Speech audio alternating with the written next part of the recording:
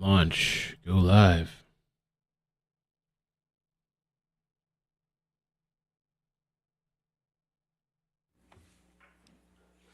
Good morning. What's up? How you guys doing? You guys ready for Johnny? He's testifying. Okay. The continuation. Let me get the screen up here real quick. Good morning. Hit like on the way in. I appreciate it. Trying to get my life together this morning, bro. Trying to get myself together. I'll adjust the audio accordingly once he starts talking. Morning. Good morning to the mods as well at that set. And whoever else comes in. Whew. This is the first time Johnny takes a stand, by the way, though. So I guess, that's why he has a lot to say.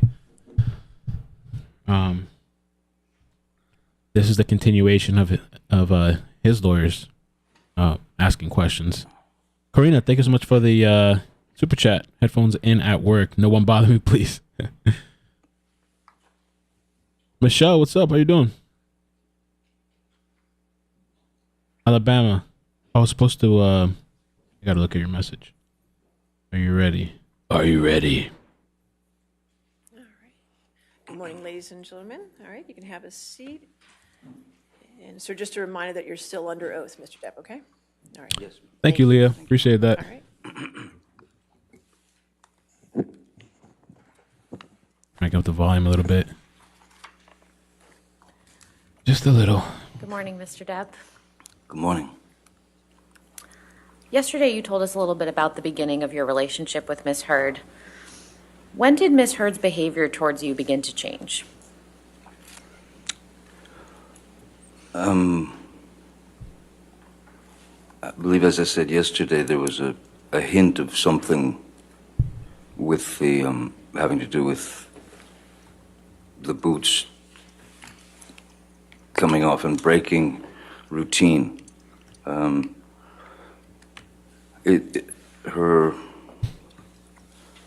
Her attitude, or her the way that she would begin to speak to me. Things started coming up, and I was suddenly just wrong. Hold on one second. About everything. Oh, my bad. Sorry about that. If I made a statement about something that I had been familiar with, for example, in my work that I'd been chopping away at for a good 30-something years, I was suddenly wrong. And then beyond that, if you tried to explain yourself and correct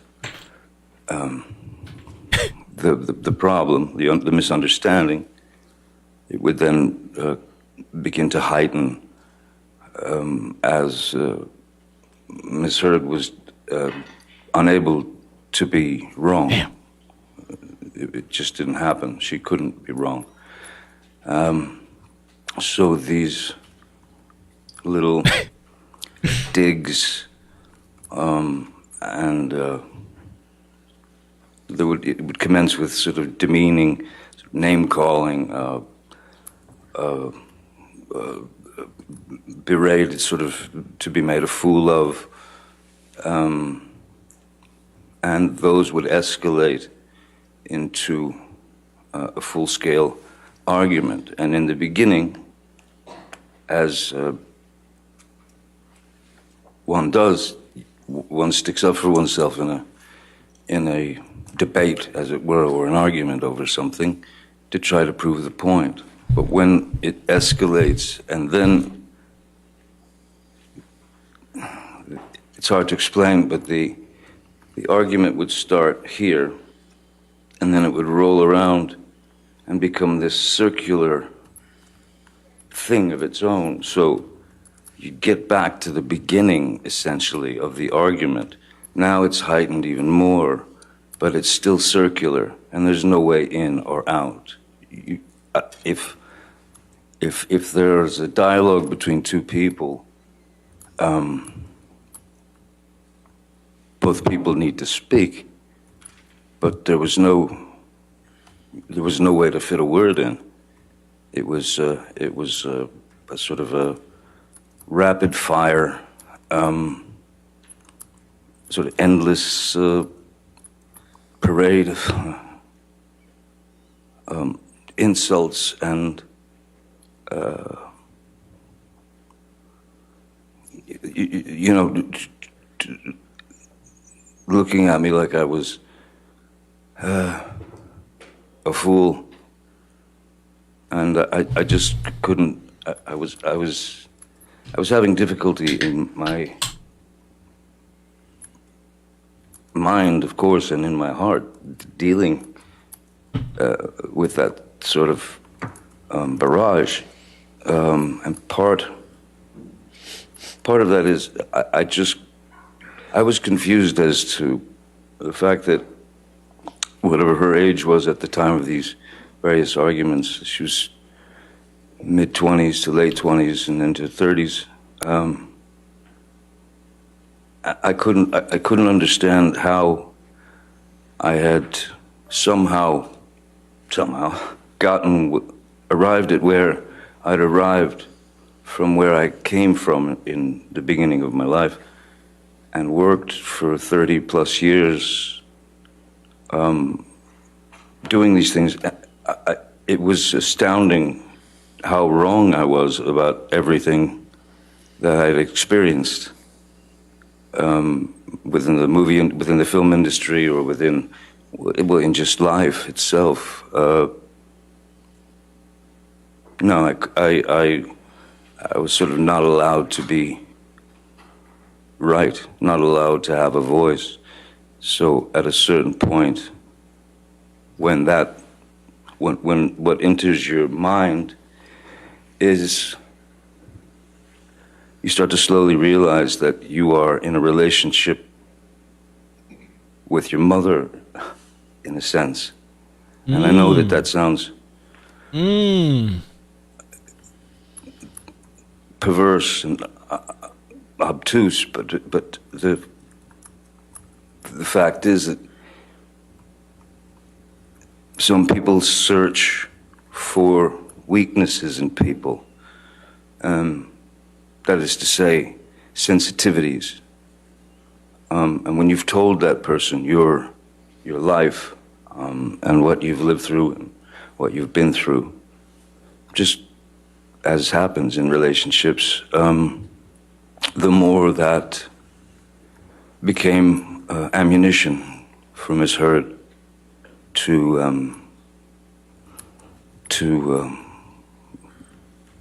either verbally decimate me or to send me into a kind of tailspin of confusion and depression and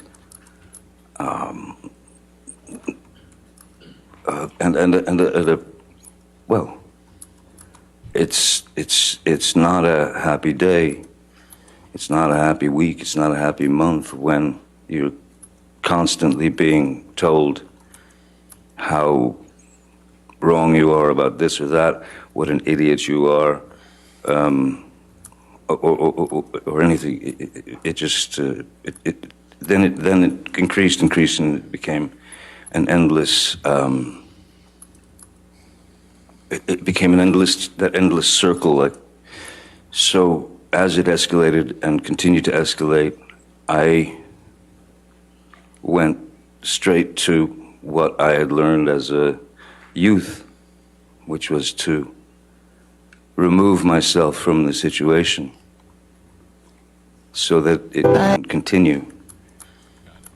Because there's only so much your ears can hear and never forget. So I would remove myself from the situation, as I'd done as a youth, as much as possible. Because I just I certainly didn't believe that there was any need for these various subjects or arguments to come up and travel the distance that they did so very quickly, to ramp up so fast. It was like you were pinned to a wall and had to just listen to it and take it. So I found the only way to find any sort of peace was to try to walk away. If she didn't allow me to walk away, there were times when I would just go and lock myself in, the bathroom or anywhere that she couldn't get into, and that happened constantly over the years. What would happen when the fights would escalate, other than going and hiding in the bathroom? I'm sorry? What would happen? Well, if they continued to escalate, if I continued to try to present my version or my side of the story, when you're approached in a kind of when you're approached with such anger and hatred, it seemed like pure hatred for me. If I stayed to argue that, eventually I was sure that it was going to escalate into violence, and oftentimes it did. Many times it did. And when you say violence, what are you referring to specifically? Misheard, in her frustration and in her rage and her anger, she would strike out. She would. It could begin with a slap. It could begin with a shove. It could begin with throwing a TV remote at my head. It could be throwing a glass of wine in my face. But all in all, it was just it was a constant. There was a built-in list of as I said, my personal experiences, which I gave to Misheard, those things were. Those facts were used against me as weapons, especially when it Look at that face. when it came to my kids.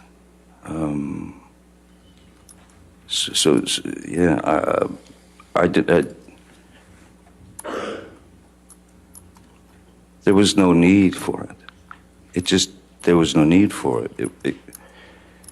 Too many lines were crossed. You couldn't see the lines anymore. You mentioned that Misheard would use information you gave her against you like a weapon. Can you explain that a little bit?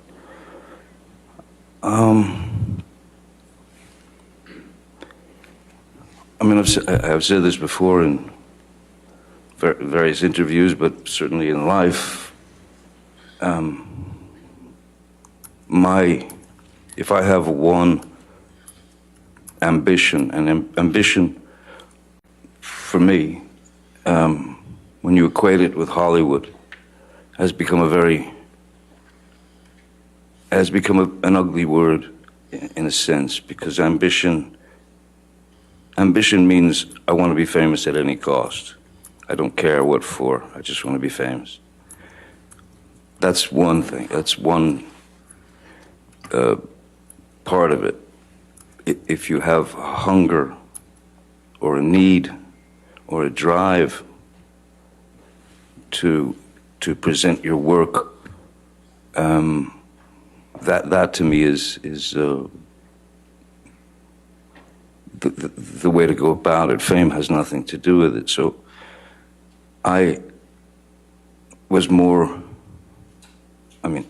basically, the only ambition that I've ever had in my life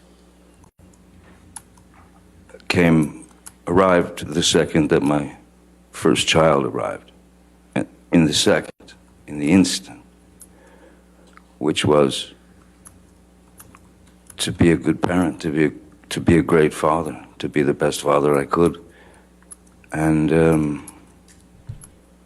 there were several occasions where Misheard would tell me what a bad father I was, and that I had no idea how to parent. And again, it falls into the same category as before. I couldn't understand how in 52 years, or however old I was at the time, how I could be so wrong about everything.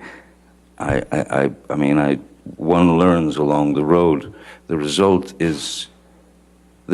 of the road is not important. It's the road that's important, because we don't know exactly what's going to happen in 10 years. We don't know.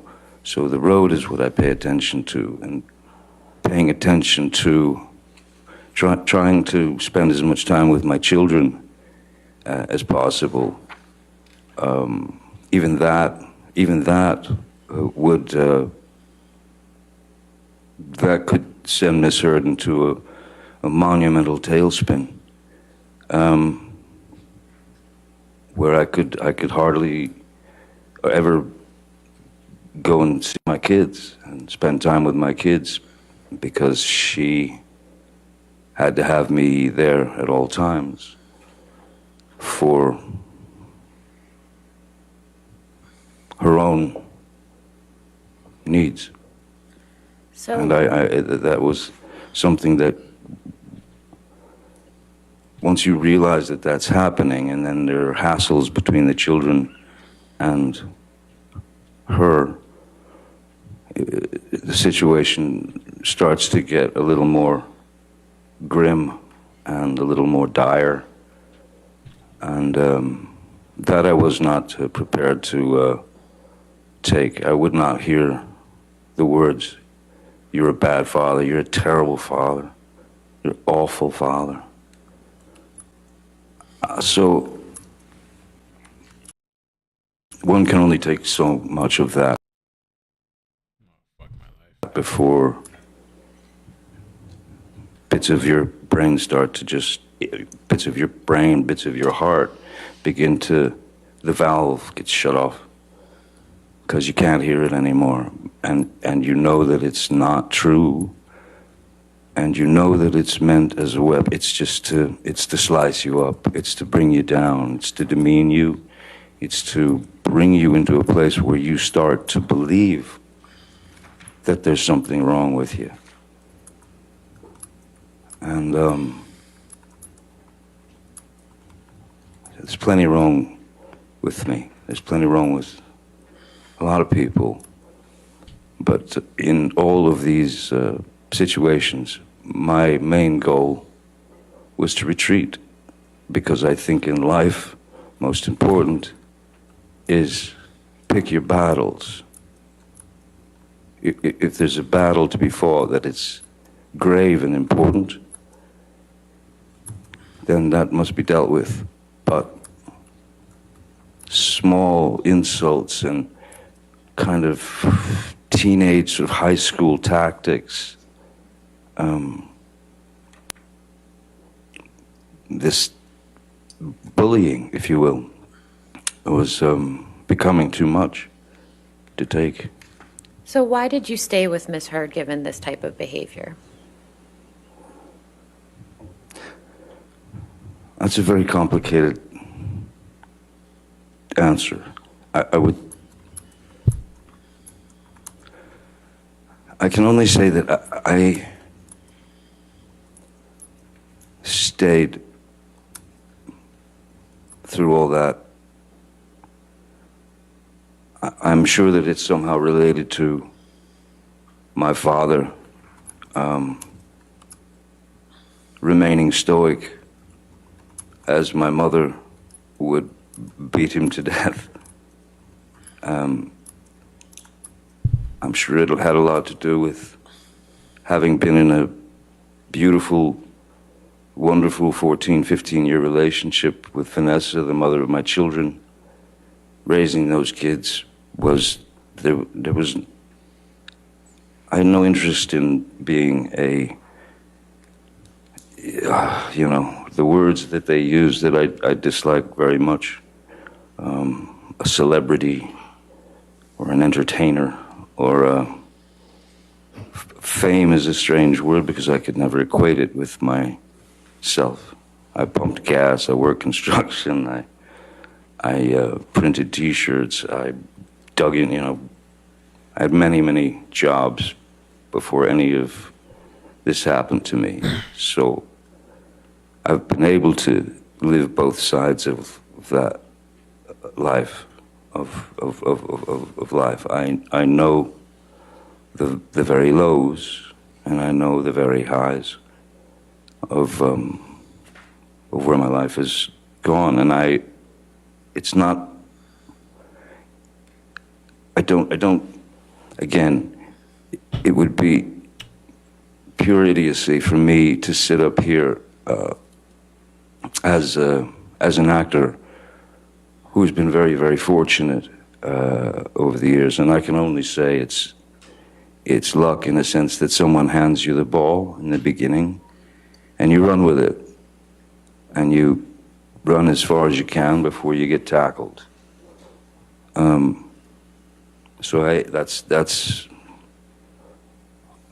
what I've always done. But what happens is when the word celebrity or when you are a, what do they call it, a public figure, that's what it is, a celebrity or a public figure,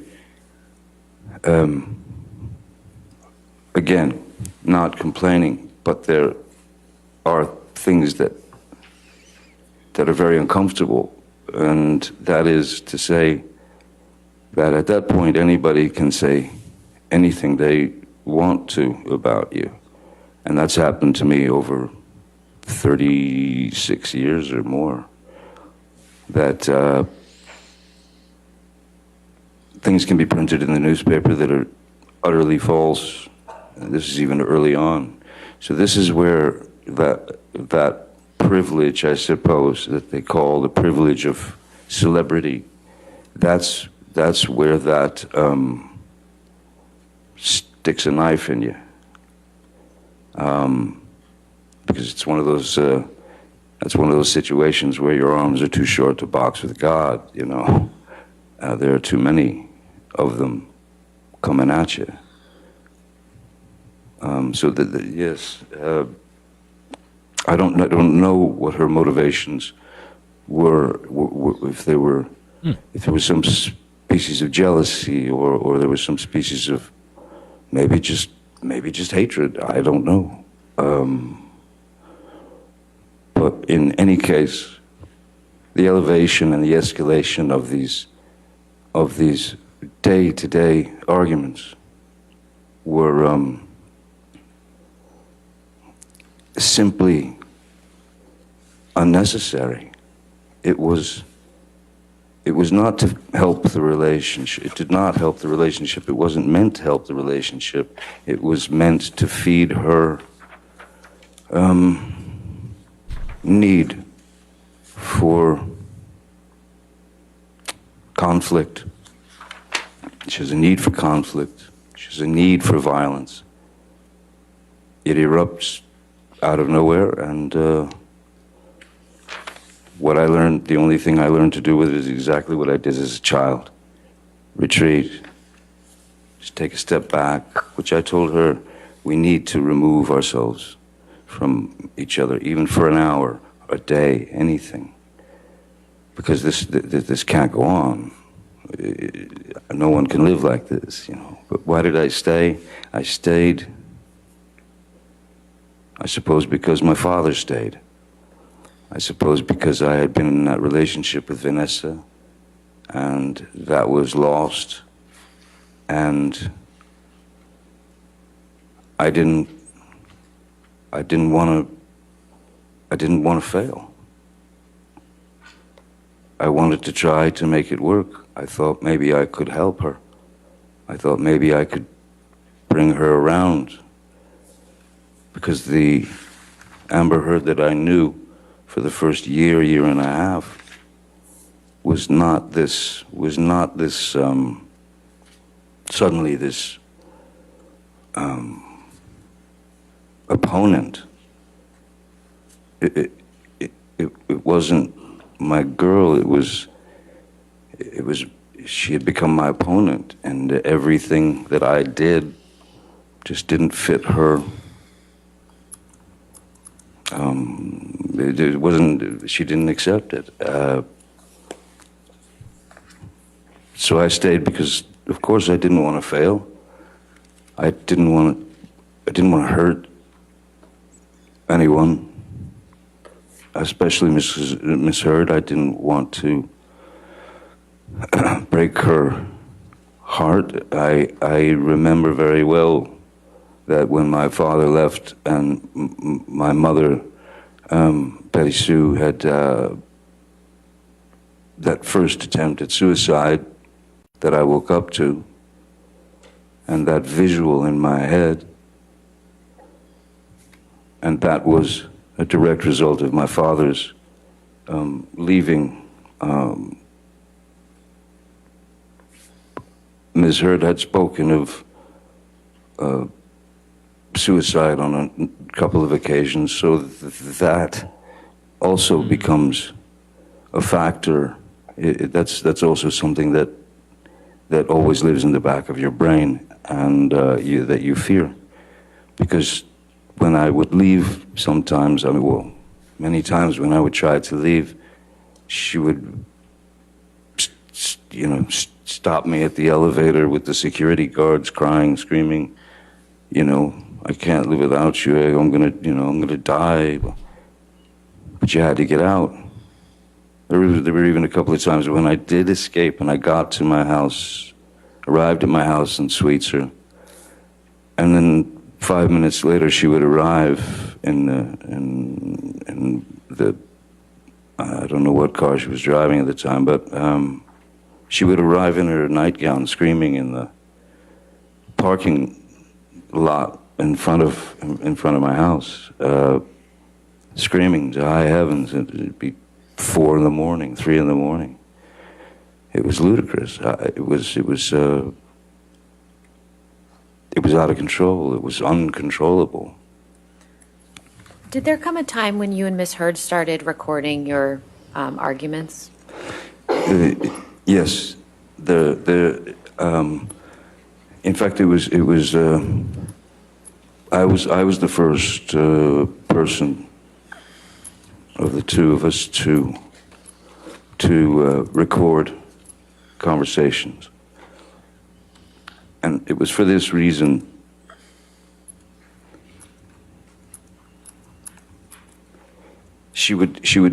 We would have been talking the night before or arguing the night before, and she would say something. There would be these demeaning, berating insults. There would be these jabs. There would be anything to make me feel small and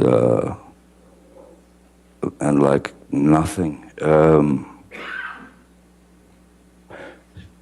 So what I thought was, I'm going to record the conversation. And I told her this. I'm going to record. I'm going to get my phone and I'm going to record our conversation, because I want you to hear what you've said to me tomorrow. So that because she would deny having said those things. What are you talking about? It was surreal. She had completely denied things she'd said directly to my face in a heated and volatile way. And she denied it, so I went to her and I said, I'm going to record us. And I did, and we recorded the conversation, which, when she was on tape, the first time, it escalated a bit, but she was, well, it was clear that she was performing for the tape because it was being recorded. So that was another clue that something was slightly rotten in the state of Denmark, as it were. What did Ms. Heard say to you about you recording the conversations between you and her? I mean, initially she said, sure, go ahead. Did that ever change? No, then then she started recording, but surreptitious, without telling me that she was recording something, which is fine, but not so fine, if you know what I mean. Even in those tapes, it never took me to a place where I would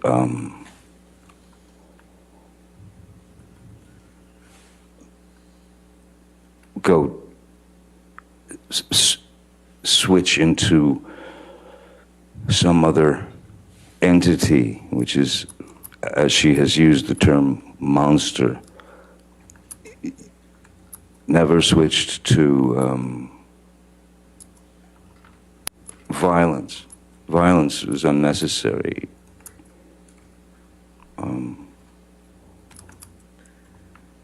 Why would you hit someone to make them agree with you? I don't think it works. Mr. Depp, you mentioned the term monster, and I think we heard about that in the opening statements.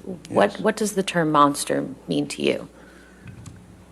Well, the term monster means to me, in the beginning, she had used a different word to explain the same thing, and she would use the word demons, that my demons were coming out, that she had noticed that there was a great change in my attitude or my aggressive nature, or she would say that the demons had come out and they had control of me and that sort of thing. I don't remember exactly how monster came out, but that word stuck and it stayed, well, until this day.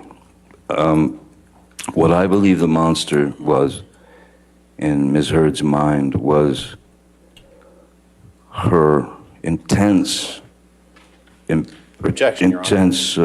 His belief about what monster meant in Miss Heard's mind is All not right. relevant. There's no foundation. Let me ask a All different right, question. all right, I'll sustain the objection, go ahead. When you used the term monster, what were you referring to in your conversations with Ms. Heard? When I used the term monster with Ms. Heard, I was placating. If she had referred to me as being a monster, there was no way that I was going to sit there and go through a 45-minute argument about, you're a monster. No, I'm not. You're a monster. No, I'm not. You're a monster. No, I'm not. It was an impossibility. So what do? You accept her vernacular.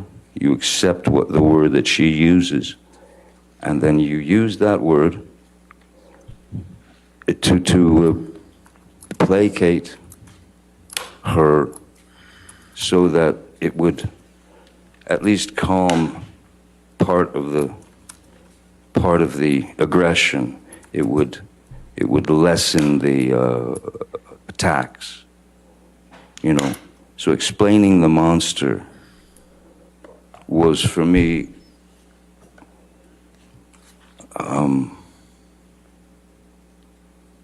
I mean, she had told me many times that the monster was only me when I was using drugs and alcohol. But even when I was stone cold sober off of alcohol and substances aside from my meds, the term the monster was still there. When she accused me of being high on cocaine or you know, drinking like a, you know, some sort of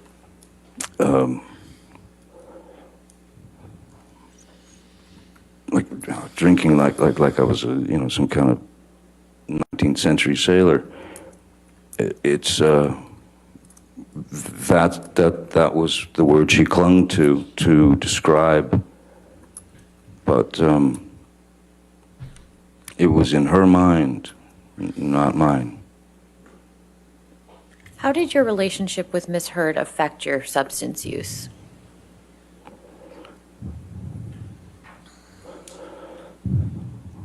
Well, for example, when we were on the road, you know, when you're traveling from, if you're on a press tour, or if you're making a film and you're staying in hotels or this or that,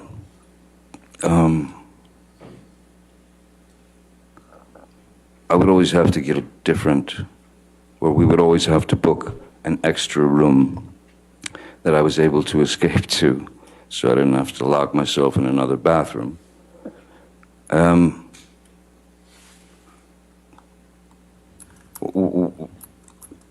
It breaks you down.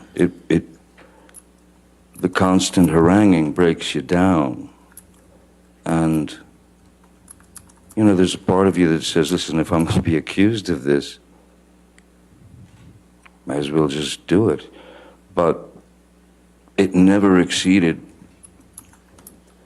it never, my substance abuse or use, the alcohol that I used or drank was, again, purely, it's that little boy who didn't want to hear or didn't want to feel the pain of his mother turning him into some kind of ball of insecurity and pain. So, yes, I was more inspired by Misheard to reach out for a numbing agent because of the constant clashes, because of I mean, maybe a few days here and there, but there wasn't a day that you'd wake up and you'd expect something was going to hit the fan, and pretty much like clockwork it did.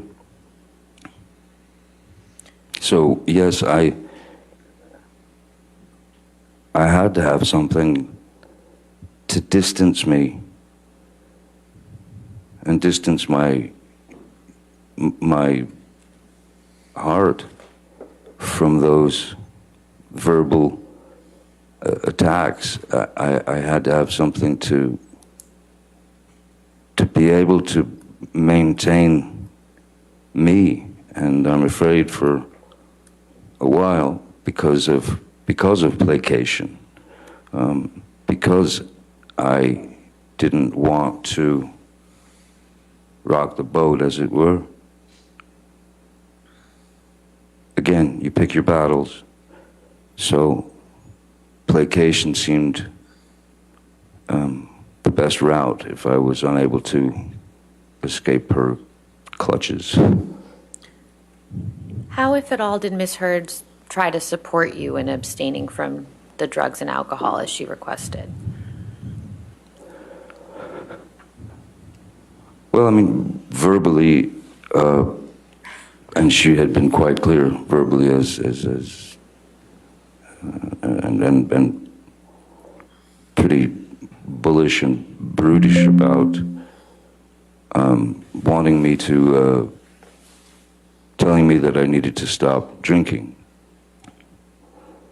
But drinking was basically drinking wine with her, and I suppose maybe from youth, I don't know, but I've always had a pretty high tolerance for alcohol, especially it's not spirits, you know. I had a pretty good tolerance for alcohol, substances, and things of that nature, but there was no. I had no. I've worked with therapists, drug counselors, who have actually said the words to me because I wanted to know. I wanted to know, am I an alcoholic? Am I an alcoholic?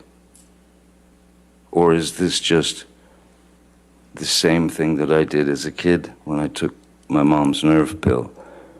Do I have a drinking problem? And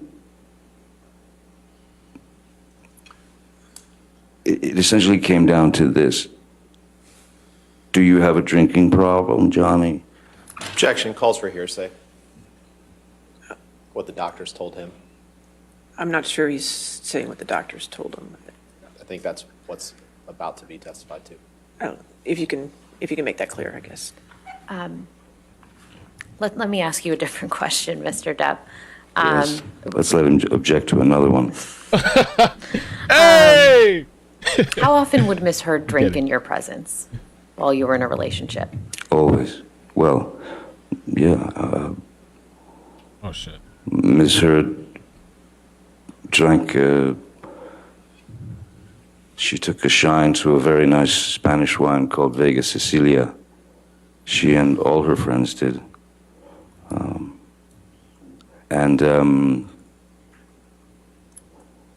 Yeah, the wine would come out, and Misheard could very easily drink 2 bottles of wine per night. Well, not a problem. What I found strange was when I did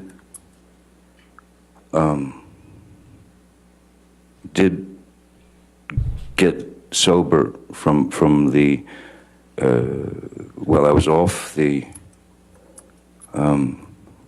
opiates that I had been addicted to prior to a year or so before, a couple of years before. She asked me if I would stop drinking to save the relationship, of course. And I stopped drinking. And I always found it odd that in support of me not drinking, that she might stop drinking. But she did not. She continued. And I didn't make a big deal about it. In fact, I would open her wine, I would pour her a glass, and that went on for many, many months, you know, in my sobriety. Like I said, I think I was sober for around 18 months. Then there was a time when I was asked to, and I'd been off of alcohol, I'd been off of drugs, everything, except for the medication that I'm prescribed. I had to go to London to give a Lifetime Achievement Award to a dear old friend who was an elderly man, a great actor called, his name's Christopher Lee, and he was a dear friend. And I was surprised, he was being surprised by my showing up on stage. I'd just flown in from the States, and he was surprised by me arriving to give him this award. And Christopher came up and accepted the award. We walked, they brought us backstage to this beautiful library where I was with Christopher and his wife, and a waiter came up and had 3 glasses of champagne. And Christopher handed one to his wife, he handed one to me, and then he had the other. And there was a photographer there. And the glass came up to toast. And I just, in my head, I thought, it's just champagne, you know, a little bit tink to toast Christopher and his Lifetime Achievement Award. And so I'd had half a glass of champagne with Christopher Lee and his wife. After that, immediately after that award ceremony, I went to pick up Misheard and take her to dinner at a restaurant. And I told her that I'd had a half a glass of champagne with Christopher. And I thought, listen, it's not like, you know, you're sitting in a pub guzzling pints of snake bites or Guinness or doing shots of Jägermeister, or it wasn't even, at that point, it wasn't even for need to bury feelings or emotions. It was literally a joyous occasion for Christopher, and I said to her, I enjoyed it, you know. It gave me the opportunity to enjoy the actual champagne, the drink, and my appreciation for wine and winemaking, and that I've been fascinated with for years and years. And I saw nothing wrong in it, and I said, I'd like to have a glass of champagne. As she was sitting there with a glass of wine, and we were in the restaurant, and she absolutely lost it and got up and stormed to the ladies' room. And I told my security and driver, I said, I think we have to go. I think we're gonna have to leave. So we left the restaurant and went home. And the mere suggestion of me sipping a glass of champagne or having 1 glass or 2 glasses of wine, she went apoplectic. It was, I was weak. I was a complete mess. I was an alcoholic. I was gonna ruin everything. Your kids are not proud of you. They can't stand what you're doing to yourself. So at that point I said to her, okay, listen, how about this? You want to support me not drinking? I've never asked you this before. How about you stop drinking? How about you get sobriety and share this sobriety with me to support me and help me through this? What did she say to that? No. No. She said no. She said she didn't have a problem. But I've never had a physical addiction to alcohol. I don't. How often have you seen Misheard use other illicit drugs in your presence? Several times. And what drugs were those? Well, she was always quite fond of MDMA, which is ecstasy. Ooh. I like that. And mushrooms. And she had some medications that she was on already that were, well, one in particular was quite a high velocity speed, if you will. Called, I don't know if I can say the name. Am I allowed to say the name? Yeah, say the name. Tell us. Doesn't matter. That's not necessary. Just say it. What kind of speed? How often did you see Misheard take MDMA?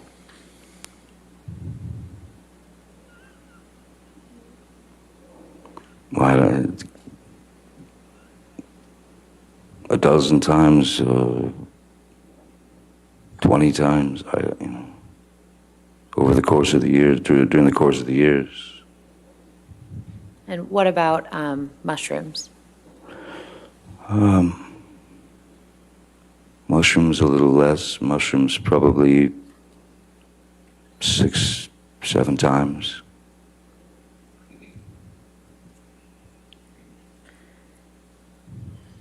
Mr. Depp, do you recall at the beginning of her opening, Ms. Heard's counsel mentioned that the first time you supposedly struck Ms. Heard was in response to a comment about one of your tattoos? Yes, I remember. And what is your response to that?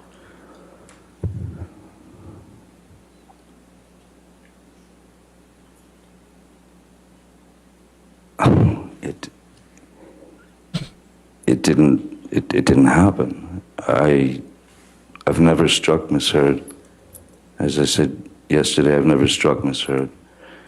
I've never struck a woman in my life. I'm certainly not going to strike a woman if she decides to make fun of a tattoo that I have on my body. That's like going into someone's journal and picking out things you don't like. She had made mention. There was no incident of argument when the tattoo thing had been brought up many times, and I mean, there's really nothing I can do. I've always thought of my body as a journal, if you will, to mark experiences, to mark life experiences. For example, when my first child was born, I had her name tattooed over my heart, which is where her little head used to be when I rock her to sleep. I marked my boy's birth by tattooing myself for him. So no one can go back, or no one should go back and rewrite their journals. Why would I take such great offense to someone making fun of a tattoo on my body? That allegation never made any sense to me whatsoever. Are there any tattoos that you had that Ms. Heard had an issue with, to your understanding? Well, a tattoo that I believe is up here, which used to say Winona Forever, who was a former girlfriend. And we'd been together for a few years. Winona Ryder, and when we broke up, how do you fix that? I did go back and rewrite my journal to some degree. I took off the last two letters and had it say wino forever, just because I thought it was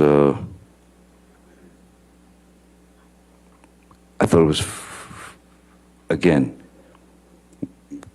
through pain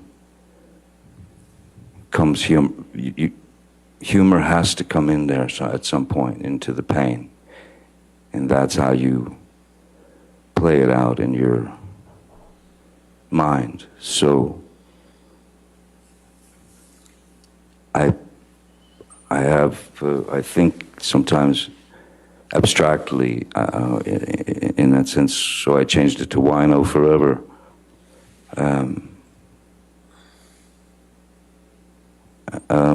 Any other tattoos?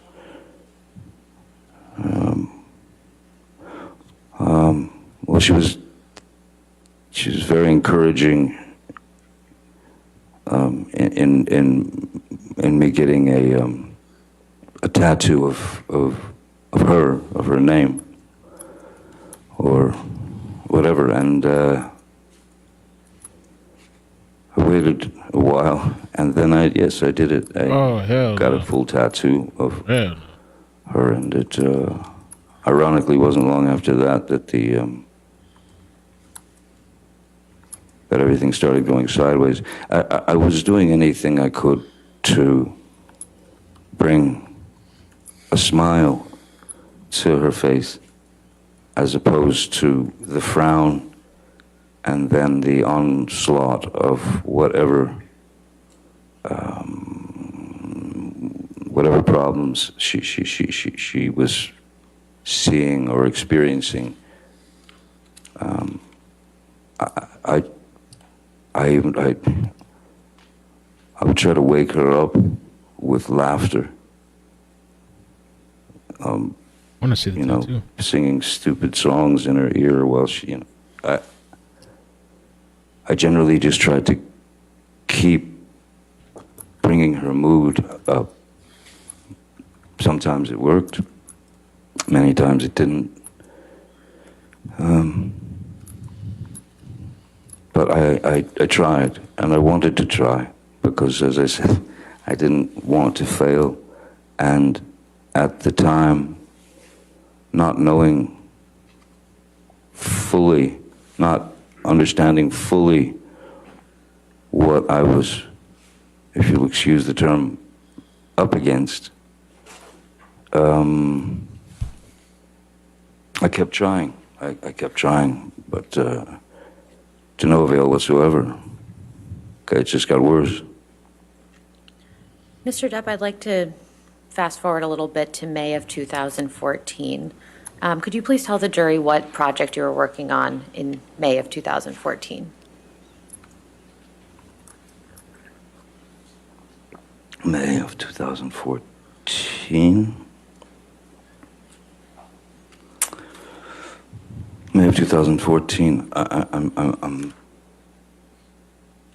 There were a number of films that I made in succession. I can't remember if that might have been Pirates. No, I can't. Mordecai, or May of, I don't remember. Can you remind me what May of 2014 film was? Were you filming Black Mass in Boston of May of 2014? Yes, okay, yes. Yes, excuse me. Yes. Oh, yes. I was filming a film called Black Mass in Boston. And Misheard had come with me. And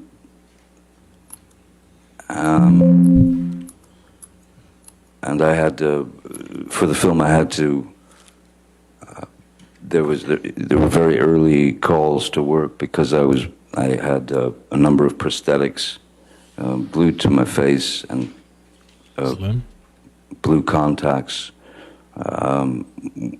so that I could resemble the actual. It's based on the true story of James Whitey Bulger, and so I had to go in quite early to get the prosthetics glued to my face and all that, and work. Then you'd work, you know, the whole day, and then at the end of the night, they would remove the prosthetics, which takes if it took 3 hours to put them on, it took about an hour to take them off. You know, so on top of what could be anywhere between a 14, 16, 17-hour day of work, you know, what with the application of the makeup and then the taking off of the applications. Was Misheard staying with you in Boston during the entire time that you were making that film? Yes. Yes, she was. And who from your staff was in Boston with you during that time? Jerry Judge.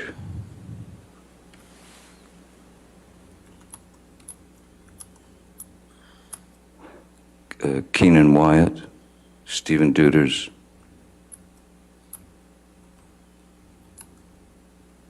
Nathan Holmes, I believe.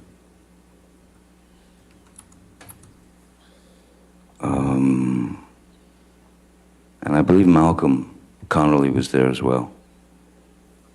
So I would have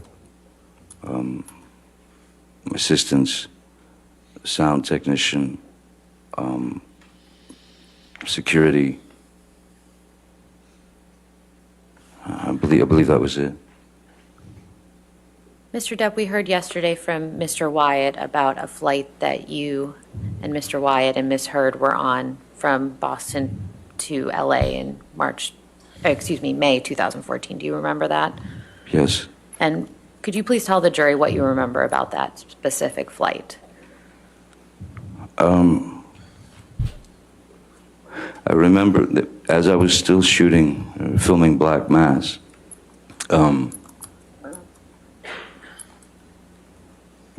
before I did Black Mass, the film, my sister Christy and I were talking about the oxycodones that I had been.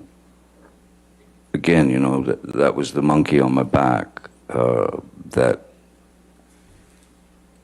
she came to me. She told me she'd read this book of Dr. Kipper's book, and I read Dr. Kipper's book, a good majority of it, and I agreed that I would do the detox. I would kick the opiates, but there was no time to do it before the film.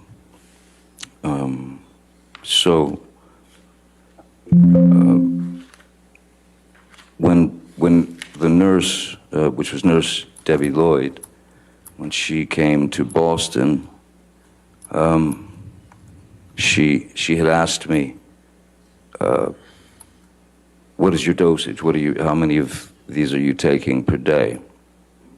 And, you know, someone who had been under, under the kind of lock and key of a prescription drug that is highly addictive. I mean, with built-in barbs, this drug does not want you to stop taking it. She asked me how many I took per day, or my dosage, and of course, as any person who is addicted and essentially a fool to the drug, and you know how important it is because you have felt the sting when you don't have it. So I'd agreed to the detox, and she asked me how many I took. I told her, obviously, more than I was taking, purely because when you're in that frame of mind, the one thing that you do not want to, a situation you don't want to find yourself in, is having no access to the thing that will make you not high. It will make you, it gets you, you only get better from it. If you start to get the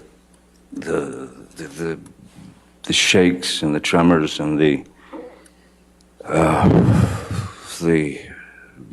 could feel this traveling into your system. Your receptors are out in mass, and your receptors are demanding that drug.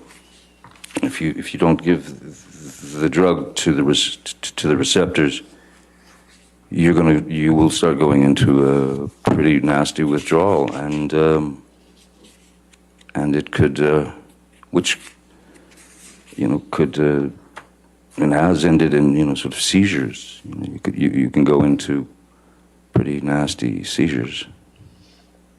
So I had told Debbie Lloyd more than was necessary, so that I could always have one or two in my pocket on the just in case. So I didn't find myself, on a plane or anywhere without one in my pocket to stop the inevitable body cramps and nausea and stomach cramps and seizure of the bones and the shaking,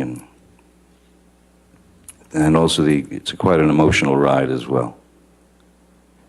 So yes, I before the flight, Amber and her assistant Savannah McMillan wanted to be picked up in New York and then have the plane fly to Boston to pick me up, to bring us back to Los Angeles.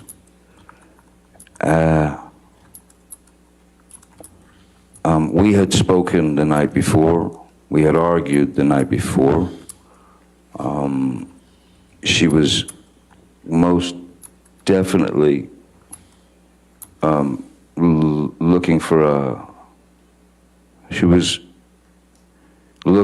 a fight, actively searching for a way to instigate a fight with me. And I had taken 2 of these opiates, these roxycodones, and I can tell you now, some of you may be very, very well aware of this. Opiates are extreme downers. So if you have enough opiates in you, you will essentially go on what's called the nod. You'll just drop into sleep. So I've heard the words blackout used, and there's a grave difference between a blackout from alcohol abuse, because that is a person who has ingested enough alcohol to render them, they can still behave and they can still stand and talk and scream and yell and cry and do whatever they do, and never remember a thing. And generally they're always embarrassed by it. A blackout is a very, very different animal to the opiate taking you into dreamland. So when I arrived on the plane, I was not feeling any pain, and I knew that she was ready for some kind of brawl, and I sat on the plane drawing. I was drawing in my notebook. She would verbally heckle, hassle, accuse, poke, prod physically, you know, poke and prod psychologically, emotionally, and finally, you know, as was my, the one thing I learned, if you're gonna hide someplace from somebody, go straight into the bathroom. So I walked back into the back of the plane. I grabbed a pillow and I went into the bathroom, locked the door, and lay down on the bathroom floor and went to sleep. And that's where I remained for the rest of the flight. How much, if any, alcohol had you had before you got on the flight? Thing, you know, people order Might have to switch feeds. glasses of wine. People also tend to have a few drinks before a plane takes off because some people don't like the turbulence and the this and the that. So it's a little bit of a liquid courage, you know. But I certainly, after ingesting 2 of the roxycodones, alcohol was not necessary. So I can tell you now that I was not drinking to excess, certainly not. And if I had, I'd probably been in the bathroom hugging porcelain as opposed to sleeping on a pillow. Who else was on that flight that you can recall? I remember Jerry Judge was on the flight. Savannah was on the flight. Misheard. Keenan, Wyatt, Stephen Deuters.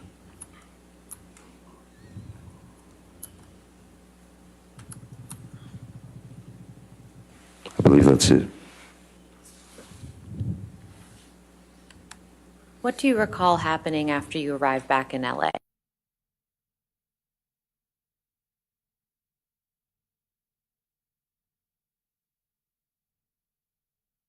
The heck?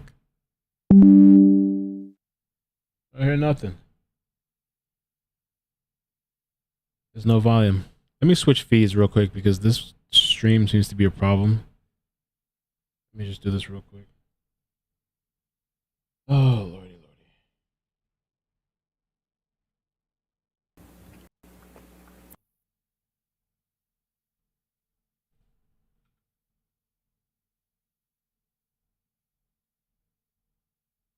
lordy. Go back to the same home together after that flight? Okay, all right. Sorry about that.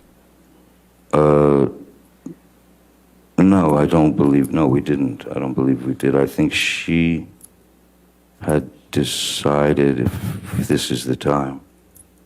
Pretty sure. Elon hacked the volume. I believe she had decided to check herself into the Chateau Marmont. There's so many of these, it's hard to sort of keep them all straight. Who would have paid for Misheard to stay at the Chateau Marmont? Hola. I would have paid for it. If she wanted to go to the Chateau Marmont, I wasn't going to let her pay for it, no matter the circumstances. I wasn't going to let her pay for it because I knew that that might get expensive for her. So generally, I would take care of things of that nature. And why, did Miss Heard tell you why she was staying at the Chateau Marmont? No. Well, I mean, she was clearly upset, and she was irate.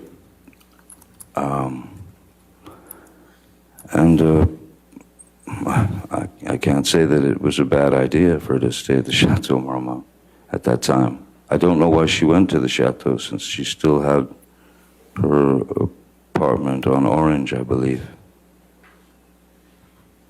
and the penthouse, because I could have gone to Sweetser, but she went to the Chateau Marmont.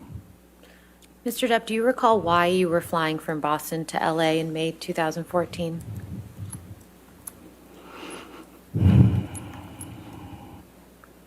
I can't remember if it was a break from the film or if I had finished the film, and that was before we went, before I was supposed to go to the island to detox from the opiates. I think if, Is that I'm about to switch gears, so Okay, if this is a good time for a break. All right. Ladies and gentlemen, we'll go ahead and have our morning recess. Please do not do any outside research and don't talk to anybody about the case, and we'll see you in 15 minutes, okay? Thank you.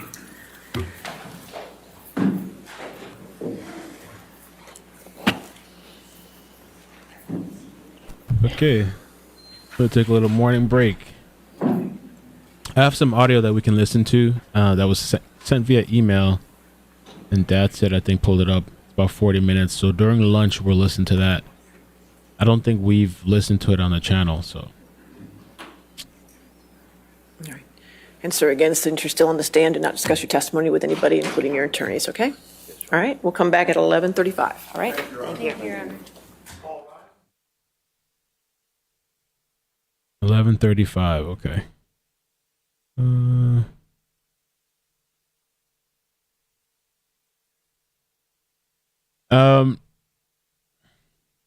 What do you guys think so far? What stood out to you? To me, one of the beginning parts that stood out to me was the portion of his talking about his mother, kind of like it was like it's like being with his mother type of thing. I was like, damn. It says that Johnny Depp says his relationship with her was like being in a relationship with your mother. I was like, damn. Damn. Yeah, see, today, so 11:35, they're coming back. Yeah, it's a little bit long. It seems like they're taking longer and longer breaks, right? Because it's not even 11:20 yet.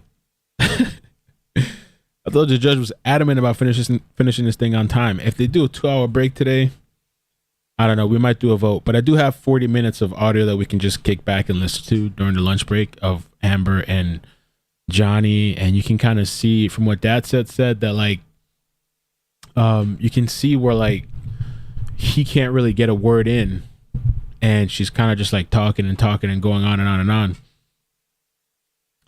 on. The little highlight that I was looking at, I know we could also look at the tattoo thing, because somebody sent me an article, and maybe the chat could tell me, did this guy have 2 tattoos? Because the tattoo that I see is where he had one on his knuckles and it said Slim. Let me pull up the picture so I can show you guys what I'm talking about. I think and I was trying to I posted 2 clips to Facebook. I don't like trying to do clips while live streaming. I feel like it's just too much for me to multitask, because I want to listen. But if I'm like editing, chopping, uploading, blah, blah, blah, titles, captions, the script, I'm not listening to what's going on. I think it's a little too much for me to try to do that. I think I might just timestamp it and then later on try to do that. I think this is too distracting. But let me show you this image. And you know, the way my mind works, it's already too much. So apparently this is one of them, right? Oh, and I got to get the super chats too. I guess it was Slim at first, because that's what he used to call her. That was like her nickname. Before and after. And I guess he changed it to Scum. Has anybody... Slim to Scum. There was an article too, I think, that... Yeah, I just have too many things up on my screen is throwing me off. Article that Lauren sent, Crisscross, thank you.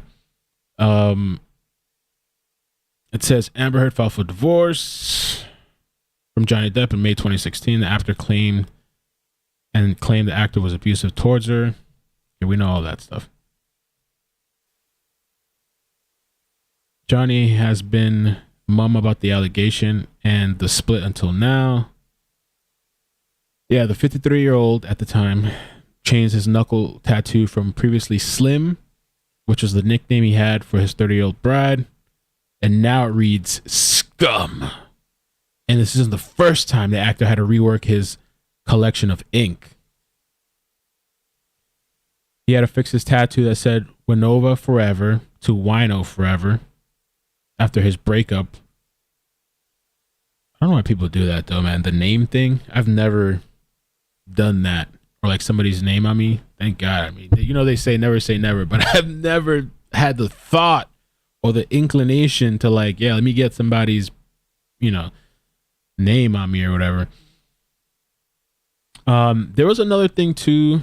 So, Katie, I appreciate what you sent me, but the quality is really low of that image. Oh, I don't know. Is there a better or higher quality version of that? Because let me see. Yeah, to increase the, I can try.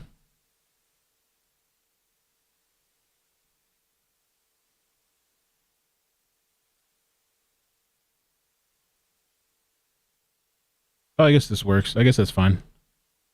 The supposedly had a pinup of her too, I guess, of Amber on his arm. Everybody seen this? How do you guys feel about name tattoos? Would you do it? Would you get a name of your lover? I mean, maybe I thought about doing something for my daughter at one point. I don't even think it was gonna be a name. I thought I had that's an idea a long time ago, like her baby footprint or something like that. I don't know. But so far, no, I've never done it. Yeah, like the kid thing is one thing. Yeah. I feel like that's something I would do. I don't know about her name on me, but like something maybe that represents her or something like that. My daughter. I love you forever, and to prove it, I'm going to etch it on my skin forever and ever and ever. Don says, tattoos of names comes from old school way of showing you're taken, so to speak. Really, that's the old school way? Damn, that's commitment, huh? Let me just say too really quick, thank you for the super chats. Karina, Barbara, her and her cohorts were leeches. Amy, thank you for becoming a member. Roxy, thank you for the super chat. Little Texas Tornado, appreciate you. Thank you for becoming a member. I got to get some new stuff up on there. The last video I posted was my crazy 2010 incident, LSD and pills. Johnny Depp life. You know what I'm saying? Tammy S, thank you for the super chat.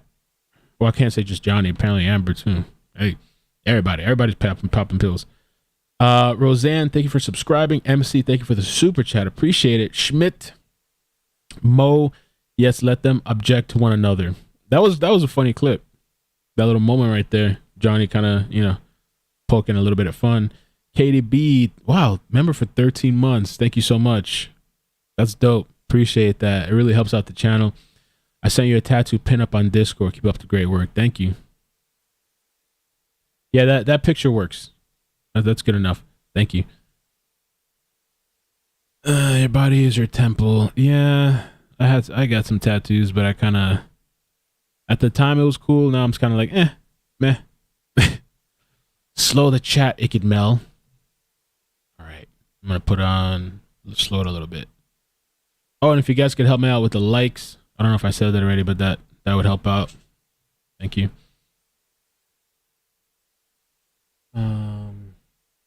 Oh, and then people were asking me about, some people in the chat earlier were asking me about Molly.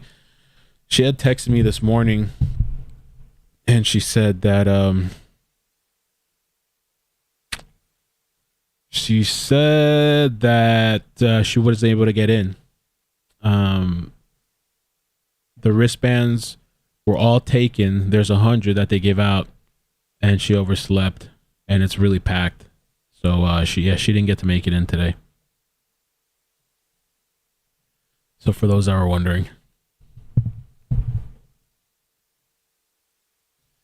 Yeah, they're taking a little 15-minute break. Bro, I don't know what I'm going to do if it's a 2-hour lunch break today. I mean, we got at least 40 minutes to an hour covered, but I don't know about no 2 hours. God damn, 2-hour break. Is the cross next? No. I'm honestly thinking, man, I think they're going to take a while, probably, to get through this. Johnny Depp was saying that, let's see. He says his ex's wife's attitude and the way she would just begin to speak to me, first things started coming up and I was suddenly just wrong about everything. He continues, if you try to explain yourself and correct the misunderstanding, it would then begin to heighten, as Misheard wasn't able to be wrong. It just didn't happen.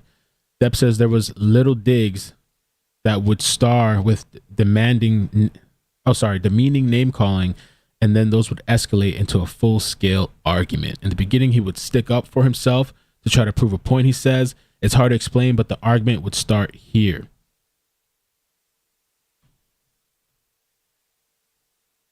There would be a parade of insults from Heard, and she would look at him like I was a fool, he tells the court.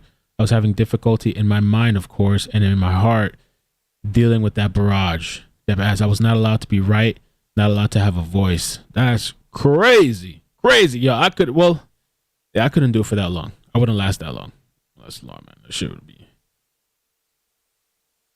And some people had sent me clips of Johnny where he was, I think he was like on Oprah, and I don't know what else. Somebody sent me another clip, and they said, that's how he talks. He's just kind of like, I guess, I don't know, introverted, or, I don't know if he's shy or something or whatever it is. But that's how he is. But I think this is going to take a while for sure. I don't think let me tell you, I'm looking forward to the cross because I'm very, very curious what they're going to have to say. Can I send you a pic to your phone? What?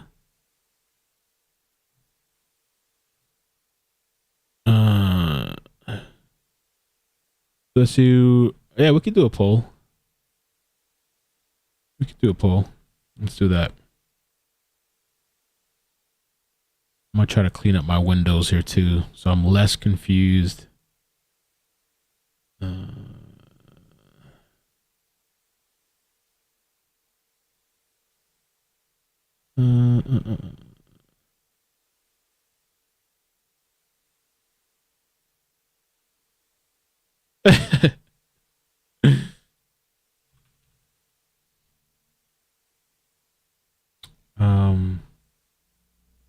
Yeah, let me get the poll up here.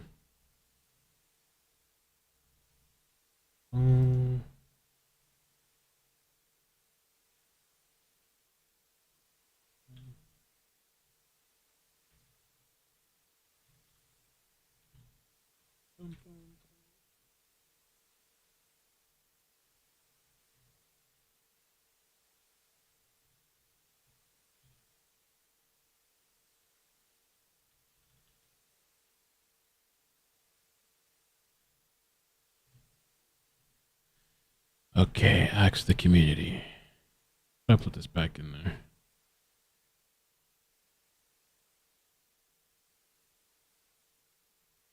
Refresh this.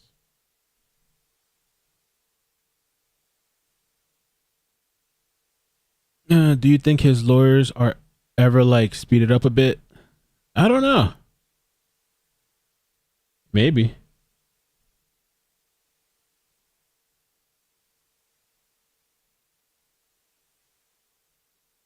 Oh, how did you, apparently she has my number. What? Did I send this to you? I don't remember saying. Oh, okay, I got you. That's a really nice picture.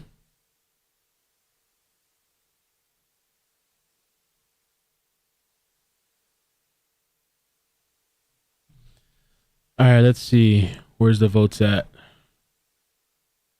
93% Johnny. Damn, 1% Amber Heard. There's somebody out there.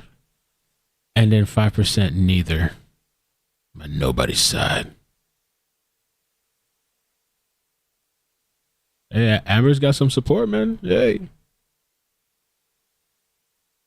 Hey, man. You know what I'm saying? They're entitled if they want to feel like that. That's fine.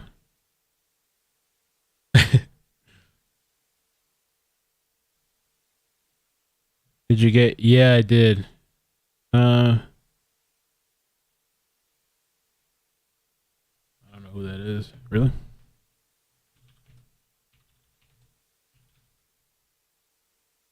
Yeah, I did get the cushion, but it felt kind of weird. I mean, I'm not using it now.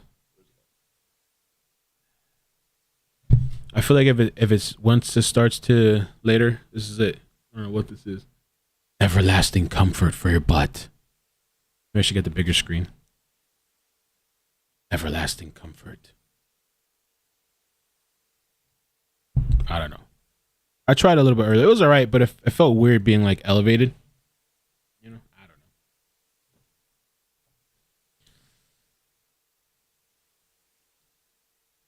don't know. Somebody said abusers need support too. Rosemary, thank you for becoming a member. Ursa Bruin, thank you for becoming a member. Gracias.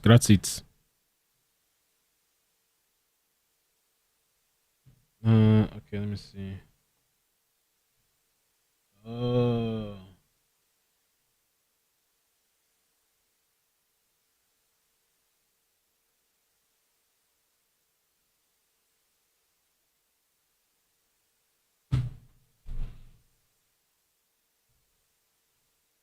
Booster seat.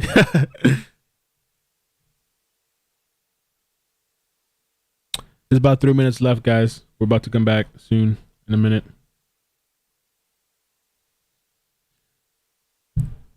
Amber is money and oh, damn. I guess I shouldn't say that.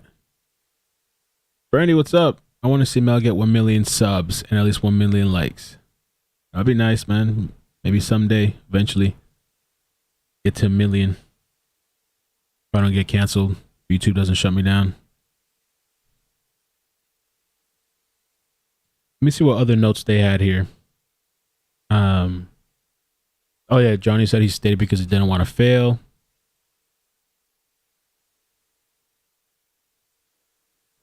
The monster was about placating Amber Heard.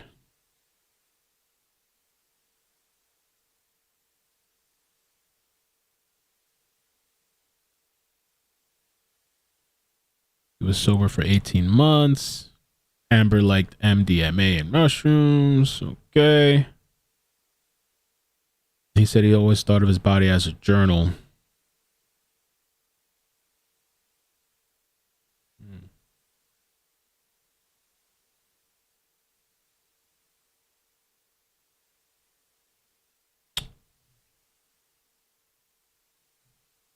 Two minutes.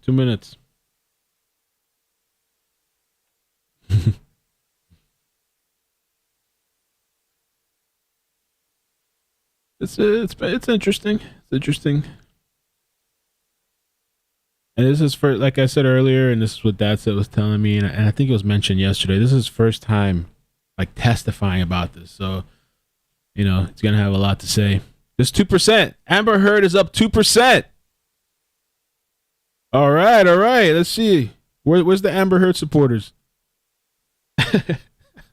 They're on the other channel, that Court TV. Team Mel.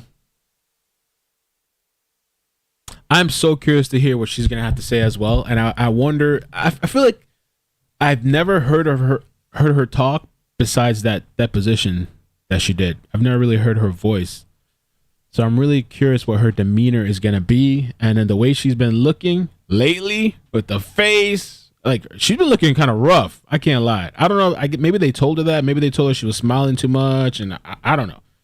Maybe it's some sort of like, she looks like she's like at a funeral or something. Like she's, you know, I don't know. Let me see. Let's see if I can pull up an image. Looking like death. I don't know why she's going that route now. But I guess the other look of those weird uniforms she was wearing was a little too much too. But her face is like, I don't know. For the jury? Okay. Oh, they're back. They're back. The face, yo.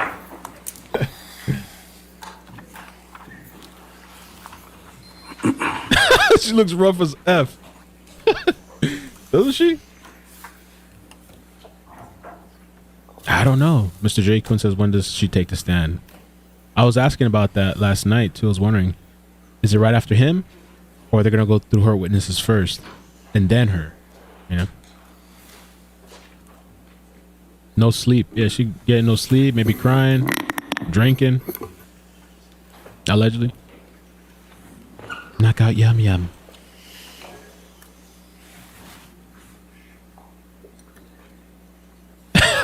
Bad seed. Maria. She was looking like that.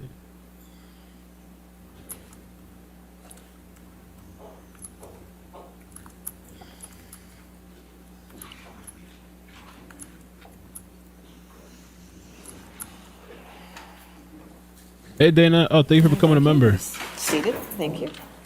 All right, your next question. Hope you're doing well. Mr. Depp, who's Dr. Kipper? Dr. Kipper is he's been my doctor ever since I'd met him in, I believe it was that May of 2014, or around there in Boston. And why were you connected with Dr. Kipper? My sister Christy knew, of course, that I had been addicted to the opiates, and she was concerned, and she brought me his book and talked to me heart to heart and asked me if I would be willing to go through the detox. And what was your answer? Yes, of course. And you mentioned Debbie Lloyd. Can you please explain to the jury who she is? Oh, Debbie Lloyd is a nurse who my doctor, Dr. Kipper, had assigned to my case to be the to oversee the detox and deliver the medications to me that would help with my with the effects of withdrawal that one goes through, to essentially try and knock you out so that you don't go through the nastiness of the affair. Did Miss Lloyd stay on after the detox process as your nurse? Yes, she did. And when you were under Dr. Kipper's care, how often did you see Miss Lloyd? On location every day. Yes, on location every day. Even when after a year or two, I was still seeing her at least on a bi-weekly basis, 2 to 3 times a week. When did you start the detox process that you mentioned?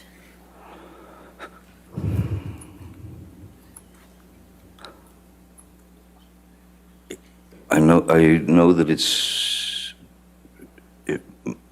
I believe it was in August, July or August of 2015, 14, I cannot remember the year, 14, I guess.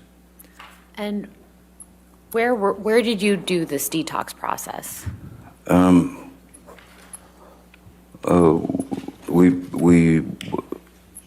we did the detox process happened on. I have a place in the Bahamas. I'm never comfortable saying this, but it's an island.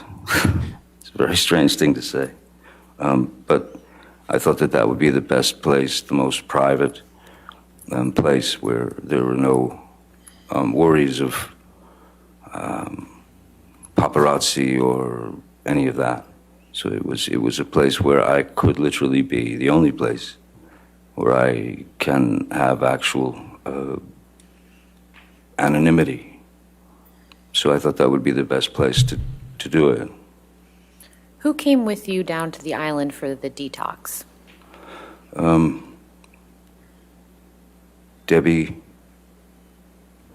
Nurse Debbie Lloyd traveled with me on the plane.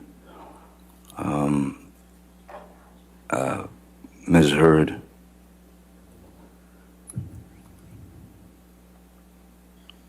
And I believe that was it. On the plane to go to the island for the detox, I was not bringing security. I was not bringing assistance. In fact, initially, my sister Christy was going to go there to help Ms. Lloyd and the doctor through the detox, which made perfect sense since that the whole thing had been born out of her desire for me to get clean.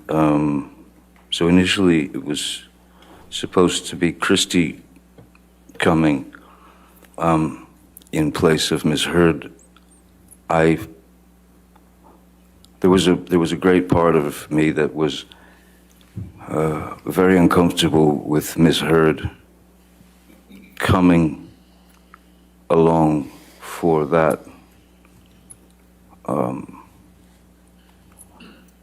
detox, because as things could fluctuate very rapidly in our relationship,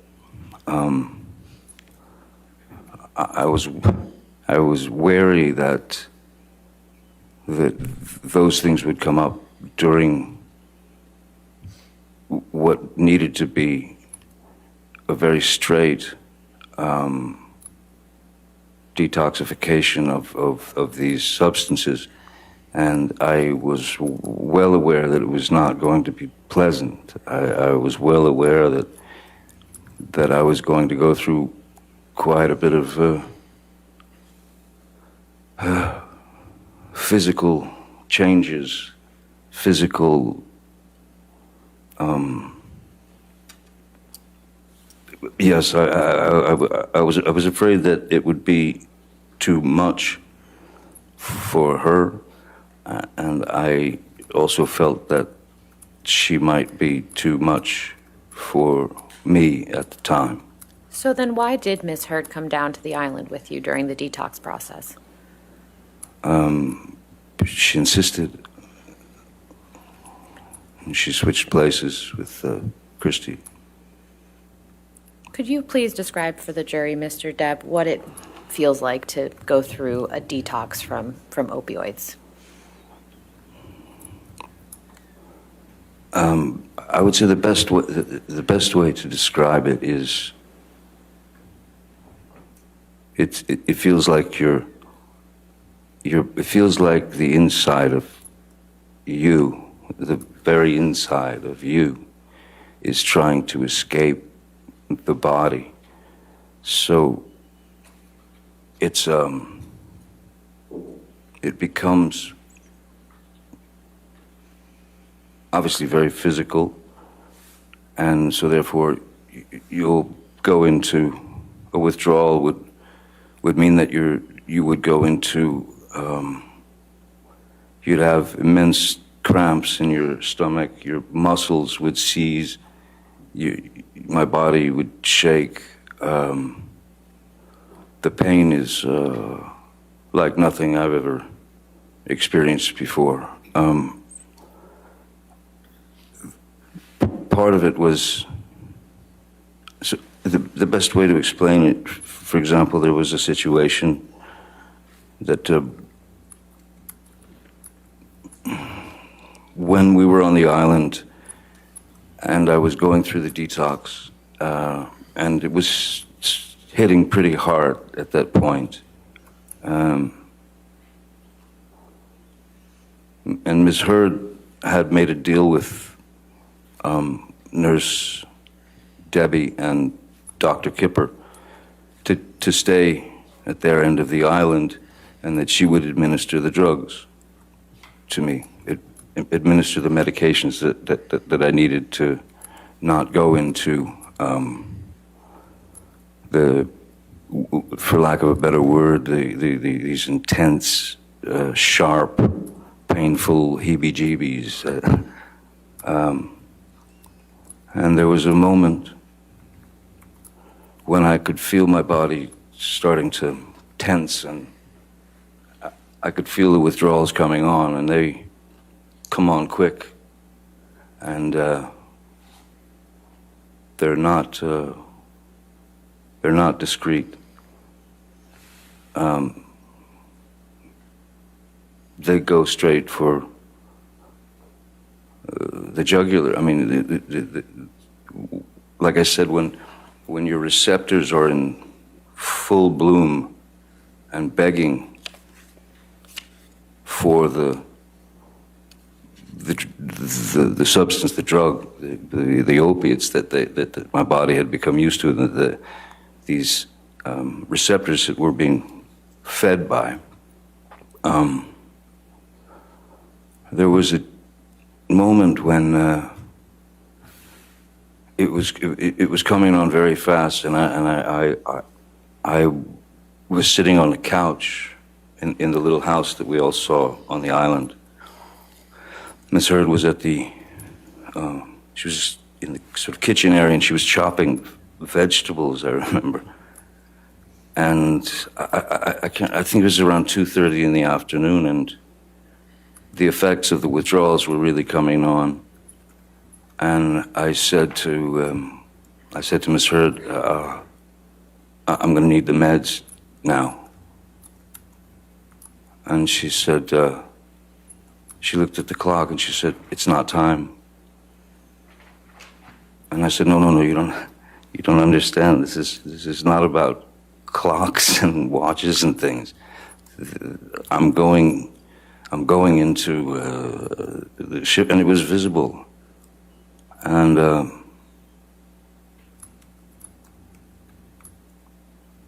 I hate saying this, and I hate to have to admit this, but that was, I believe that was about the lowest point in my life. That was the lowest I'd ever felt as a human being, because I had to say, please, please, may I have the meds, because it's really kicking in. And she was adamant, no, it's not time, it's not time. So in explaining how these withdrawals start to take over your body, when I was begging at that point for the meds, I found that I had sort of rolled off the couch, and I was sitting on the floor crying. I mean,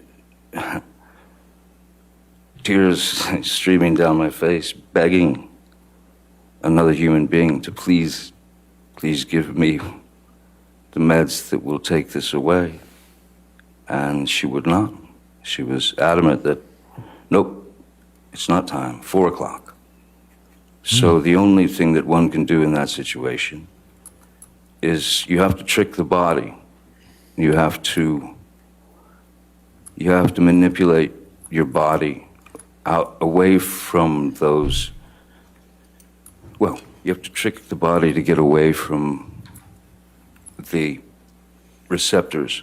So the only thing that one can do is you go straight to the shower, and you put it on scalding water, and you stand underneath the scalding shower, and essentially you're burning the top, your skin is burning from the heat of the water. And what that would do is it would trick the nerves away from the receptors, because they had an immediate problem that needed to be dealt with, the nerves. So what it does is the scalding shower would reverse those nerve endings, and they would go up to the top of the skin because there was a problem there. So that's how I was able to bypass those withdrawal symptoms at times. It doesn't fully take them away, but what it does is it tricks your body into thinking that there's something going horribly wrong on top. So it keeps them away from the receptors. After that, I had a conversation with Nurse Debbie and with Dr. Kipper, and I said, I don't believe, I told them that she had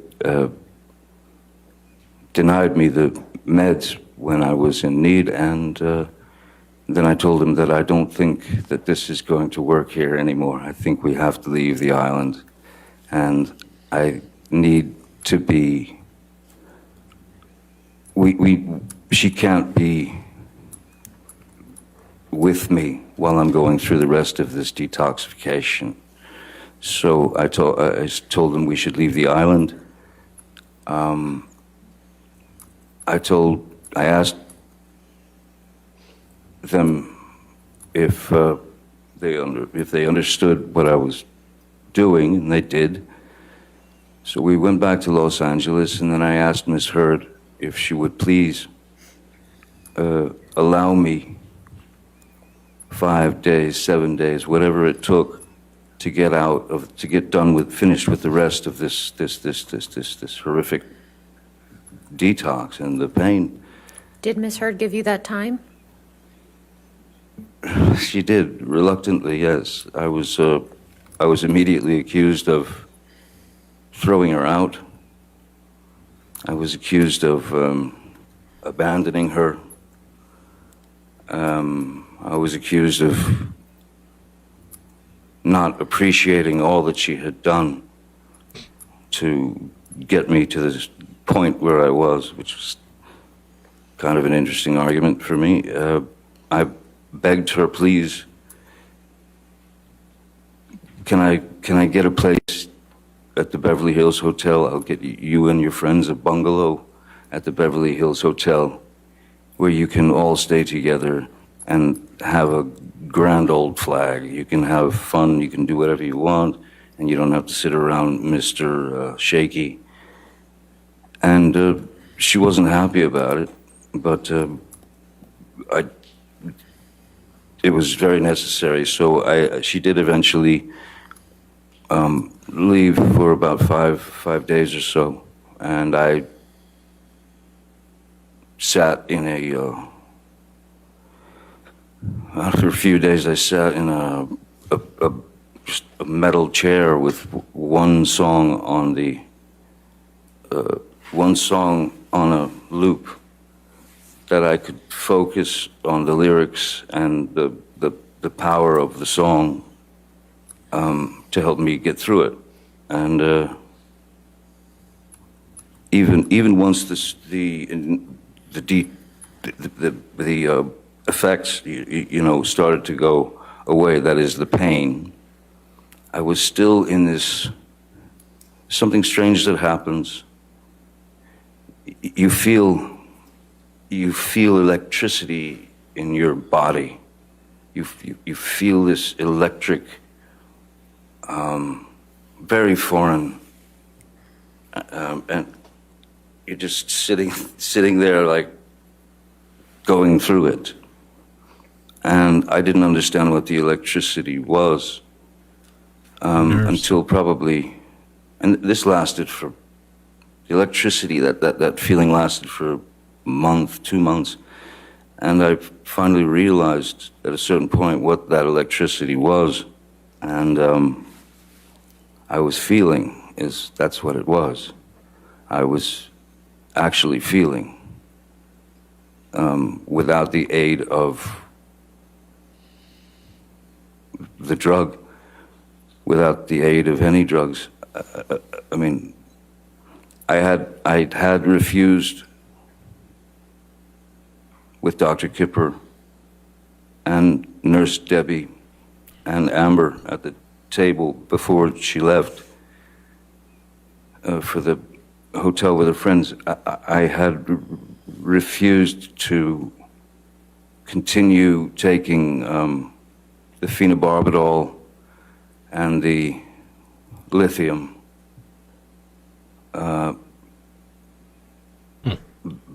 because to me it was just another drug in the way. It seemed like it was just another hurdle to get over, and I would rather just get it out of my system now and move forward. Maybe I wouldn't have had the electricity. Maybe I wouldn't have felt as quickly, but I didn't want to take phenobarbital and lithium and Seroquel and Neurontin and all these other things. And the worst of the two, I believed, were the phenobarbital and the lithium. So I went through that. No. What happened? Ay.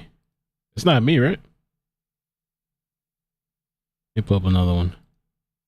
I didn't want to take phenobarbital and lithium.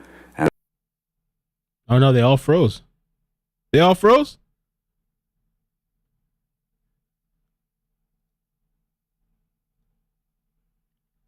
There's another one that's frozen. Let me try another one. They're all frozen.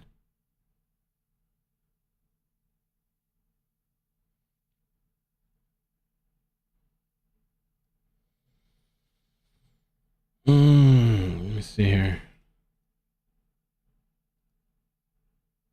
Yo, they're all frozen. And I'm looking at all the people in the chat on the other streams. It's frozen!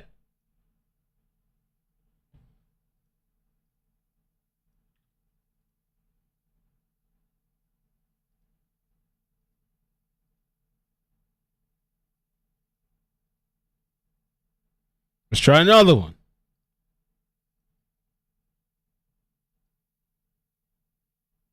How the hell are all the streams frozen?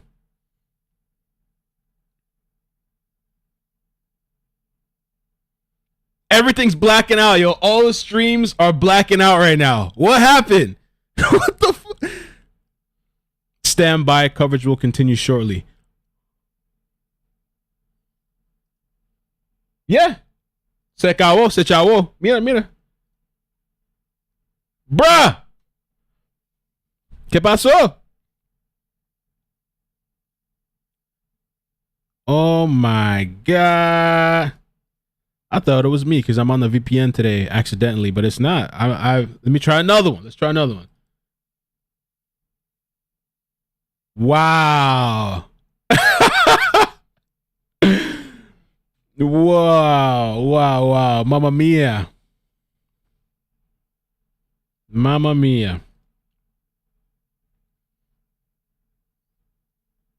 It's Russia. People saying it's Russia. People on Facebook saying frozen. It froze on every other channel too. What happened? Keep hanging in there, Johnny. Is this an attack on Johnny? Is this Amber's people? frozen on YouTube as well. What? They canceled Johnny.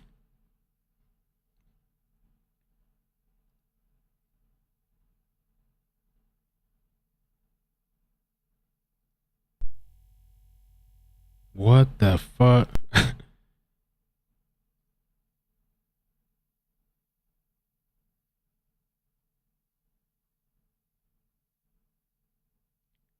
Hmm.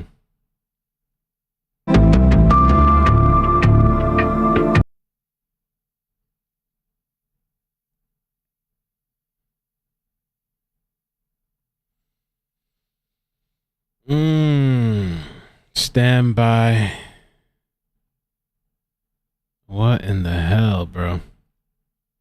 People are asking, people are saying Amber said stop, gotta poop. Thanks, Mo, for the super chat. Yeah, I'm switching around. If the only reason, if you're seeing Court TV is on a super delay. One, I can't mess with, I don't want to stream Court TV. I've heard that they've stricken people, but two, Court TV is doing like 500 breaks. I'm not even sure how people can watch that with all the, I get it. They gotta, they gotta make money, pay their advertisers and whatever. So if you're at Court TV, it's because they're like freaking, I don't know how far behind they are. They're pretty behind. People saying CBS. Okay, I don't know. Let me take a look and see. Can you guys look for me, mods? If you could check for me, I'm gonna try. Court TV is on like 500 breaks. I mean, you can go over there. You're gonna watch things from like 2 hours ago.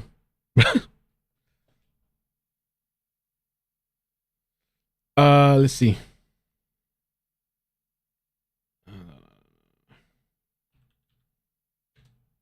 People on break all day long. I don't know how people can watch that shit.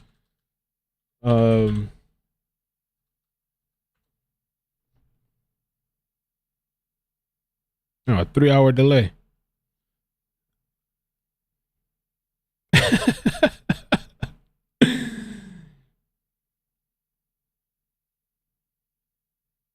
Okay, let's see. Let me take a look.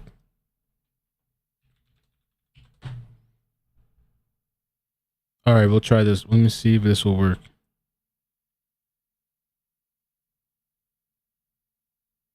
Wait for the commercial.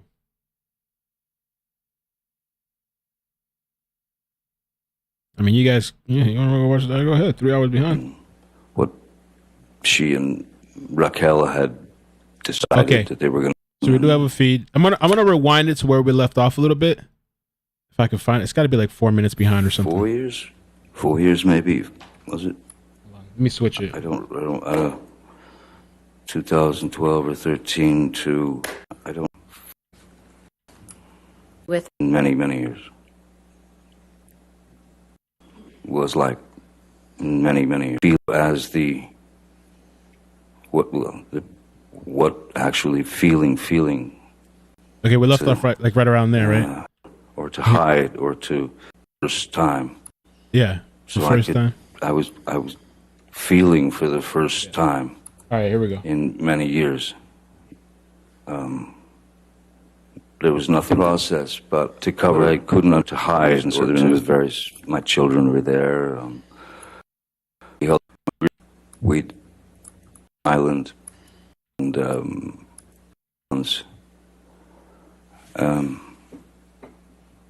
I went to Misheard, and we knew we were going to do something on the island, but one doctor had told me that my mom, Betty Sue, Where the hell did we leave off? man, did not come to the wedding. Did not. 4 years maybe. My daughter, Lily Rose did not come to the wedding. Rose did not come to the wedding. All the kids came back. Misheard went on to great terms. There were a number of Misheard's friends. were you with Misheard before the two of you got married? Thing to cover actually happening was I was simply feeling things Here we go. without All right. Here's where we left off at. being provided anything to really numb it. So I was feeling for the first time. The feeds in came back, many years. but they all skipped a good portion of this. They There just was nothing continued. to So we cover can or to hide or to catch up. suppress the feelings. It was just me and that electricity that I got to know as what actually feeling was like MK Ultra. many years. Oh, you know what, too? Let me see. Mr. Depp, how long were you with Misheard before the two of you got married?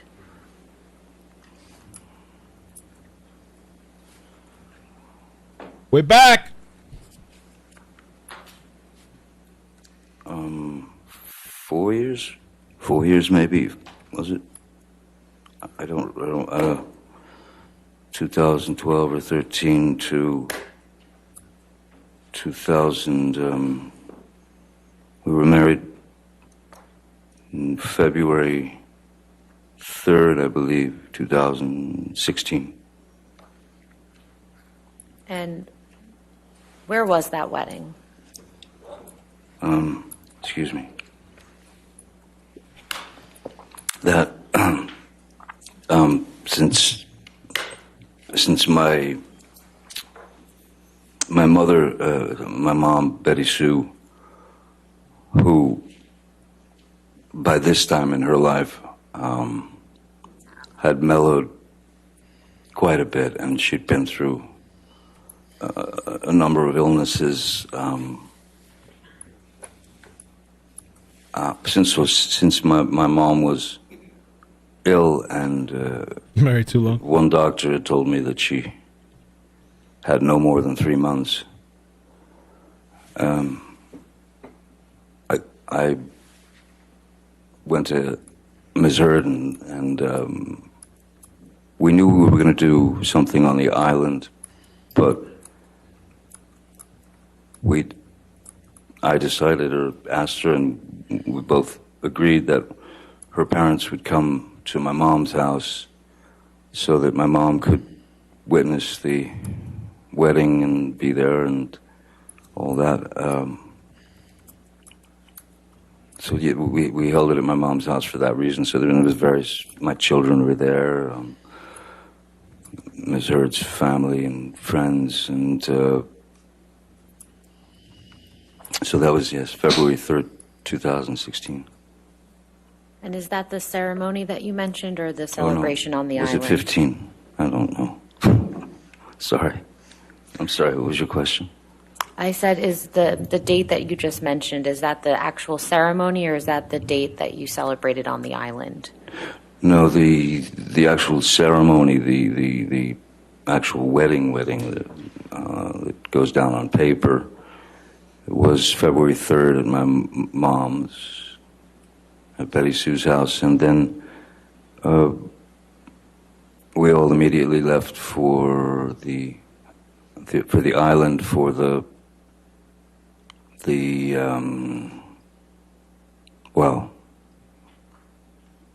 dream wedding, I guess. Whose idea was it to get married at that time?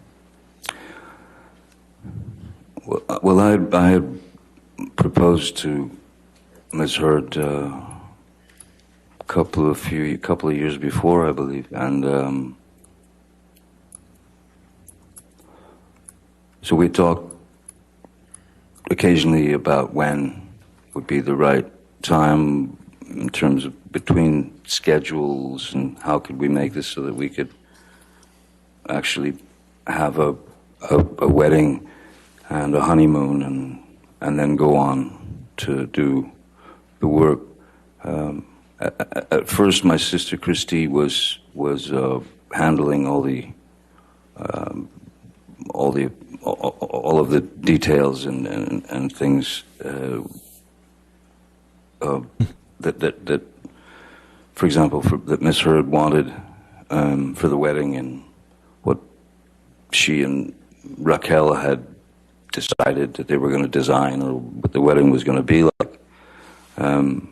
At a certain point, Misheard was getting very, very. She started to get very upset with Christy, my sister,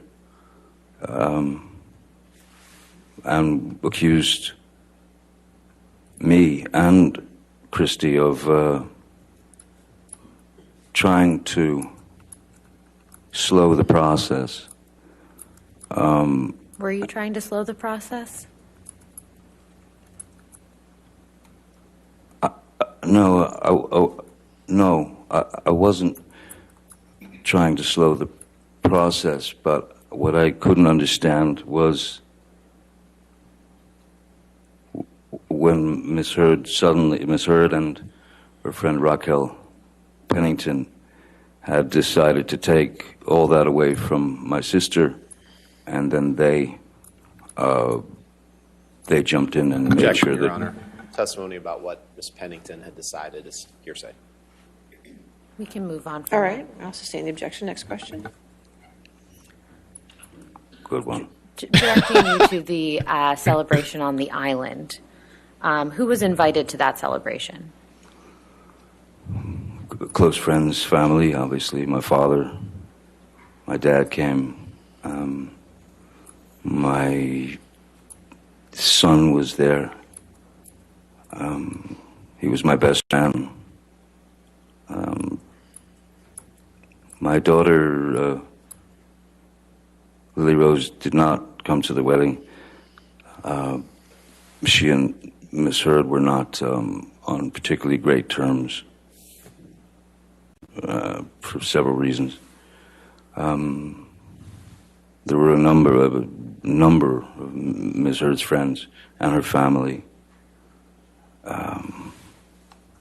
So I'd say all in all, maybe there were, seems like there could have been no more than 20 people, 25 people, maybe. Was there any alcohol served at the wedding?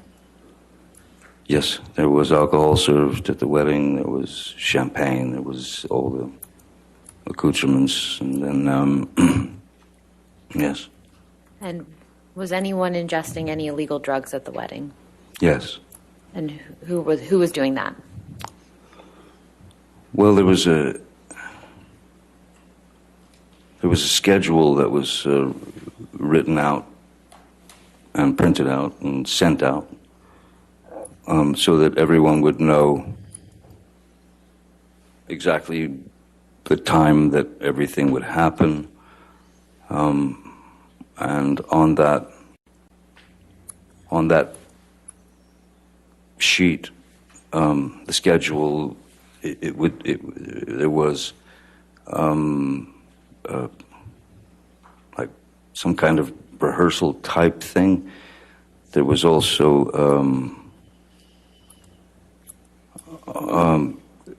there was a great dilemma in who was going to be who. That's where the argument between Ms. Pennington and Io Tillett Wright. Mr. Depp, who did you observe taking drugs at the wedding? A number of people were taking MDMA. As I said, the list, there was after the wedding, there was it was like dinner, dancing, and drugs on the schedule that came from Ms. Heard and Ms. Pennington. So Amber,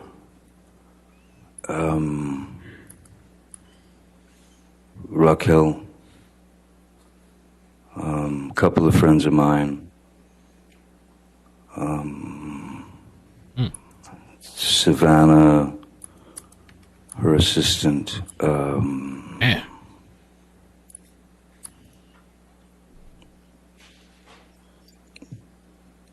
Tillett Wright,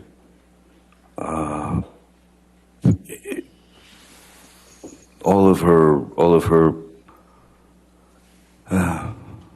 her gang were all partaking of the MDMA. What, if any, what, if any, drugs did you take that day? Again, to be honest with you, I mean, I don't know how much MDMA they had, but for me, that was for me to have taken MDMA would have been a waste of the drug. If you understand what I mean, it would have been essentially taking someone else's high, because it wouldn't have an effect on me. So how many drugs did you actually take that day? The day of our wedding, Yes. I smoked marijuana, and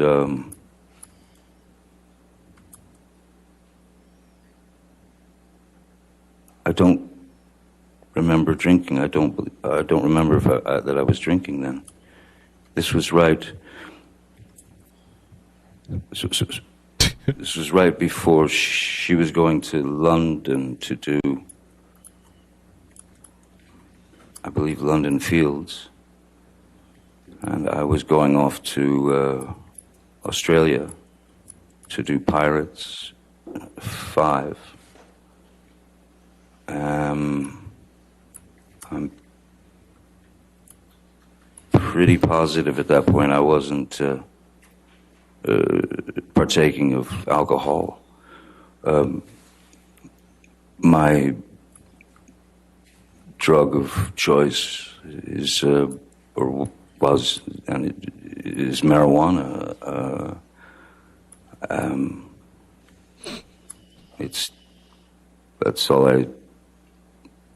That was fine for me. So dipping into a little tiny baggie of, licking your finger and dipping into a little tiny communal bag of MDMA. Oh. It wasn't it was pointless for me. You could snort it, though. When you and Misheard got married, did you have a prenuptial agreement in place? No, we did not, no. And why not?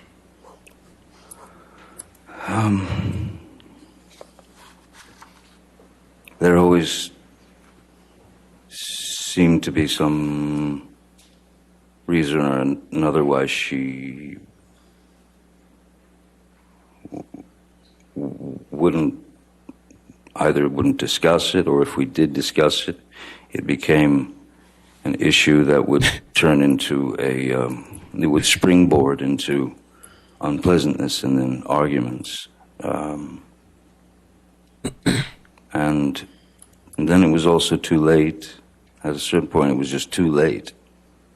So then the idea of a post-nup agreement was brought up to Misheard, and that was in Australia. That was the beginning of the Australian Well, let's fight. talk about Australia then. But first of all, why were you in Australia? I was working on Pirates of the Caribbean 5. And who from your team was with you in Australia? Jerry Judge, Malcolm Connolly, Nathan Holmes, Stephen Deuters, Keenan Wyatt.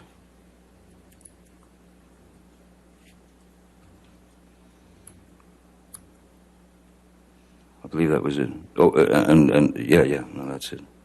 Was Miss Lloyd in Australia with you as well? Oh, yes, sorry, yes. Miss Lloyd traveled to Australia with us. And did Dr. Kipper come down to Australia at any point? Yeah, Dr. Kipper came down a bit later.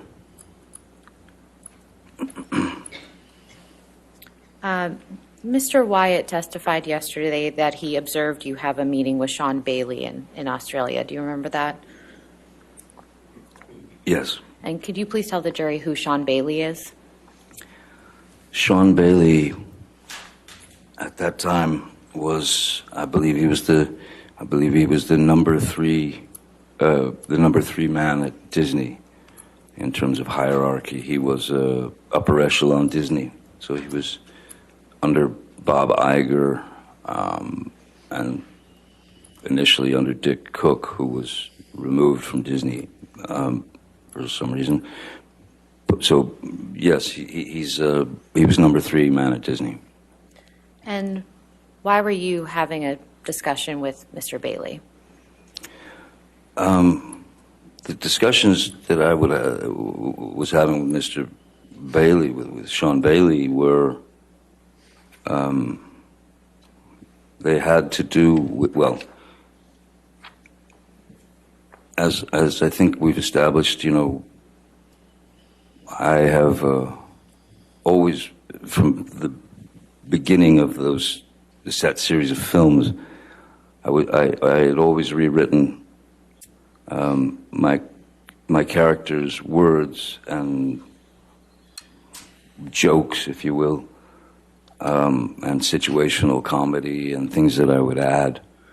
And Mr. Bailey was very complimentary about some of the things that I'd done. He'd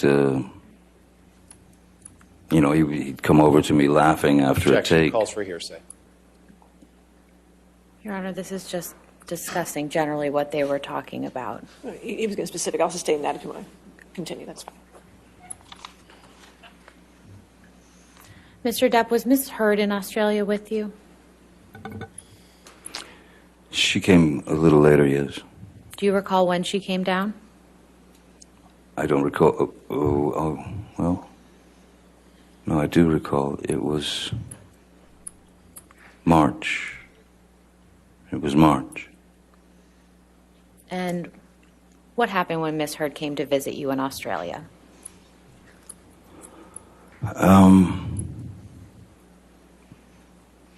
Ms. Heard was upset because, as I stated earlier, as it was too late for a prenup agreement, there was discussion of post-nup agreement.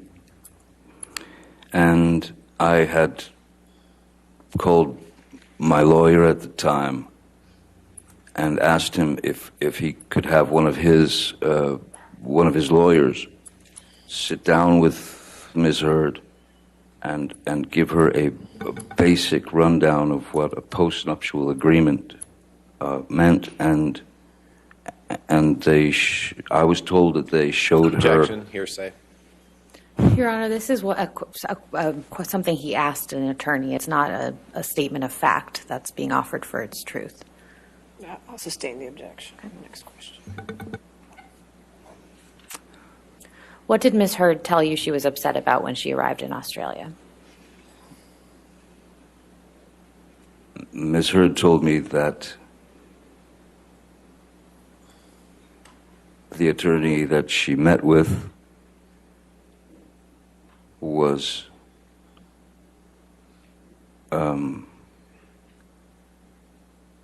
rude and dismissive, and all she was being shown was an example of a postnuptial agreement. Ms. Heard then stated to me that she was very upset. She stated to me that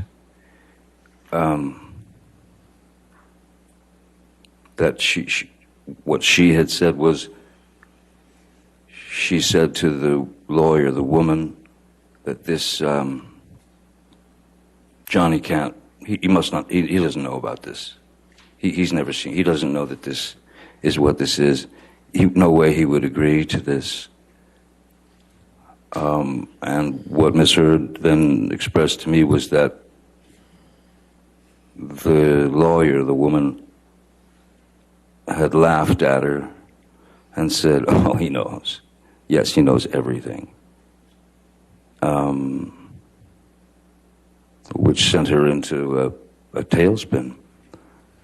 So by the time she arrived in Australia, that was sunk very deep into her psyche. I mean, so much so that what really surprised me was that she kept saying, "I'm not even in your will. I'm not even in your will." I thought that was an odd thing to say. Why'd you dead too? Especially since I don't think anybody had had time to change wills or anything of that nature. So those things just didn't, it felt wrong. And she could not let go of the fact that I was in on this post-nup agreement and that I was trying to trick her into essentially getting nothing if something were to happen. And how did you respond to Misheard? So I just told her those are not my intentions, you know. And at a certain point, you don't know what to do. I mean, the person is telling you, she's telling you, you don't trust me, you don't trust me, you don't trust me, and I can't speak about legal documents. I can't speak legalese. I can't explain to her these things. All I could do was try to calm her down and say that I was not out to screw her over or put her in a position that was uncomfortable. Did that work? These were stock, normal things to do. It did not work, no. It escalated and turned into madness, chaos, Can you please violence. Can you please describe that chaos and violence?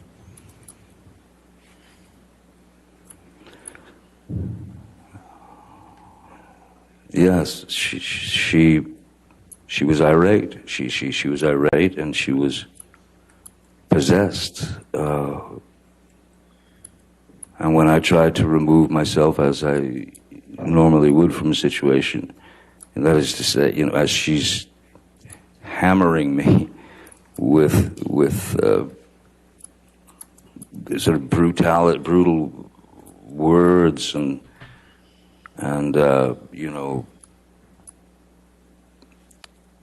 know, I don't, pardon my language, but I remember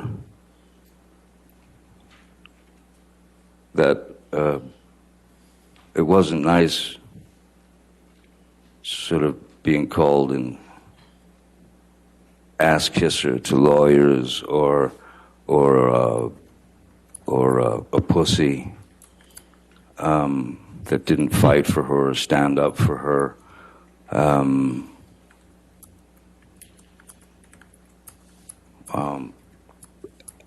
I, again, tried to remove myself from the situation, but to no avail, as I literally, the house that they had rented for me in Australia was quite a large place. It was quite a bit of a labyrinth, you know, and a lot of rooms, a lot of extra rooms.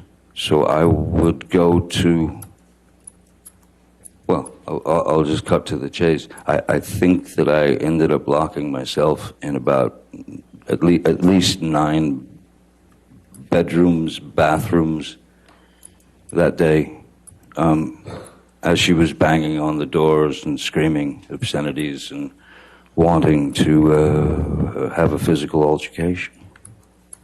So how did it come to be that your finger became injured? There was at one point where I'd stayed in one of the, I'm sitting on a bathroom floor, door locked, she's banging away, screaming, blah, blah, blah, and then suddenly she stopped, and I could hear her walk away. I could hear her sort of receding into the distance, if you will, and you know, yes, yes, it became very emotional because you can't win for losing. There was nothing I could do to make her understand that I had, if that lawyer had in fact done that, and I did call my lawyer at the time, Jake Bloom, and I had him get these people on the phone, and I'm ashamed to say that I had taken, at that point when I was on the phone with him, I had taken Misheard's words to heart, and I laid out a ration of I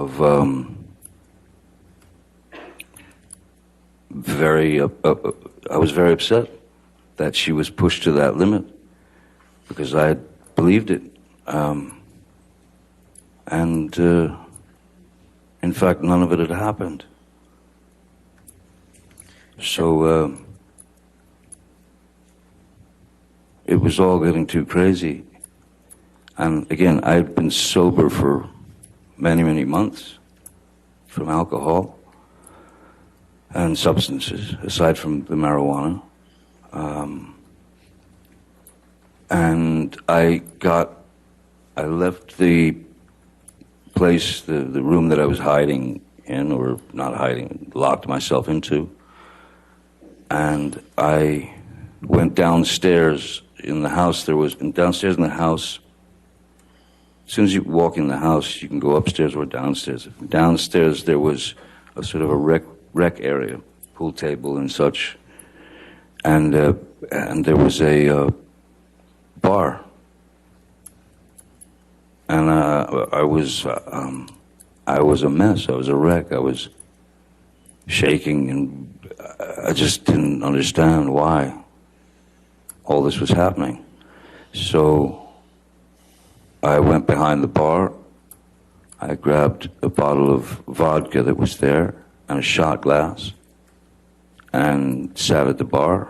She was nowhere around. And I poured myself 2 or 3 stiff shots of the vodka.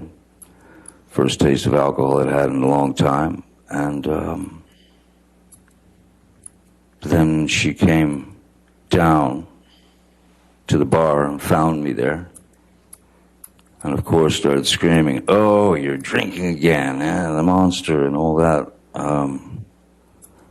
So she walked up to me and reached and grabbed the bottle of vodka, and then just kind of stood back and then hurled it at me, and it just went right past my head and smashed behind me.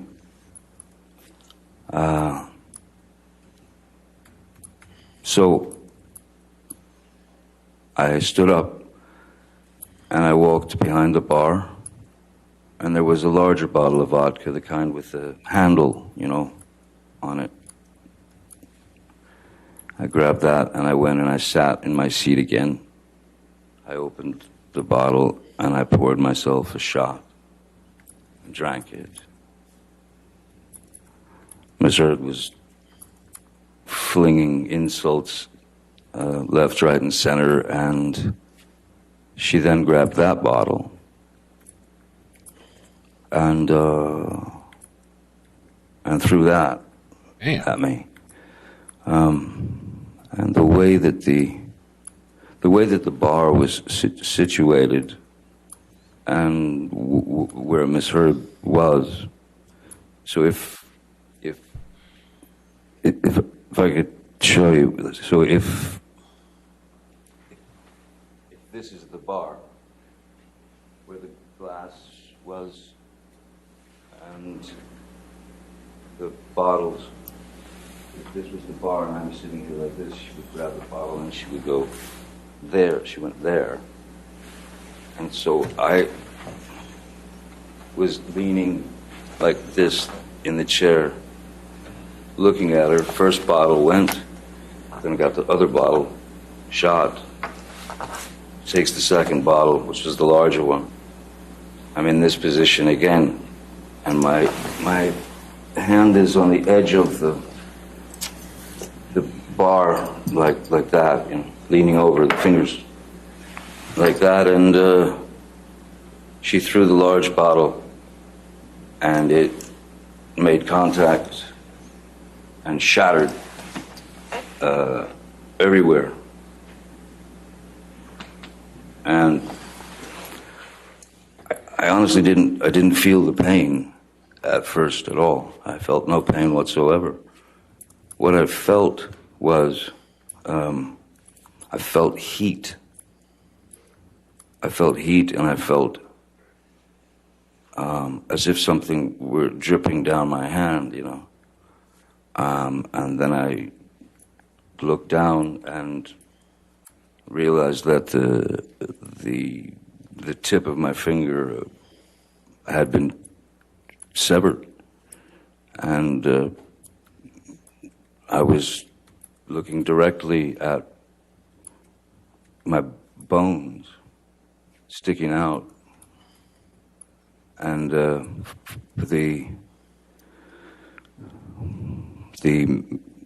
meaty portion of the inside of your finger, and blood was just pouring out. And at that point, I think that I went into some sort of, I don't know what a nervous breakdown feels like, but that's probably the closest that I've ever been. Nothing made sense. And I knew in my mind and in my heart, this is not life. This is not life. No one should have to go through this. And as I said, this feeling of being in the middle of some sort of nervous breakdown, I started to write with my blood, in my own blood, on the walls,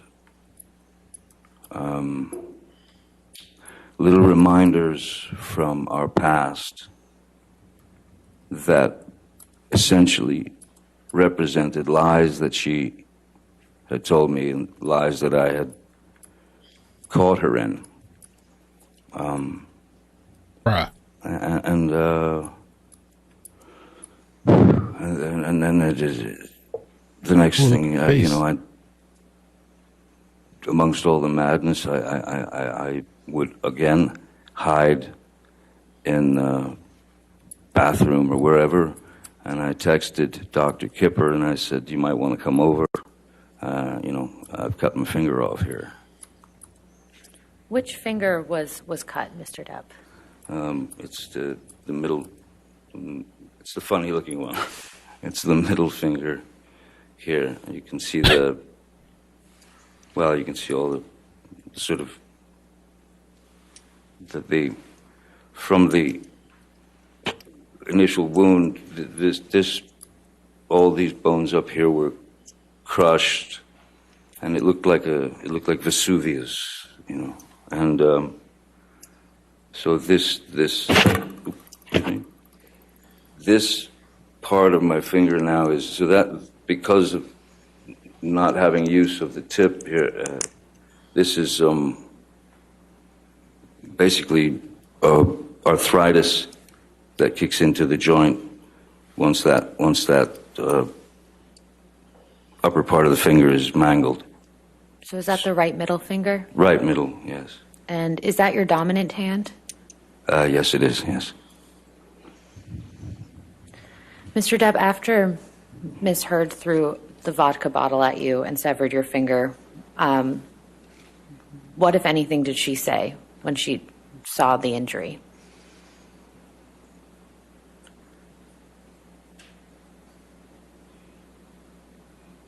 I don't recall anything, but just, it was almost like white noise, just someone yelling. It was just a high-pitched,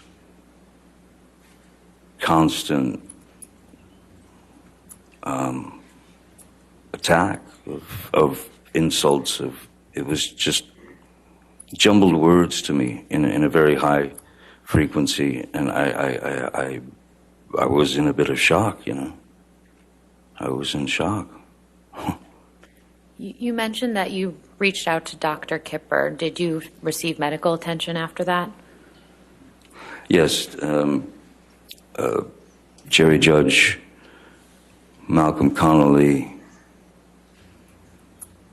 I believe Debbie Lloyd was there. Yes, Debbie Lloyd was there. Ben King had arrived as well. Who is Ben King? Ben King he's essentially, he's a house, sort of an estate manager, and we'd worked together in London a few times, and he's a wonderful guy. So I brought Ben along to Australia to manage everything. He's very, very good and very nice. And then there was also I mentioned Malcolm and Jerry. Yeah, they were there as well. Which, if any, of the medical professionals that you saw that day did you tell what happened to your finger?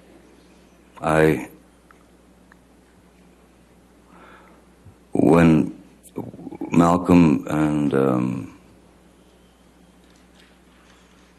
Dr. Kipper, when they took me to, first we went to Malcolm's apartment where he was staying while we were shooting the film, and tried to clean my hand because I had worked the day before, and obviously when you're playing pirate, Captain Jack or whatever, they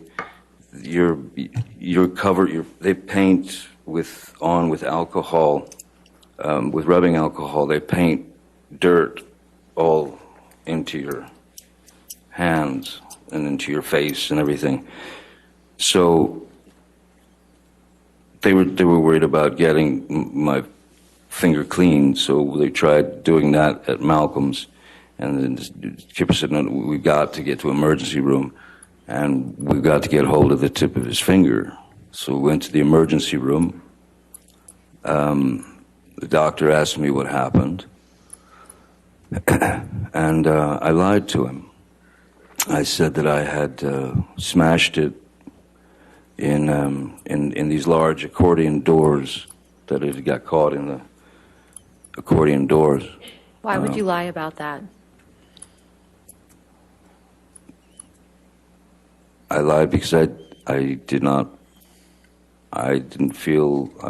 want to disclose that it was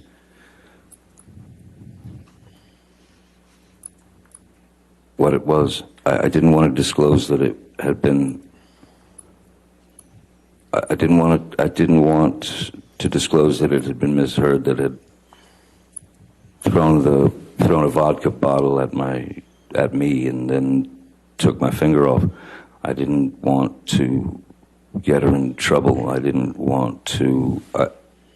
I tried to just keep things as copacetic and as easy as possible for everyone. I did not want to put her name in that mix.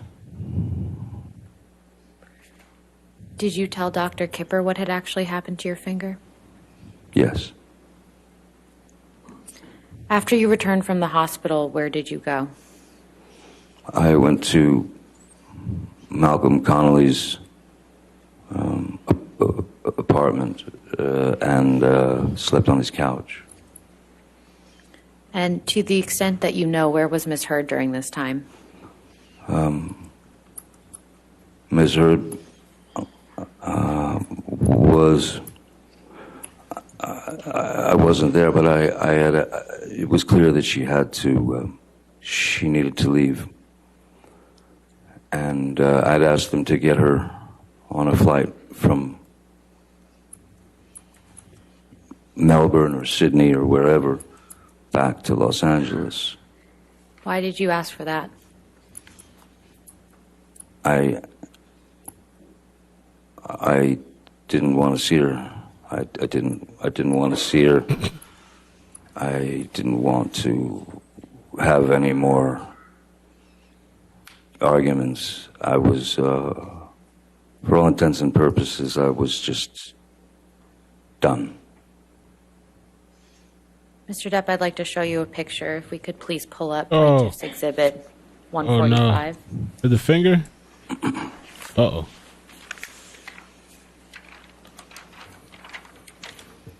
What are we looking at? Oh, we might not see it, though.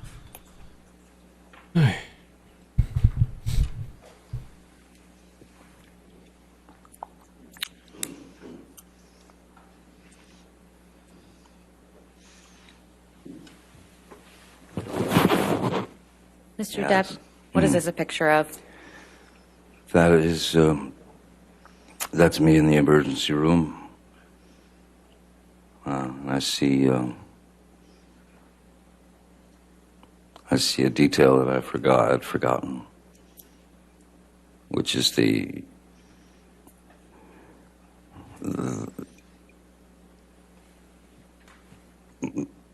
Misheard had taken my cigarette from the ashtray and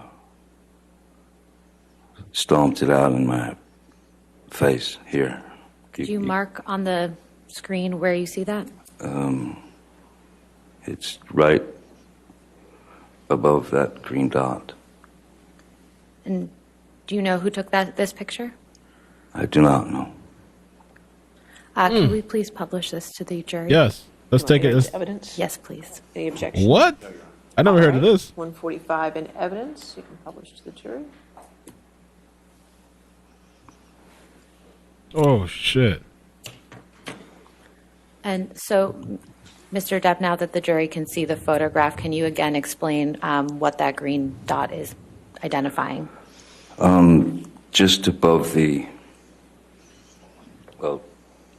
just above the green dot is a wound from Misheard taking my cigarette, and this is after the finger had gone away, and she stubbed it out in my face and on my cheek.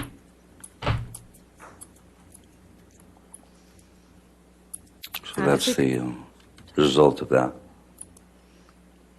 If we could please take this down, and I'd like to show you, Mr. Depp, Plaintiff's Exhibit 144. I had never heard of that incident with the cigarette thing. What?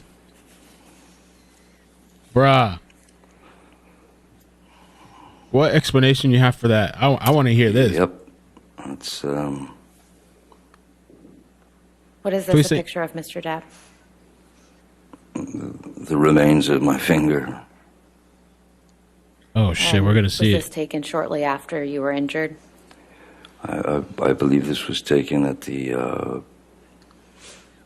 emergency room, I'd imagine.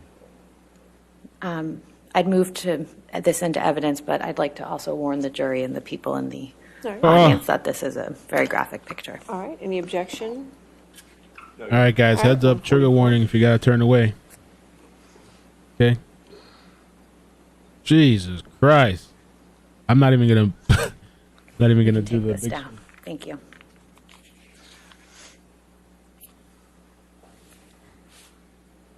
Mr. Depp, how long after your finger was injured did you return to LA? After the emergency room, Tammy. the following day, I was sent to they'd found a surgeon in Australia, so that I could go. They wanted me to take X-rays taken and all that. So we went to that doctor, the finger surgeon, and he asked me what happened to my finger, and I again lied, and I stuck to the story that it was smashed in a large accordion door. And he looked at me as if I were lying. And the next thing I heard was, "Sir, that is a wound of velocity." And Your Honor, this is a communication in the context of medical treatment. I'll sustain the objection. Moving on. So, Mr. Depp, this was a surgeon you saw in Australia. yes, When did you return to Los Angeles after seeing that surgeon? I believe it was probably the next day, where might have been Kipper or someone who had hooked me up with a wonderful, great expert in reconstruction of hands, fingers, digits, whatever. So I went to see the surgeon, and we prepped for surgery, pretty quickly. And what type of surgery did you have on your finger?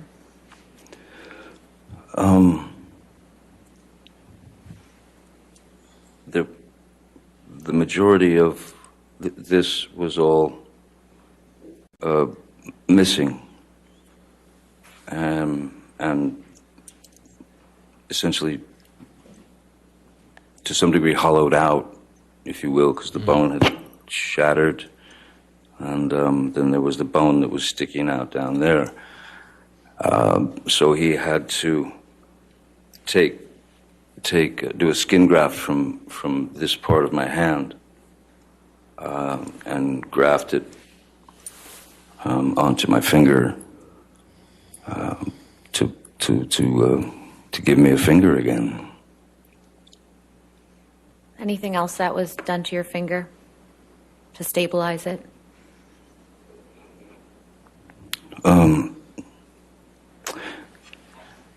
I don't think it was initially that they put the pin in. I think the pin, feels like the pin came later. I'm not sure, but you just, I had to go after the surgery.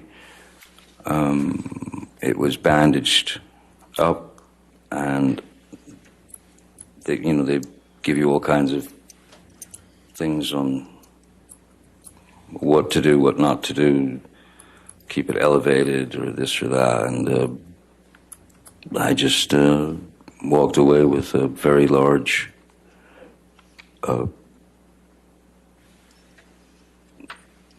middle finger. It was all wrapped up to like this, and then,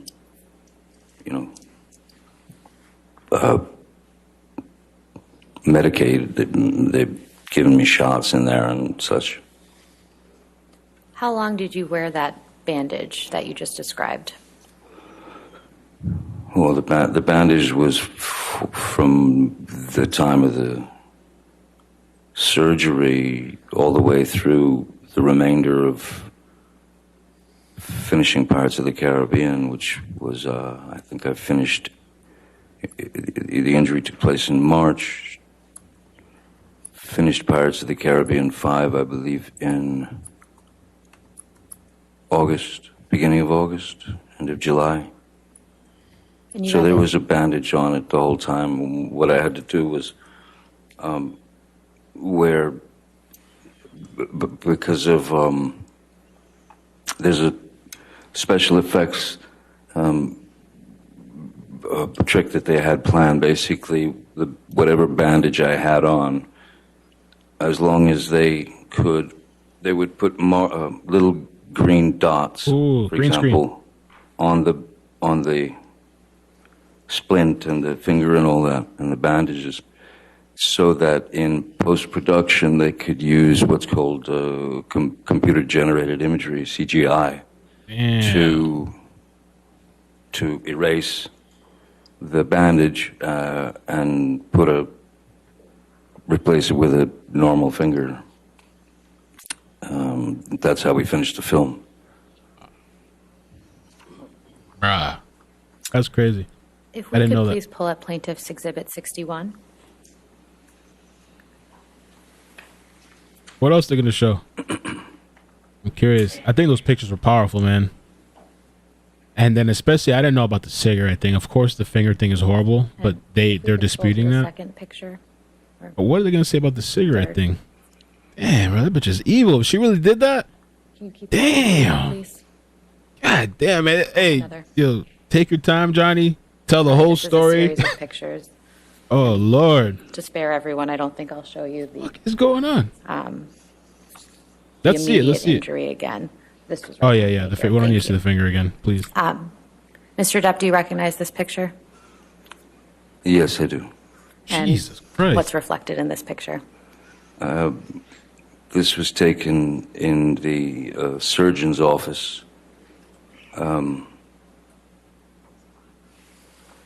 where I'd go in occasionally. Well, I had to go in every couple of few days to have it checked out for infections and such. And so the finger, non-finger, was wrapped quite heavily, and there was this medicated, kind of greasy medicated thing on top of the wound itself. And this, I believe, seems like when the pin was in here, and the wrapping is, the bandage is, well, I had my choice, and I thought, well, may as well take the kiddie bandages, dinosaurs and hearts and unicorns. As I said, at least have some humor to deflect the pain.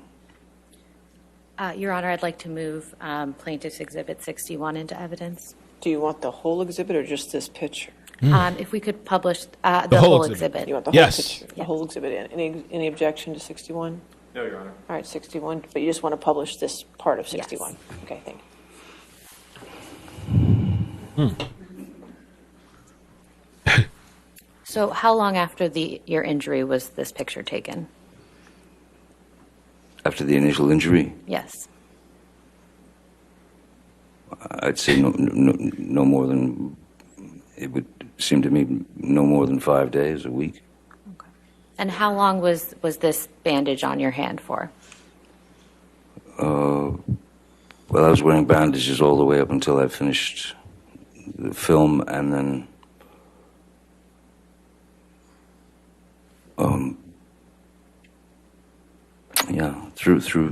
up through August for sure, and then beyond, I had to keep it. I had to keep it covered. I had to keep it protected.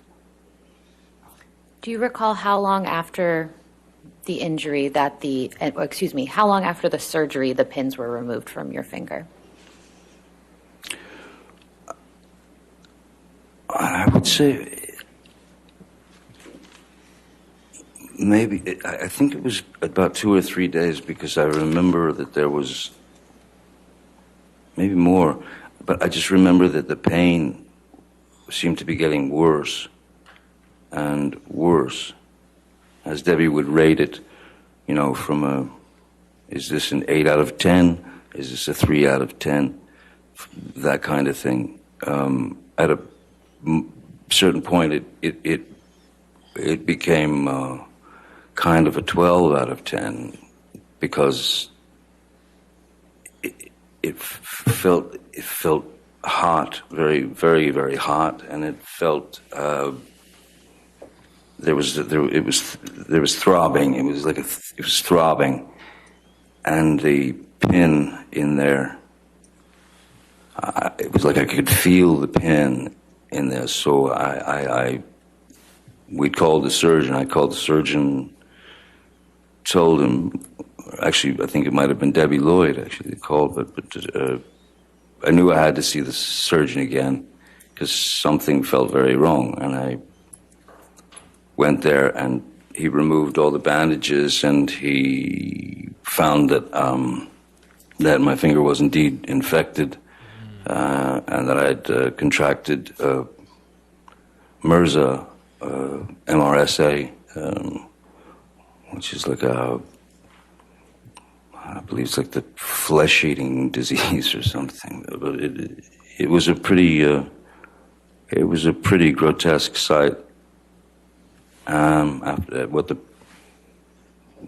the pin in and what they had to do to save it.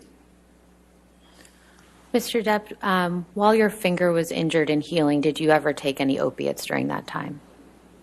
No, ma'am. No. No more. Your Honor, I'm about to switch gears, so if All right. it makes We can sense to do take that. our lunch break. All right, ladies and gentlemen, let's go ahead and take our Okay. hour lunch break. Come back at 2 o'clock. Just make sure you do not discuss the case and do not do any outside research, and we'll see you at 2. Well, that was interesting. Riveting. Amber's looking rough too. At one point, didn't it look like she was gonna cry, or she was trying to? I don't know. She was trying to force it. Like, trying to like, looking rough by the day. Things are not looking And again, sir, good. since you're still testifying, you cannot discuss your testimony with your attorneys or with anybody else, okay? All right. See everybody at 2? All right, thank you. Homegirls kicked out. Steve Barlow.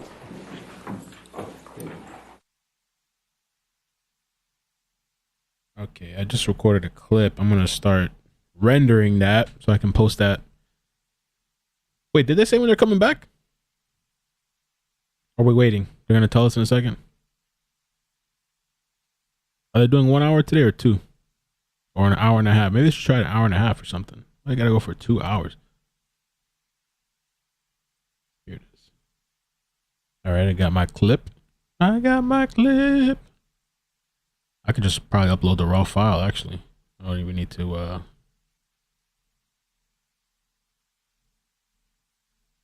Two? Okay, it's just 1 hour? Hooray! Thank God!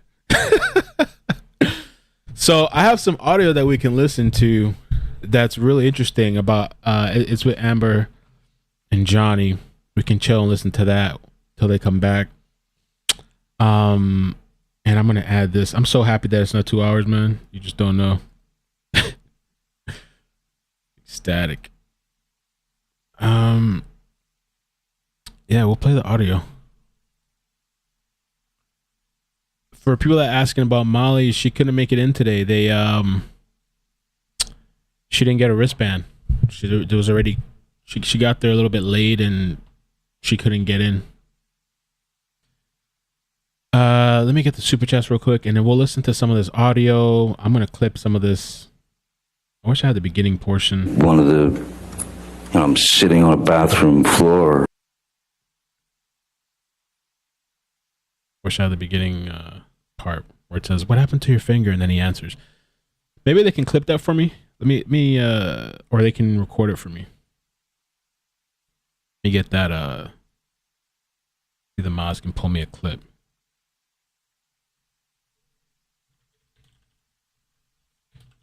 Just.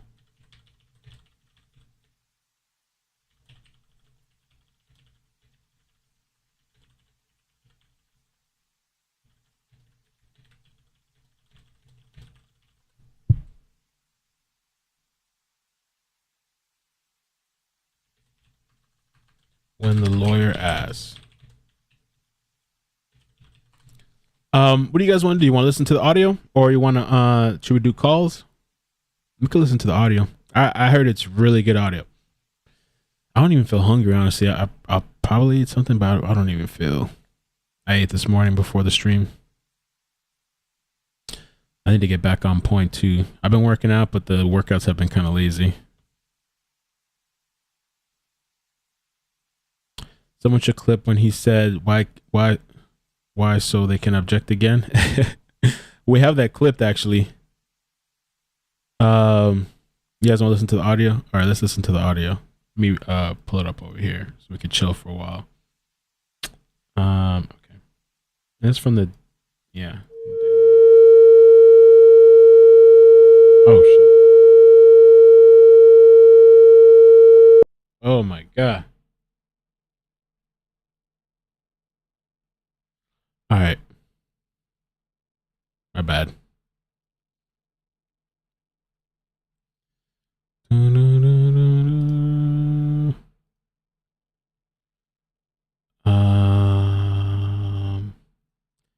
Yeah, I'm just gonna leave it over here. Leave it here.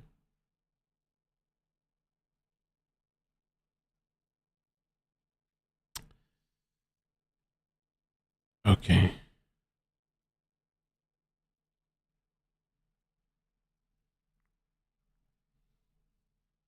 I'm a victim too of domestic violence, and Yes. I see what the jury and judge think. Tell the world, Johnny. Tell them, Johnny Depp. Johnny Depp, man, I'm a victim too of domestic violence, and Yes. it's a fair fight. Hey everyone. So, no sooner were we about to upload the video yesterday where the news had broke that yet more audio had been released by the Daily Mail. I immediately recorded it and was about to put it up on our channel, and then I listened to it again and felt that it would actually be better if we added some commentary in order that people who maybe haven't been following the case that closely would better understand the context. Because, to be honest, this new audio is a little bit more easily twistable and easily misinterpreted. Kevin is actually working out of town this week, so we're doing separate recordings, giving our thoughts.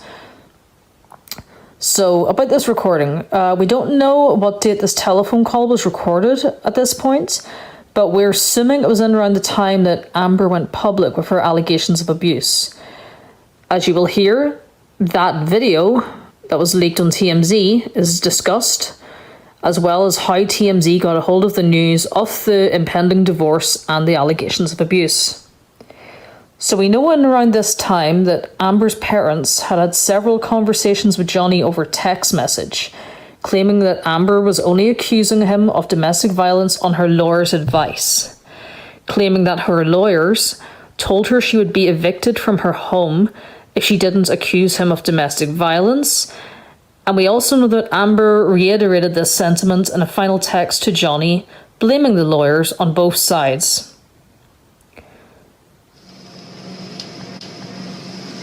And that's when we are done, like, negotiating or talking. Like, once both you and I say, okay, done, that's when the 6-month thing process starts. And so I text you this, and I guess you don't remember it, but I text you that at the very beginning, and I said, and by the way, it's like a miracle. It didn't get noticed, so we can even do this privately, and it will be quiet, and I said, unless you file, and you don't have to file, and I was trying to explain to you my limited understanding of the. My filing did nothing, and all it's required. No, it's not. It is required to acknowledge you've been filed against, and you file it as well. No, you do not. You can make an acknowledgement of some kind. You don't have to file it back. When you file back in the court, I'm not. I really am just trying to. You're trying to. I feel like you're trying to defend yourself, and I'm. You don't have to defend your team. We know lawyers are up. But you hear me, right? You hear me? Please stop defending yourself. I'm not trying to fight with you. I'm just trying to tell you truth. This is truth. Stop defending yourself. Subtle. I guess she only wants him to fight back when it's on her terms. I don't know why you're so angry about hearing it. Why you're so defensive. Baby, I'm not if I were angry. you, I'd want to know all the information. I'm not angry. I want this to go away. I'm trying to talk you into making this go away. Then you need to know the real truth behind this, and this is important. This was completely private and was under the radar, and you did not have to file back. And I warned you that day. I said you don't have to file back. If you file back, what this is being discovered. And I was thinking naively that it would just be discovered by the way that like TMZ typically discovers these things. I didn't know it would be hand delivered to them within 5 minutes, not even. I did not know it would be given to them. I did not know, I couldn't have known at that time how much Laura was going to use TMZ to her favor.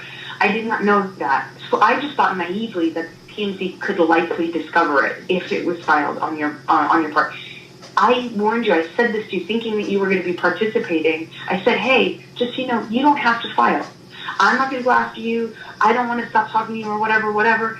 And you don't have to file. If you file, it just opens us up to being discovered. Because for some reason, the way we filed, my lawyer, when she filed, she did explicit instructions to file within a stack of a bunch of other paperwork at the end of the day, so that it would be more likely to not be discovered. And I was told that would be the most effective method to being having a shot at it not being picked up for a day or two. I thought, hey, maybe we'll buy a few hours, you know? And I worked really hard, and so did my team, and it didn't get picked up by some miracle. So like literally 3 days, it didn't get known about. 8 minutes or 5 minutes after your team filed for you, which is a move they didn't have to make, then it was picked up by TMZ. It was given to TMZ within 5 minutes of it being filed. And Laura went and did it at the very opening of the business day on top of a stack of paperwork. That is the opposite of keeping it private. And I just want you to know the whole truth. Like, if I were you, I'd want to know all the information. I do. I would like you to know all the information too. But do you have proof of that? Yeah. Well, good, excellent. Well, I didn't know anything about her filing to TMZ or any like that. She knows what I wanted. I don't.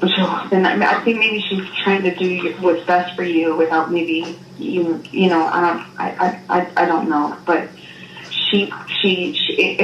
I'll put it to you this way, without being able to show you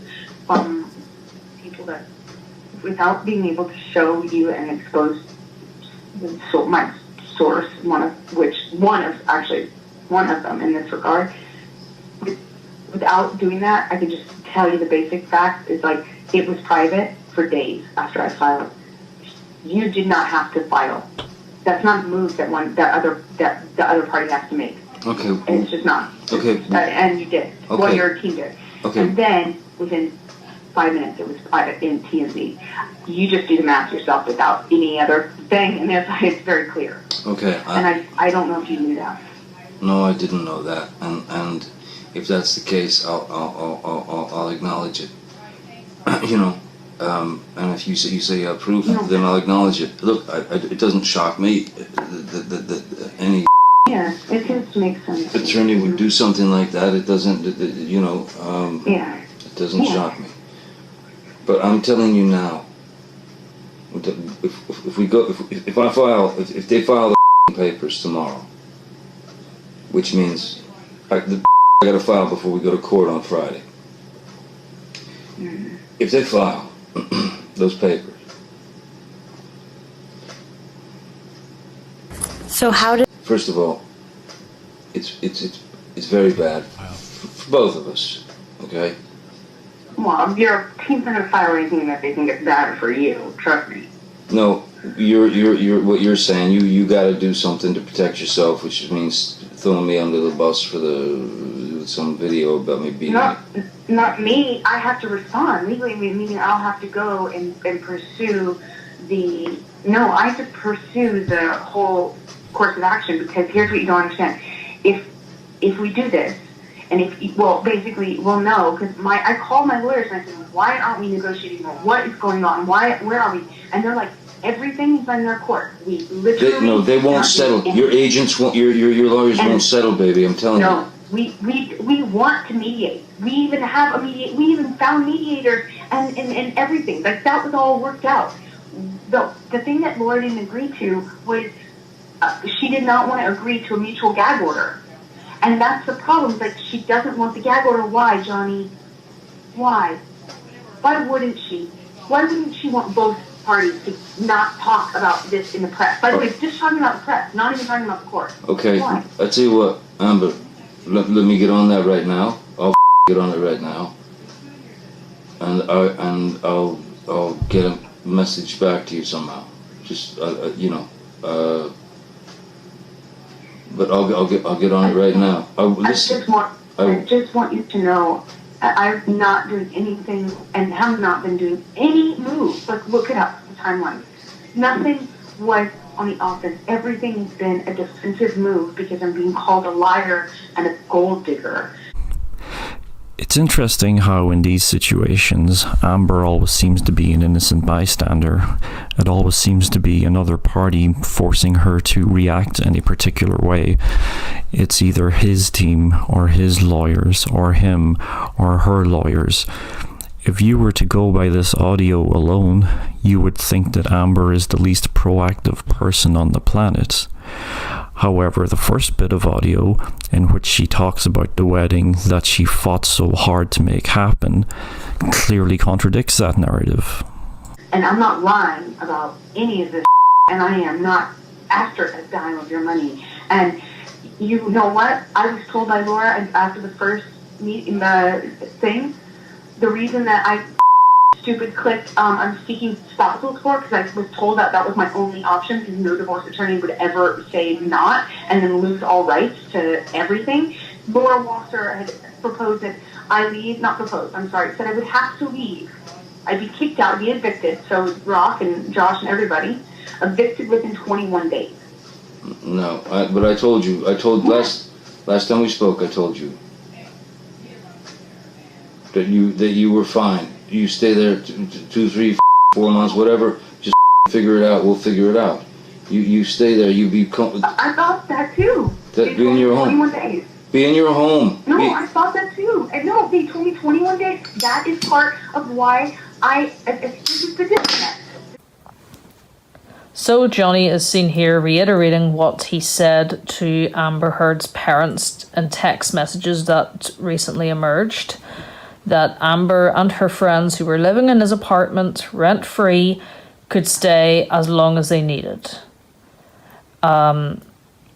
So what we see so far is whenever it became apparent that Johnny was not stupid and knew how divorce filings work, she moves on to blaming TMZ and her lawyers and just about everybody else in the situation but herself. This is the thing. Like, that's why I clicked yes, seeking spousal support, because that's the only way I didn't waive the right to stay in my home.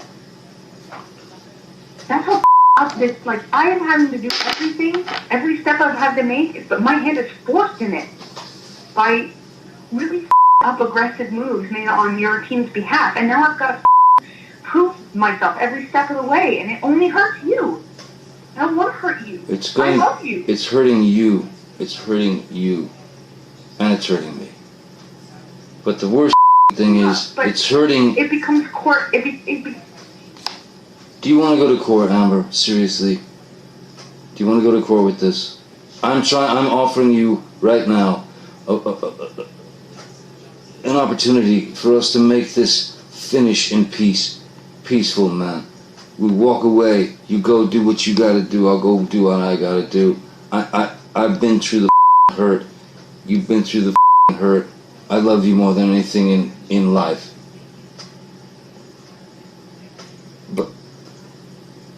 I do not want to go into a court with you. I do not want to.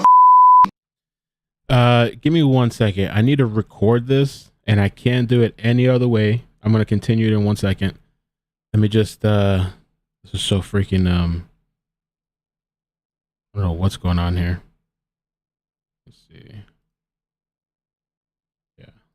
All right. Let me just give me 1 second. Let me just and make sure I capture the right screen. I want to clip this video and post it. 1, 2, 3. Give me 1 second. Launch. Go live. Wait, what the hell? It's not even the clip.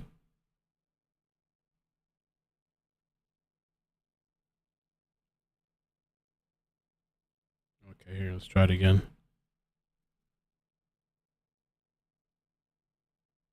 Oh my god, this shit's not working.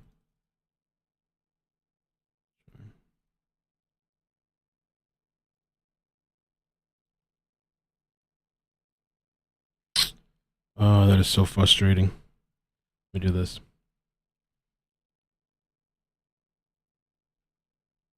Okay. Try again. So how did it come to be that your finger became injured? So how did it come to be that your... That's all I needed. All right, my bad, guys. Let me move it back over here. Okay. Tarnish your name. I don't want to tarnish. I don't want nothing. I want this to be done peacefully between us. And if you don't like the way that mediation is going, take me back to court, kid. Because I can't. This is the last chance, Amber. This is it. Once they file those papers, we don't turn around, man. And I know you hate me, and I know I'm telling you now, there is no call. It doesn't need to happen like this. Please, for sake, trust me, man. I was not gonna help you in this. Nobody's gonna help you in this. I'm trying to help you in this. I love you. Regardless of whether we're together or not. I love you. And I have loved you. With everything in the world. Whether your love was real or not. I love you. And I want this.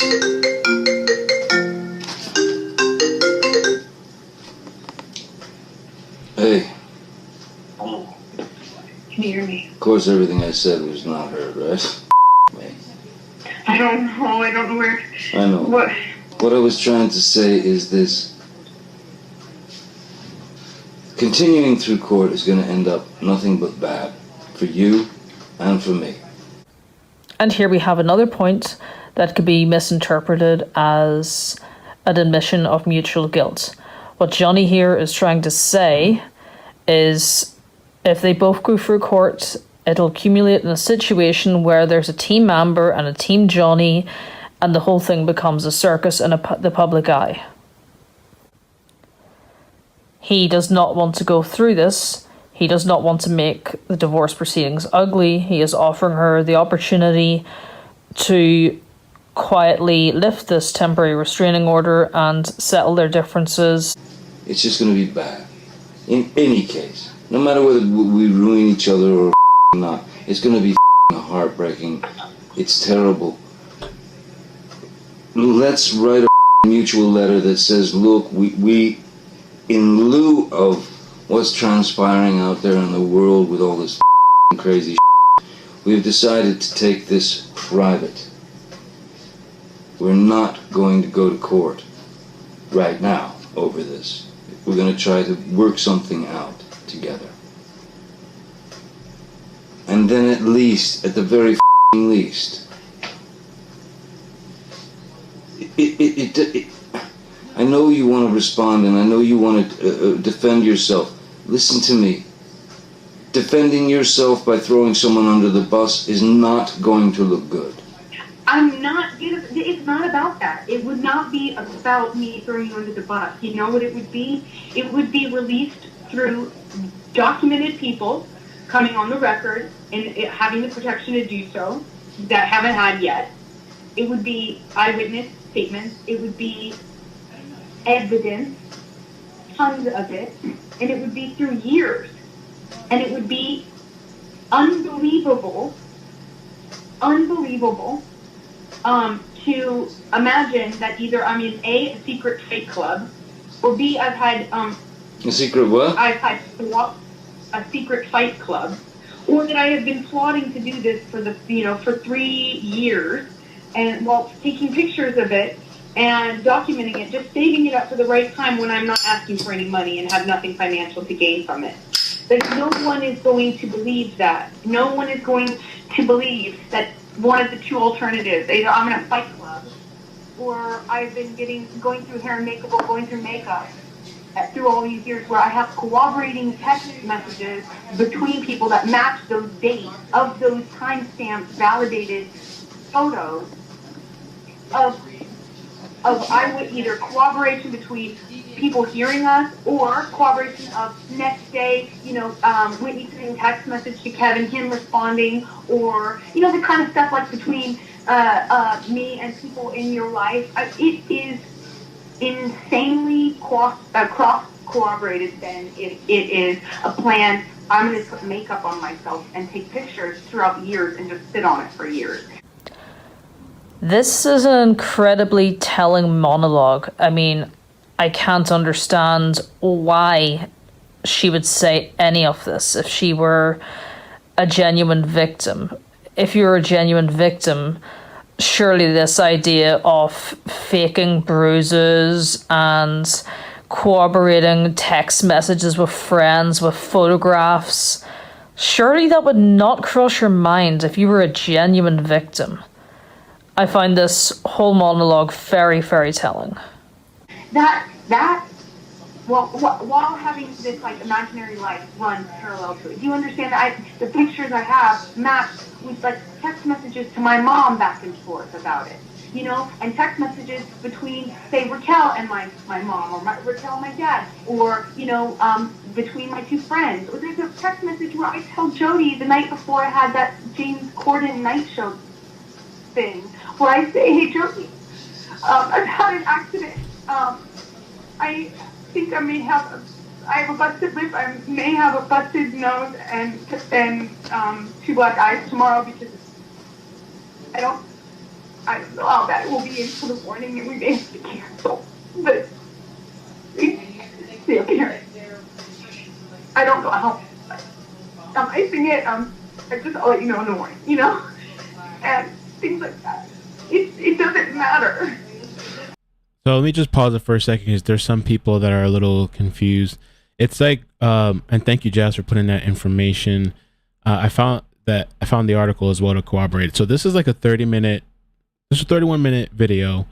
This was posted on YouTube, but the original source is from the Daily Mail. It's about 31 minutes long. The YouTube video, they give a little bit of context. So that's the other voices that you hear. They're trying to give context. But this is Depp and Heard clashing over the phone during the divorce. It says during the divorce. I'm trying to see, when was this posted? I don't know when this was posted. Ads right there too. Exclusive: Amber Heard loses bid to get 50 million defamation. Oh no, this is to full audio of a phone call clash between Johnny Depp and Amber Heard during their divorce. So this is during the process of the divorce. So I'll put that in the little thing under. So for anybody else that comes in after, phone call clash between Johnny Depp and Amber Heard during their divorce. All right, let me continue. There is nothing, and all of that won't be me throwing you under the bus. That will be evidence in this case, which it will be criminal as well, because I cannot go on Friday and file without filing a police statement first. And the only reason I haven't filed that police statement, which has been used against me, by the way, every day, and the only reason I won't do it, I haven't done it, is because I don't want to hurt you, and that means it goes out of my hands. And we had a third-party prosecutor come, and a criminal lawyer come, and they went, like, the problem is, hearing from you, like, your biggest struggle is that it's the most solid evidence case of domestic violence I've ever seen, and if you give this over to them or present any part of this, they will prosecute him. And I felt like I would never want that. Yeah, so here we see by her mentioning this mystery third-party prosecutor she spoke to, she is trying to put the frighteners into him and panic him into complying with her. If she's got such solid evidence, one would have to question why she wants this defamation case thrown out of court. Surely she could take this solid evidence with her to the defamation case and prove she's been telling the truth all along. Because it's hard for me to even understand. I don't call myself, like, it's not in my head. It's hard for me to even accept any sort of victimdom ever. And Amber, listen, I don't want to hurt you. I understand, and I don't want to hurt you either. I'm only going to say this. I love you. I love you. And I've always loved you. And I know that, look, you do whatever you feel you have to do. I'm telling you now it's a mistake to go to court. But if you want to go to court, we'll go to court. I would rather take care of it a different way. I think it would be very good for you, and I think it would be very good for me. But you know what? I've been called a liar, baby, and I've been called a gold digger. Baby, everyone is baby. Amber, I didn't call you those things. It is all from your side, and if you don't believe me, then why are we talking? It's so pointless to even talk like we trust or love or respect each other at all if you don't believe in what I'm saying. And you know it, and I know you. I respect you too much to pretend for a second that you don't know these facts, and you know it. Okay, and do you remember me 15 minutes ago saying, let me make a call, let me get on this, and I'll try and get back in touch with you? Okay? Yeah. So, let's not jump. Let's not jump on me, okay? I'm not trying to jump on you. I'm sorry. I'm gonna try and get through, see what the is going on, see what the has been happening, and I will get back to you. I'll call your mom.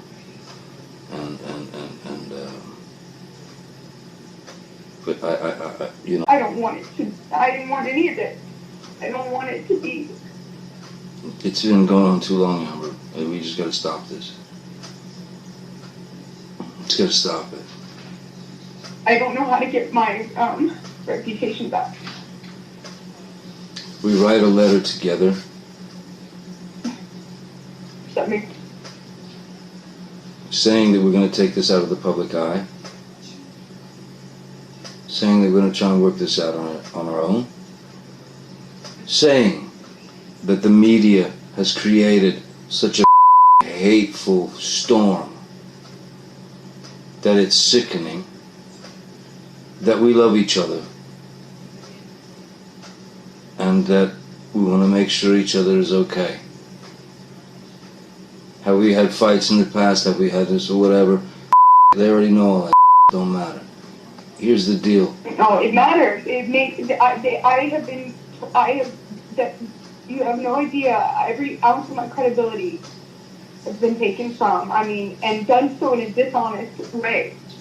You know, Amber, the abuse thing is we've got to deal with that. Yeah, we've got to deal with that, Amber. I don't have any way of my credit is my credibility. You know what? Why did you put that out there? I did not. You forced me. Your team forced me to by going on the offense. I didn't force you from to. the very beginning. I promise. Look up the timelines to these things. Everything is. Forget it. Forget it. You don't believe what I say. You don't believe what I say. But I did not choose this. Every step of the way has been an offense. I did not put this anywhere. I didn't. Let me talk to the team. I did not call the cops. I gave them no statement. IO called the I did not cops. call the cops. You told IO to call the cops. I did not call the cops, and I did not give them any statement when they came. I've been trying to protect you. You told IO to call the cops. When? While it was happening? Yeah. Oh, I'm sorry. I'm sorry, because the last time that it got crazy between us, I really did think I was going to lose my life, and I thought you would do it on accident. And I told you that. I said, oh my God, I thought for the first time. Amber, I lost a finger, man. Oh my God, I thought for the first time. Amber, I lost a finger, man. Come on. I had a mineral can of mineral spirits thrown at my nose. You can please tell people that it was a fair fight and see what the jury and judge think. Tell the world, Johnny. Tell them Johnny Depp.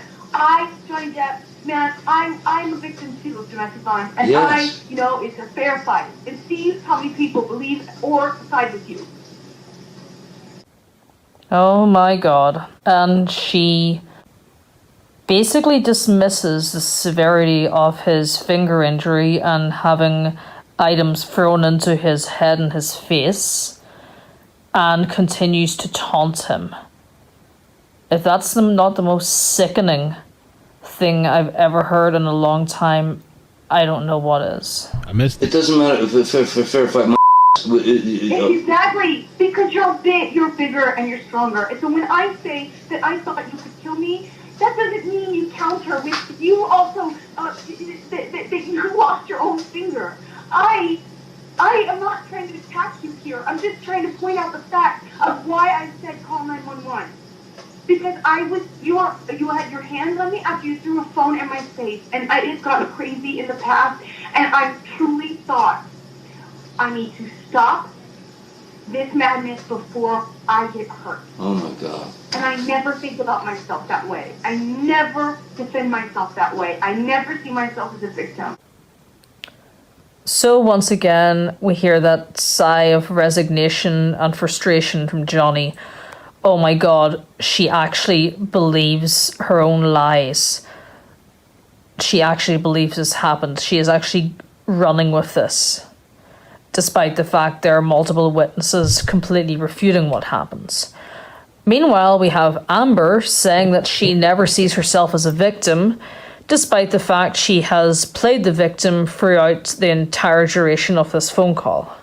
It's your fault, All right, yeah. And I, when they came, I did not cooperate with them. It has been used against me, not by the media, by your side. Who said, look. What do you mean? Where's the media? It's all out in the media. Why is my... DMZ is in your pocket and you don't even know it? Here, her tone of voice turns almost quite patronizing as she moves back on to blaming TMZ and Johnny's team for everything. Oh, I mean, I was at the courthouse while TMZ is posting things. At the courthouse, while I'm at the courthouse, they're posting things about the cops never coming, right? Then we provide proof. Then they say, oh, it's just one set of police officers. Then they retract their story, but they don't actually retract it like an objective media source would. No, what do? They just come out with a new lie. They go, oh, well, it was just one pair of cops, and she said it was two. And I said, no, here's the proof. We just subpoenaed the building for the actual security records to prove that was wrong. Okay, then what did they do? They came out with a new lie, a different lie. Okay, well, it was this. I mean, every step of the way I've had to take has been because that news source is in Marty's pocket, in Laura, like that's from Laura's source. Okay, listen. Every step of the way. All right, listen. Here's the. Planted. All right, fine. You believe what you believe. I'm gonna call to these people. I'm gonna take care of this. See what is going on. I will get back to you. Otherwise, listen. As far as I can tell right now, it sounds like you want to go to court and you want to this up real I bad. don't. I just want to clear my name. I've been telling all the lawyers this from the beginning, and your lawyers knew this. You cannot clear up your name now. Don't let them lie to you. Don't let them lie to you. I have said only this from the very beginning. I only have my integrity. And the unfortunate thing is, What about mine? taking it a step further. What about mine? They keep taking, that's what I'm trying to say to you, literally in words. I'm out of my mouth, that's what I'm trying to say to you.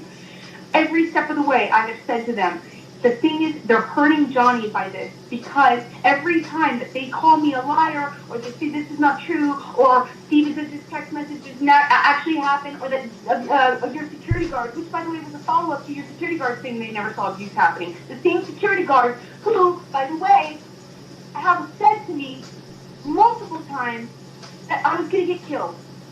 And once, on accident, I had the phone recording out on the table from one of our fights where we're, doing the thing where we record it, and we finished, walked away, whatever, and I texted Jerry Judge on making calls after that, which I didn't even know I had done. I had left my phone out on the table in the same room we were having a fight, and then left the room. And then Jerry's on the phone. It's him saying that he did not acknowledge any physical violence. You have no idea how bad this is going to be for every single person that has come on the record. Now, there is record of now Jerry and Sean saying that, both of which I can prove heard. Acknowledged. There's also Travis. There's Travis coming to get me. There's Travis having to come up and pull me away from you. Yeah, but that's you saying that to Travis. That's different from Jerry Judge going on record saying he never witnessed any violence, and then me having a phone call conversation recorded of him saying exactly that. Not to mention multiple times where and they'll have to do this under oath, obviously. They're going to have to say they didn't see it in front of me and other people that have heard them. You're going to have to do this under oath too, I will, because the unfortunate part is, I can talk about all of this. Do you believe all this, Amber? Do you believe all this? Oh, yes. You believe I'm an abuser. You believe I'm an abuser.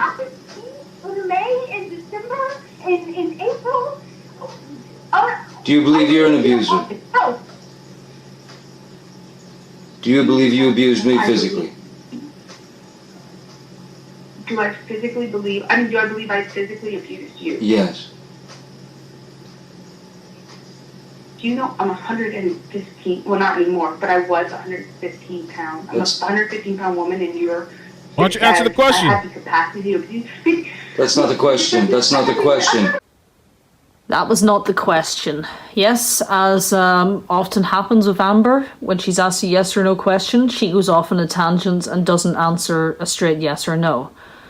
Also, she's about 5'7", 5'8", the same height as me. 115 pounds?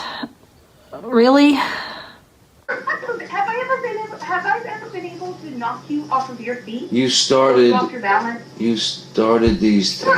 You're going to get up on the stand, Johnny, and say she started it? Really? I have never been able to overpower you. That's the difference between me and you. Why did you try? And that's the difference that the whole world and the jury and the judge will see, is that there is a very big difference between me and you.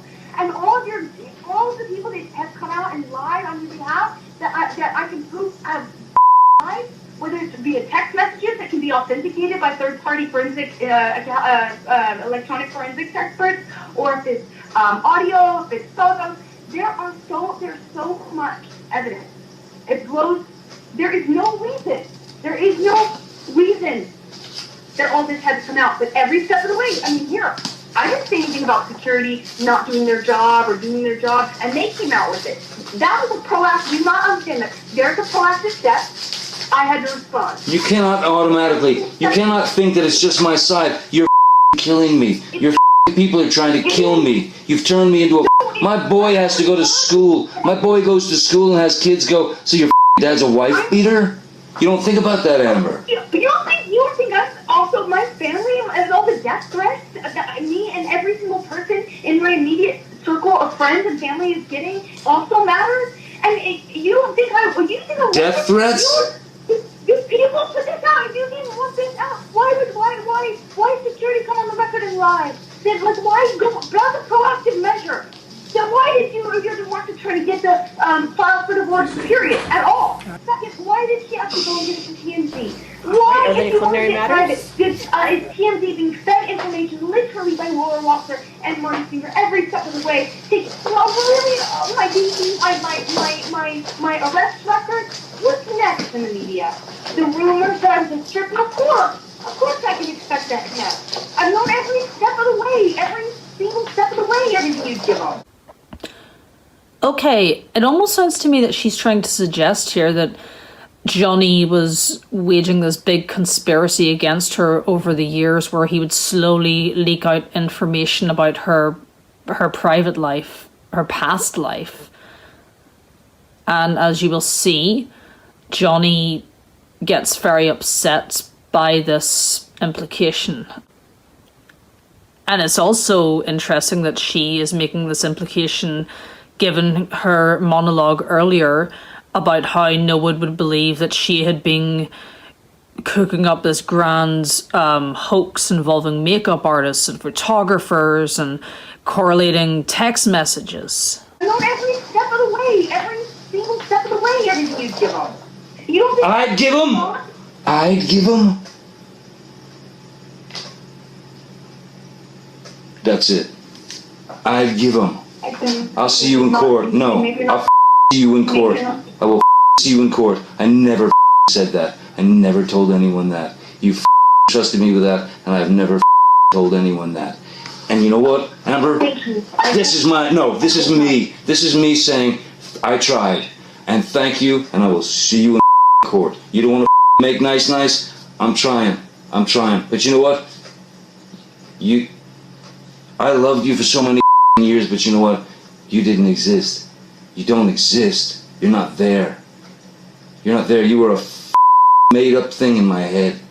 And I can't believe you're doing this to me. Stop. Can't believe it. There's no need to be cruel on top of it. You've been nothing but cruel, and I'm going to court with you. I'm sitting here defending myself, and it makes you so angry. You have not let up. You keep blaming. No, what you just said. What you just said to me. You're defending yourself against me about something I didn't do, and I'm not going to fight with you because I know this lasts forever. You did it. I said I could accept it next. I am defending myself. Excuse me. I am defending myself. Excuse me. I'm defending myself to you on the phone right now, and you're attacking me. Excuse me. I'll be right back. Things to me on top of it. Can you give me 1 minute, please? May I have 1 minute, please? I'll be right back.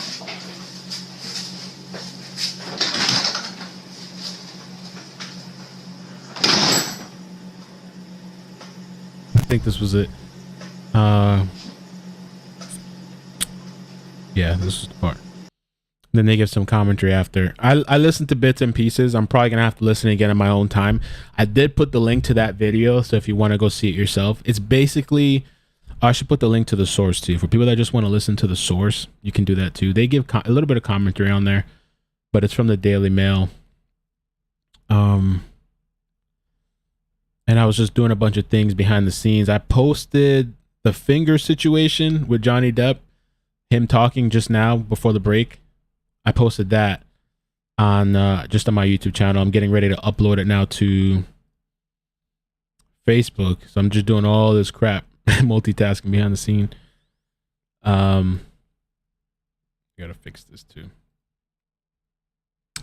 But they should be coming back in 10 minutes. And today I think has been really super interesting. Forgot what I was doing. I was doing something and I forgot. I had a reason to do something. Uploading that.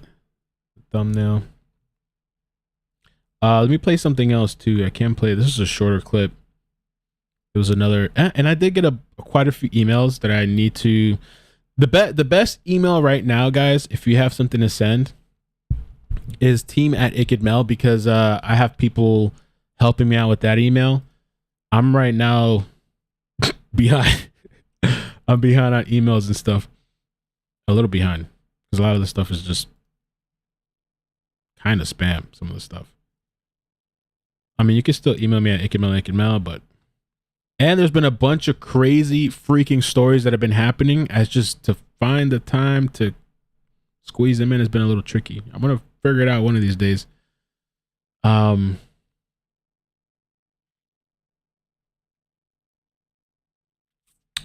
Yeah, let me play. Yeah, I lost the video that I had from the mods. Boom, boom, boom, boom. See if I can find it.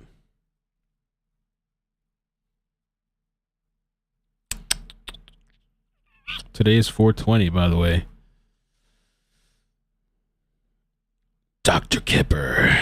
Oh, here it is. Oh, my knockout. Yum, yum. Please, Dr. Kipper. Please. So this, let me see what this, I don't even know what this is, bro. Let's check it out. This is, the title is Amber Heard under investigation for perjury, ? This was posted May 8th, 2021. The LAPD body cam footage shows that expose her lies. Let's see.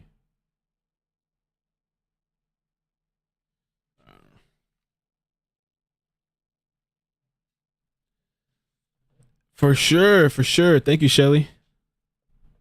Shelly said today's lunch break flew by. Oh, I got to get the super chats too. I want to do that before we get back from the break. Yeah, the break's already over. It just blinked and it was over.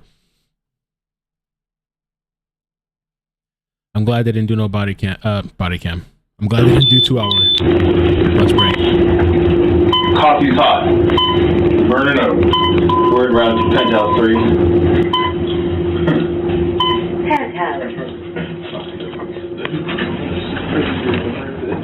Be advised, we're stepping out onto the penthouse floor.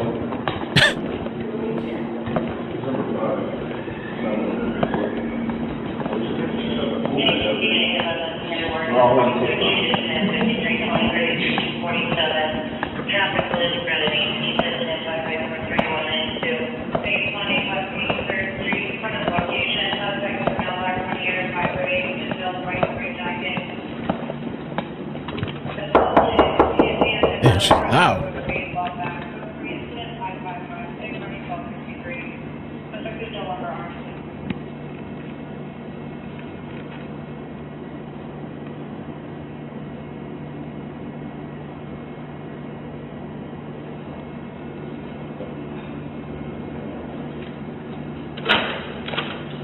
Hello. Officers. How you doing? Doing all right. You guys had somebody come out here earlier already? Yes, we did. Okay. I can't remember their names offhand. We have the card inside. Cyan, maybe? Yeah, we got another call. I don't know if it's related to the same call from earlier or if somebody called again. Probably. We just need to check. One of you guys know someone in New York or something? Yeah, she probably called twice. Okay. Yeah. You just talk to your wife or just make sure. Oh, it's not my wife. Okay. Whoever Different conversation. Oh, okay, yeah. Well, whoever it is, I'm gonna step out. We just gotta check on them, make sure they're all good. I'll go get the business card from the cops. Yeah, I don't know. Just because we got another call and we came again, we still gotta make sure. Give me 1 second. Business. Give me 1 second. Back up, please. Back up. Can we just, we'll just come in and just check. We just need to make sure everybody in here is okay and then we. I called twice. I don't know if she called twice or whoever called, but we just got another notification. So It must have been a mistake. we just need to come in and make sure that everybody's okay. Yeah, They're all good. Nobody else is in here. no. Okay. The other officers came by and checked the apartment and the other apartment as well. Yeah. It must have been like a double call. Okay. Who's Amber? You, okay, and Johnny Is definitely not here. is not here? Okay. Who's she with? Like 2 hours ago. Okay. Yeah. All right, cool. Everything's all good then? Now it's, yeah. All right. Thank you. Well, if you guys need anything else, just call us back.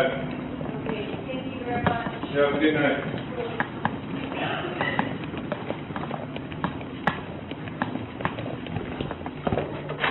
Thank you, officers. Yep, thank you. Have a good night. I don't even know what's going on there.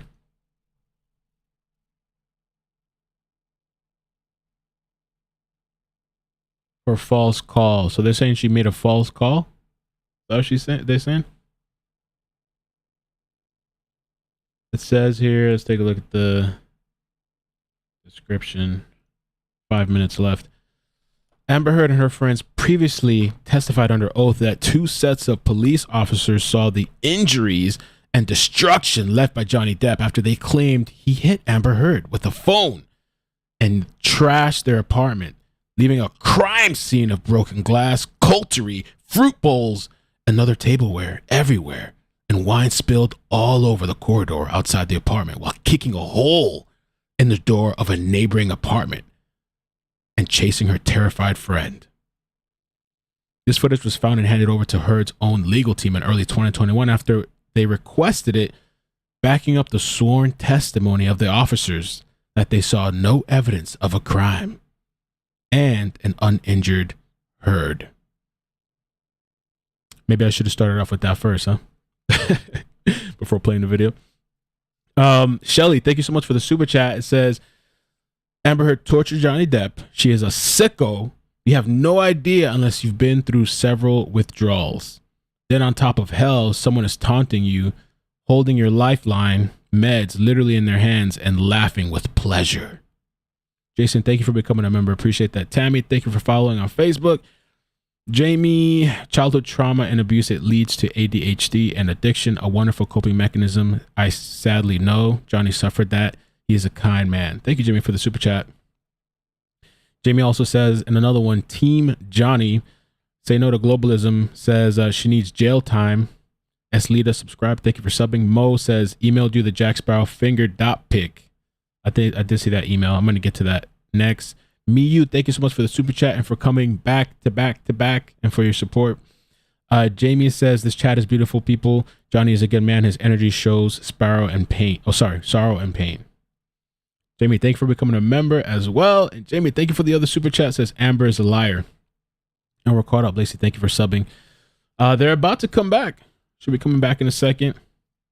This is the picture. What picture is this? Oh, dot. Oh, all right. Hold on. Let's check this out. Dot.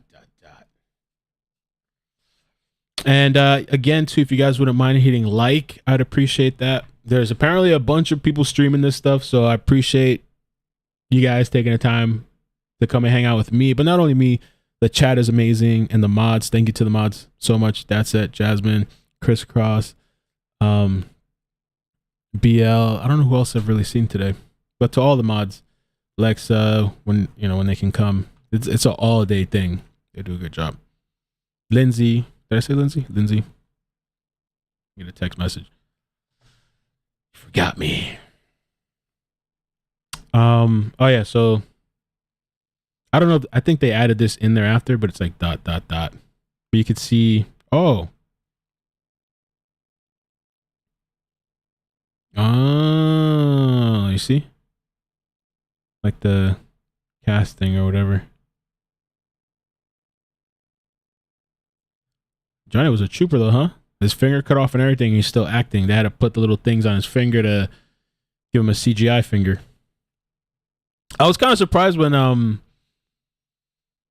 was a little taken back when he was like he's asking for his meds. I couldn't imagine like having to ask somebody for permission for meds, for my own goddamn meds.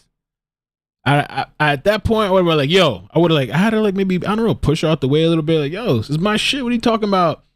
It's not time yet. Like, who the hell are you? It's not time yet. Somebody sent me Dr. Kipper audio.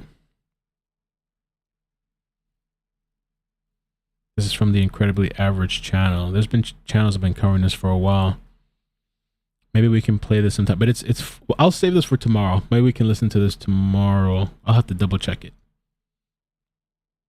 And I don't know if we've heard this or not yet. Maybe we've heard it. Maybe we haven't. I don't know. But maybe we could find something for tomorrow's lunch break. Today's Wednesday.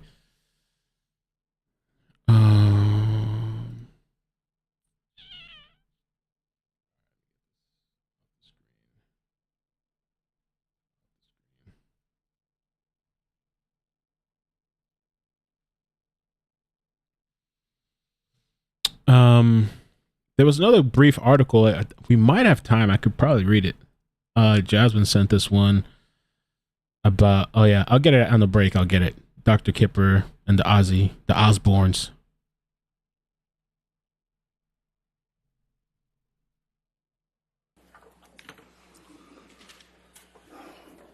We're back. Wake up. Wake up, wake up, wake up. Is that how that song goes? I don't know. All right, so I can fix this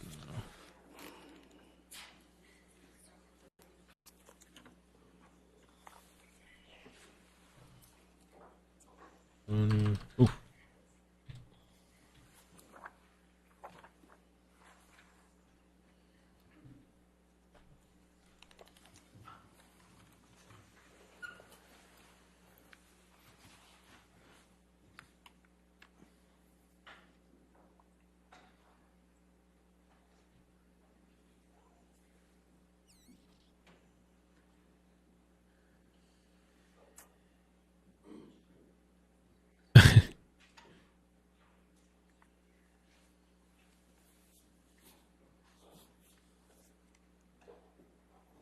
All right, thank you. Be seated.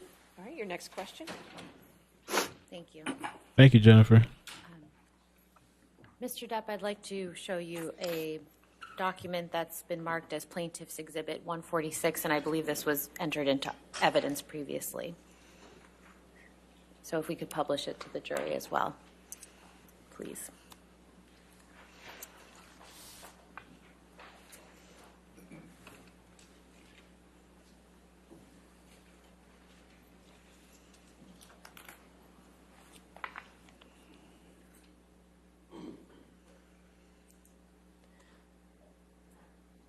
Mr. Depp, could you please explain to the jury what's reflected in this photograph? I believe that's, well, it's definitely me. After receiving kind of a roundhouse punch from Misheard. I believe that this is, it's March. I believe that this is from what's been called the staircase incident. Am I correct? So you said you think this is from March of 2015? I'm just looking at the top. Okay.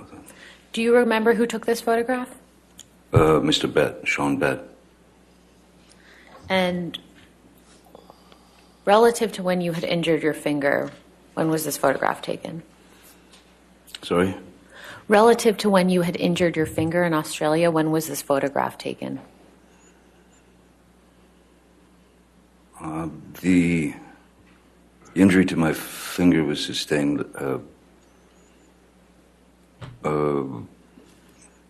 I believe it was a couple of weeks or so before this, because we were back in Los Angeles for the surgery and rehabilitation of the digit.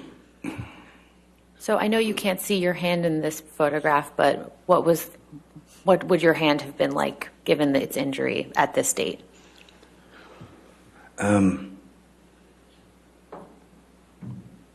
Well, it was still a very, it was a very fresh wound. When that amount of,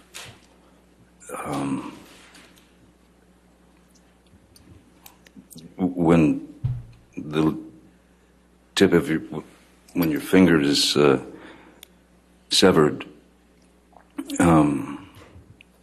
that's not going to heal up for a very long time, and so my finger was still a very fresh wound. I'm not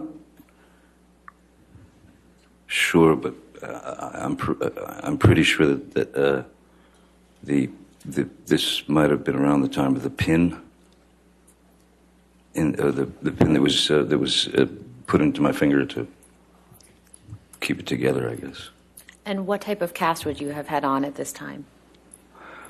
It wasn't a cast per se, as it was bandaging. When the bandage was out to sort of here, that was extra padding for the tip of the finger protection, and also because of the pin that was in there.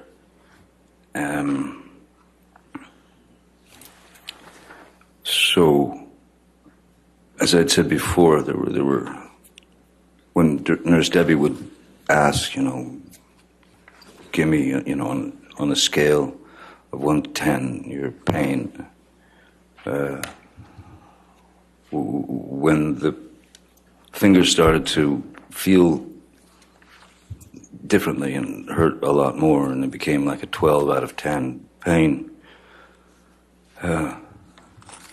that was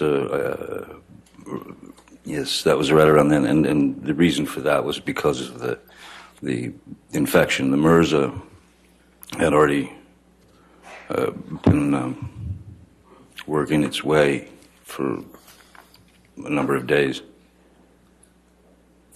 Mr. Depp, could you please explain to the jury the circumstances that led to you having the bruise that's reflected in this photograph?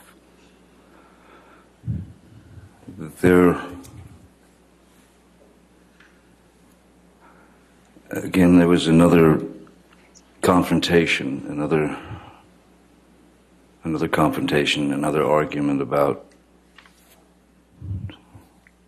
something or other, and we were in penthouse 5 area, which was where Misheard had her office at the top of the stairs.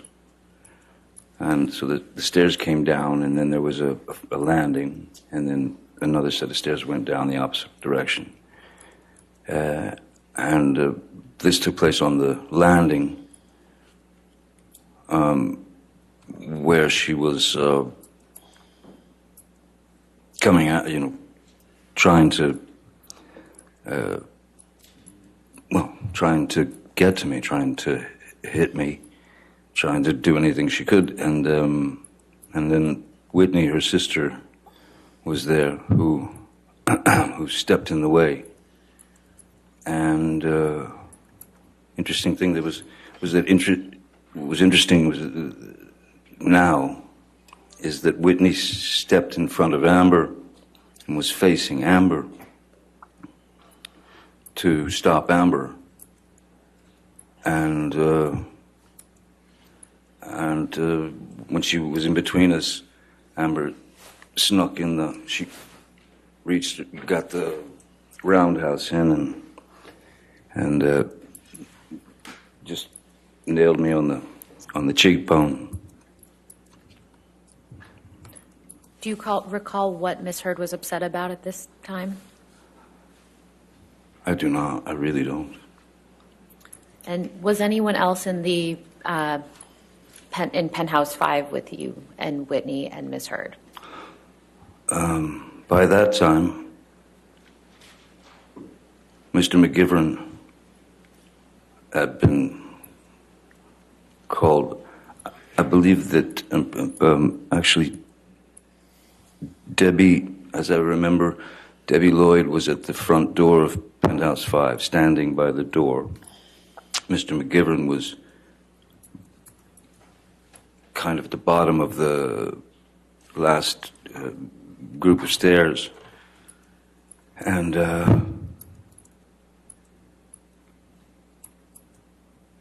then the thump happened, and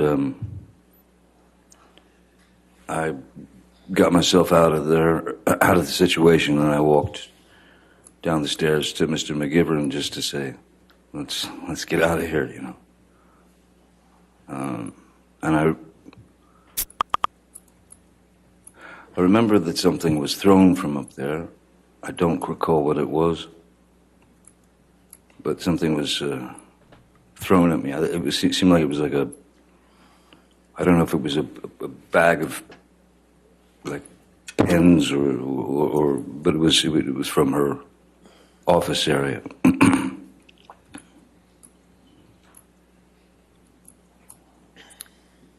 If we could please pull up Plaintiff's Exhibit 343.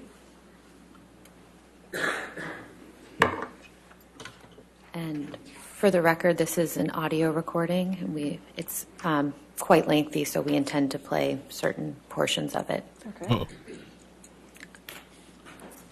Any objection? No objection, other than we'd just like to know what minute, second portions they're going to play. Okay, but the entire audio is in evidence, correct? Yes, ma'am. And no Yes, objection? Okay. Yeah. All right, And 343 in evidence. If you'd like me to read the specific minutes now, or we can provide it to counsel afterwards. Hey, if you want it now, or as you go, or, okay. We intend to play minute 25, 37 seconds through 26, 28, 1 hour and 57 minutes, 21 seconds through 1 hour, 58 minutes, 54 seconds. 2 hours, 38 minutes, 52 seconds through, 2 hours, 38, 52 seconds through 2 hours, 39 minutes, 43 seconds. And then 2 hours, 46 minutes, 1 second through 2 hours, 47 minutes, 20 seconds. Those are 4 clips. Okay. Thank you. You want to publish that to the jury? It doesn't matter. It's just audio. It doesn't matter.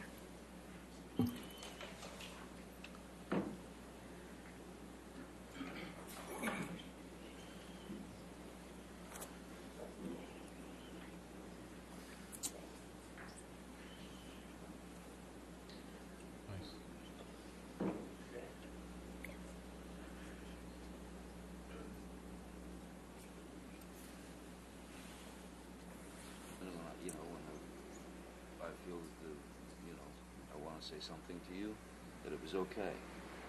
That's the promise you gave me a little while ago.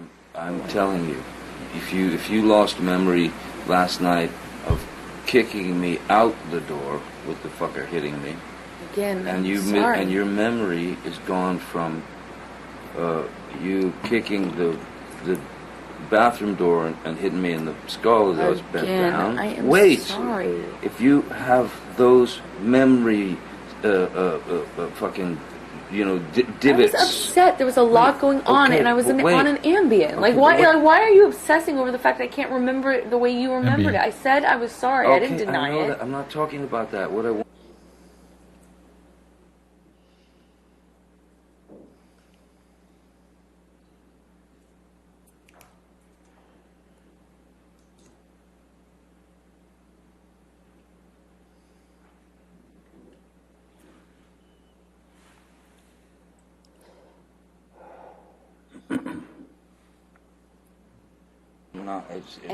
It's not to get you mad. It's just to get out of a bad situation while it's happening before it gets worse. In Australia, when we had the big fight where I lost the tip of my finger, at least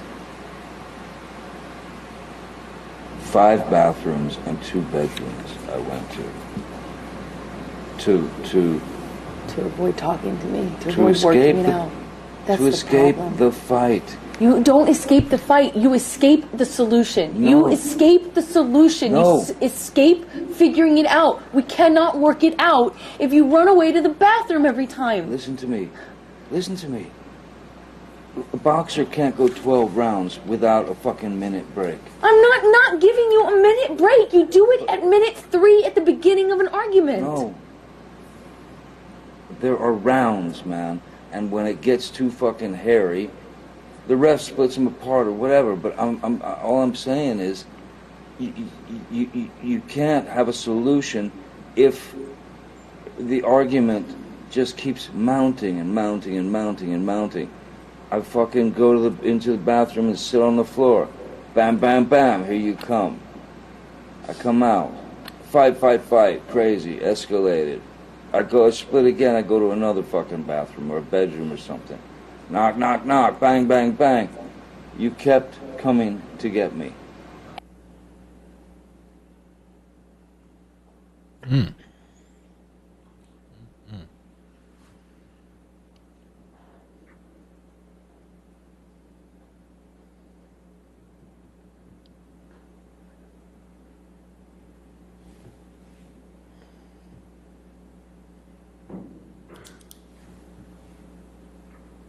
Shit gives me flashbacks too.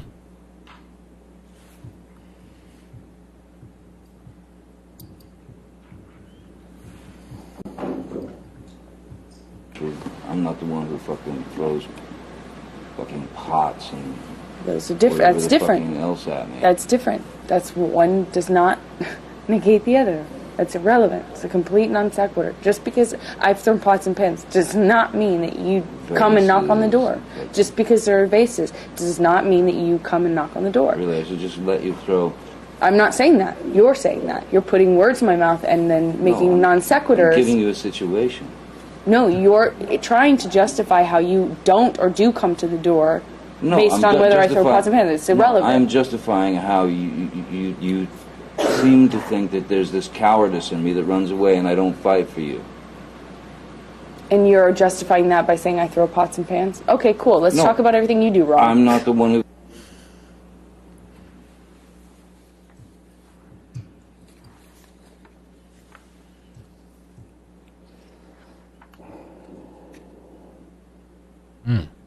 For the world to see.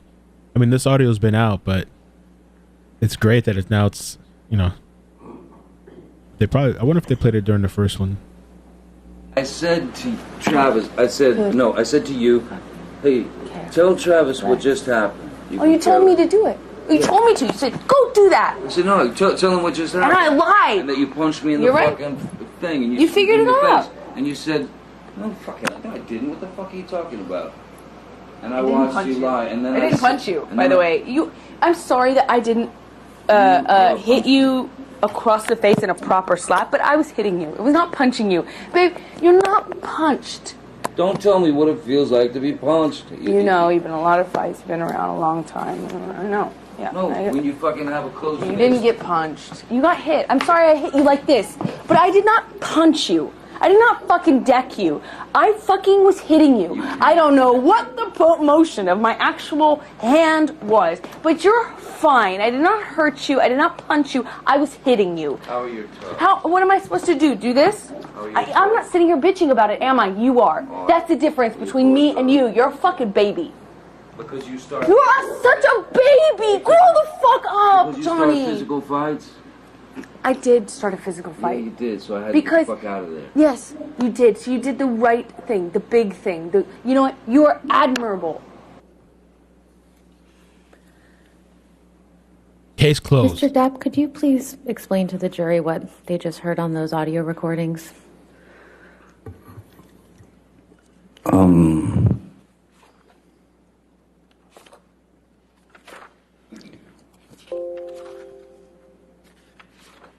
What was just played on the audio recordings was very much the tone and the aggression and the attitude and the need for a fight from Misheard. That was, I don't know if that was some need for attention, but that was a sound that I had gotten very used to. The squabbling, the raising of the voice to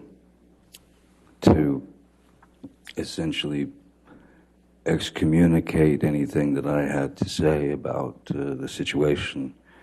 But then, and I do remember that incident. I believe that's from the, when I was in the bathroom, and I was in fact taking a shower, and this was in penthouse 3, and she came banging on the door, banging on the door, banging on the door. I didn't answer. I was in the shower.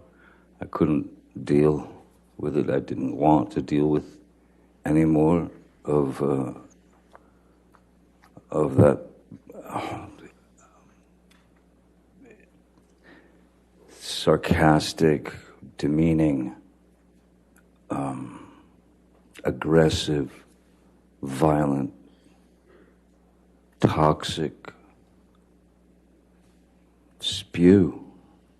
And so I was taking a shower and I didn't want to answer the door. She kept banging. And then I finally got out of the shower and I opened the bathroom door about just that much, just so I could have a good hold on the door in case she tried to burst in. And I was right, she did. Bathroom doors go in. She was pushing all her weight on the door, trying to get in. And I was pushing back because I didn't want to let her in, because I obviously didn't want the confrontation. She was not in the best of moods, you can hear. So when I was pushing the bathroom door, trying to close it, and was almost closed, she suddenly kind of yelped in pain. And she screamed out, "Ow, my toes or my foot or something." And so in that second, I thought possibly her foot had gotten caught under the door, which would, of course, not feel great on the foot or the toes, so I thought she was maybe injured. So I knelt down to have a look. The door was still, it was still pretty well about that much open. And when I knelt down on my hands and knees to look at her foot to see the injury, she kicked the bathroom door into my head. She kicked the bathroom door into my head, and I was completely taken aback by such a corrosive, horrific move. So I stood up, and I believe I stood up, and at this point the door was open. I stood up and I said, I think I said, "What the fuck was that? What the fuck was that?" And the next move was just a bang, and she clocked me in the jaw. And that was another shocker. How long after that did you start recording? Sorry? How long after that did you start recording that audio recording that we just heard? That audio recording was about her trying to make less of what had happened. In fact, trying to make less of what had happened by repeating some story to me that didn't make any sense, and it certainly didn't make any sense since I was there and I was the target. So I wanted some confirmation from someone with some semblance of a mind that could understand what was happening. I wanted Mr. McGivern to come up, and I asked her to tell him what had just happened. And her answer was essentially, I don't know what he's talking about. Nothing happened. He's fine. And once again, I told Mr. McGivern, time to leave the premises. Mr. Depp, I'd like to show you now what's been marked as Plaintiff's Exhibit 162. Okay.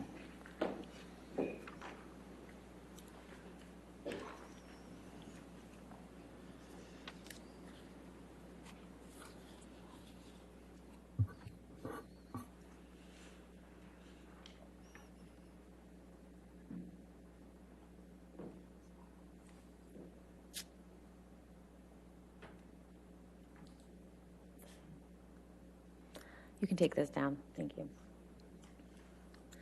Could you pull up Plaintiff's Exhibit 92, please?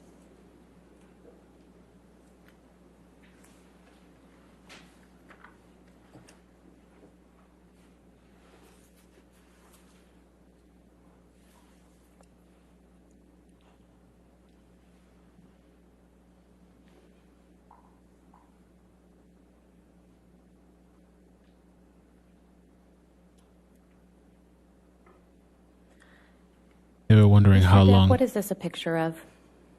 after.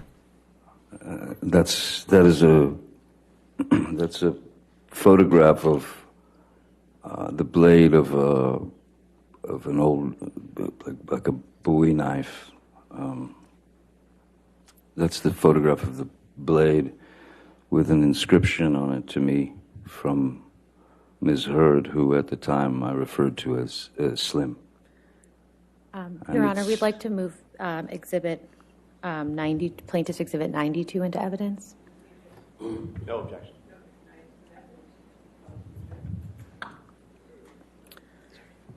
Mr. Depp, what does it say on this knife?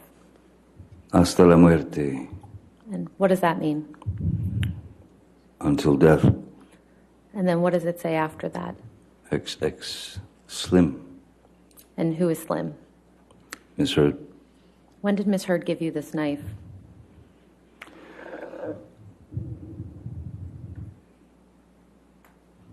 Well, it was a present from Misheard. I believe it was around 2015.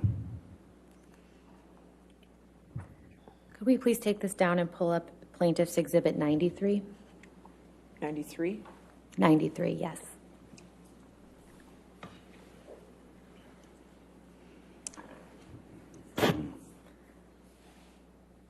Mr. Depp, what is this a photograph of? That's the knife in full view. That's the full side of that knife.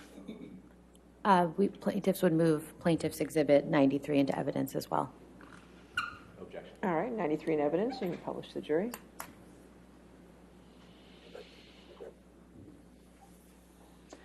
Mr. Depp, do you recall the occasion on which Miss Heard gave you this knife? I don't recall exactly the occasion, whether it was my birthday of 2015 or if it was a Christmas gift. We can take this down, please. Thank you. Mr. Depp, I'd now like to show you what's been marked as Plaintiff's Exhibit 65.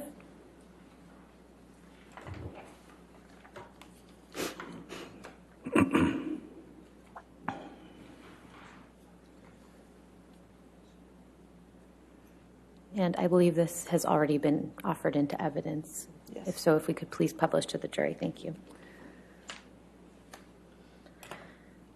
Mr. Depp, what's reflected in these photographs?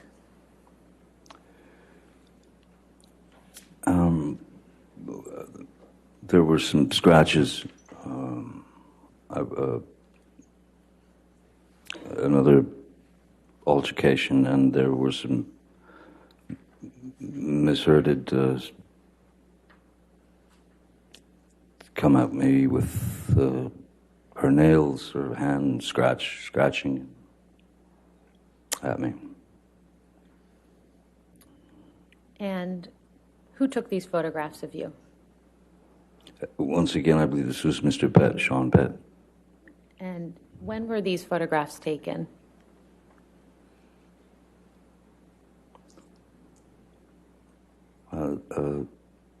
Seems to be Christmas, or 10 days before Christmas, the 15th of December 2015. Mr. Depp, do you remember what led to you having these scratches on your face? This was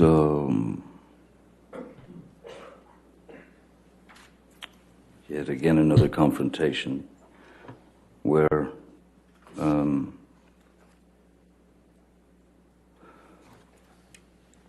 as was my regular practice, there had been an altercation. She was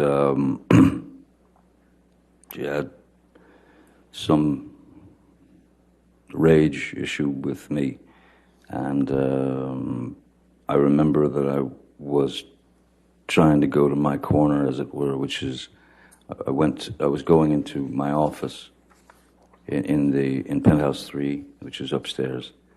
And as I was approaching the door to my office, Misheard ran out of the master bedroom, or bedroom, and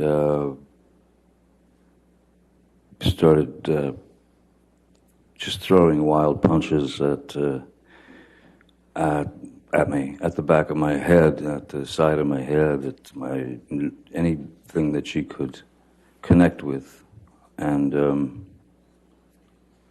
I had to, I would have to show you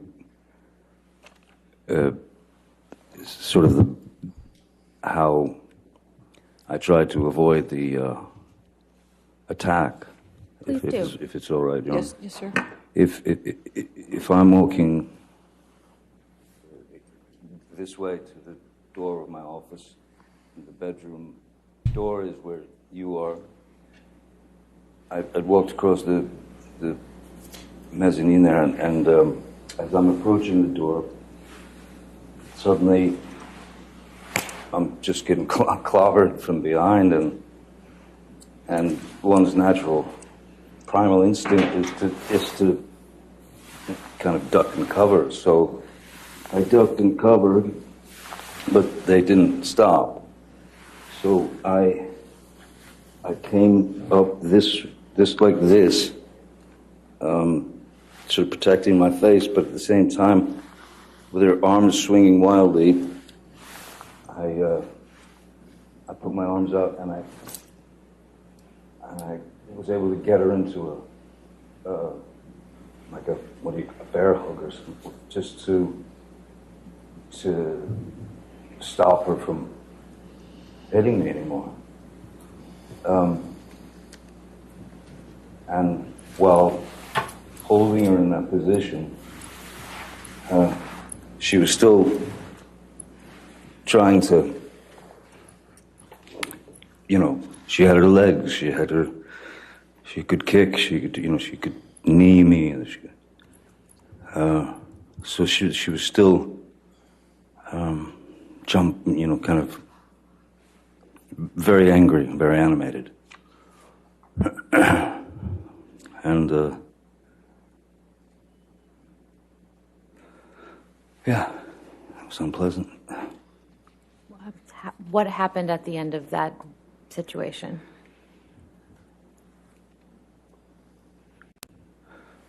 Because of the grabbing of the arms and holding them to her sides so that I didn't receive any more blows, and she was still fighting, I believe there was some kind of contact with our heads, our foreheads, as would happen if you're trying to calm someone like that. And then that was when she accused me of headbutting her, of giving her headbutt and breaking her nose. But there was no blood. There was no. I didn't hit her nose. If there was anything at all, it was a bump of. Well, I'm trying to restrain her. She's trying to get out of it. There's going to be some contact here and there, accidental contact, but not a headbutt. How did you escape this altercation?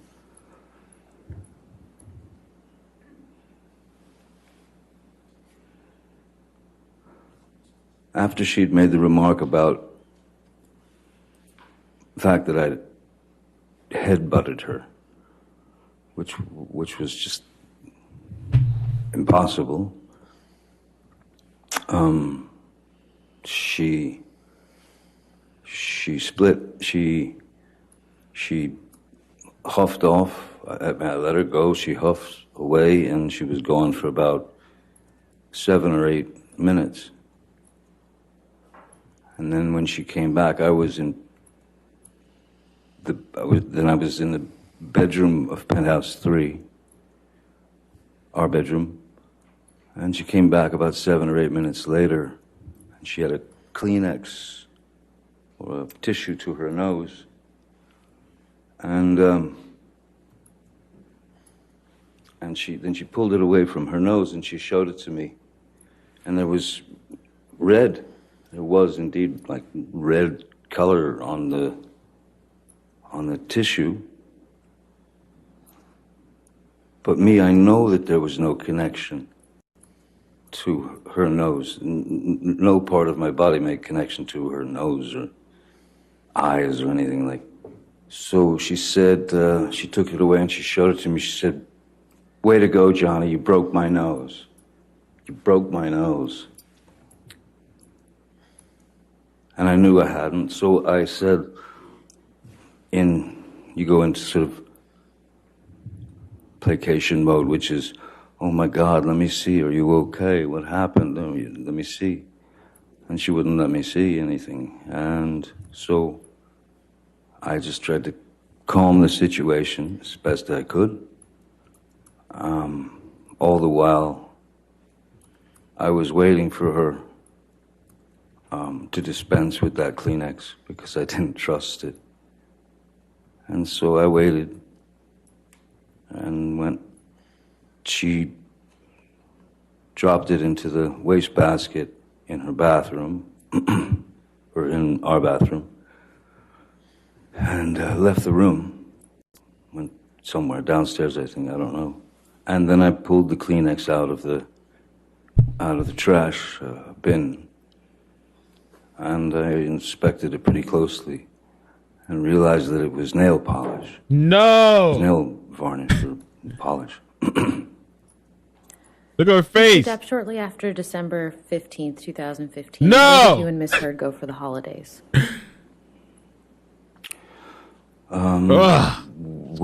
It was had been planned for a while that we would be going to the island, and we would be going to the island with my kids, Lily Rose and Jack, and Lily Rose's boyfriend at the time,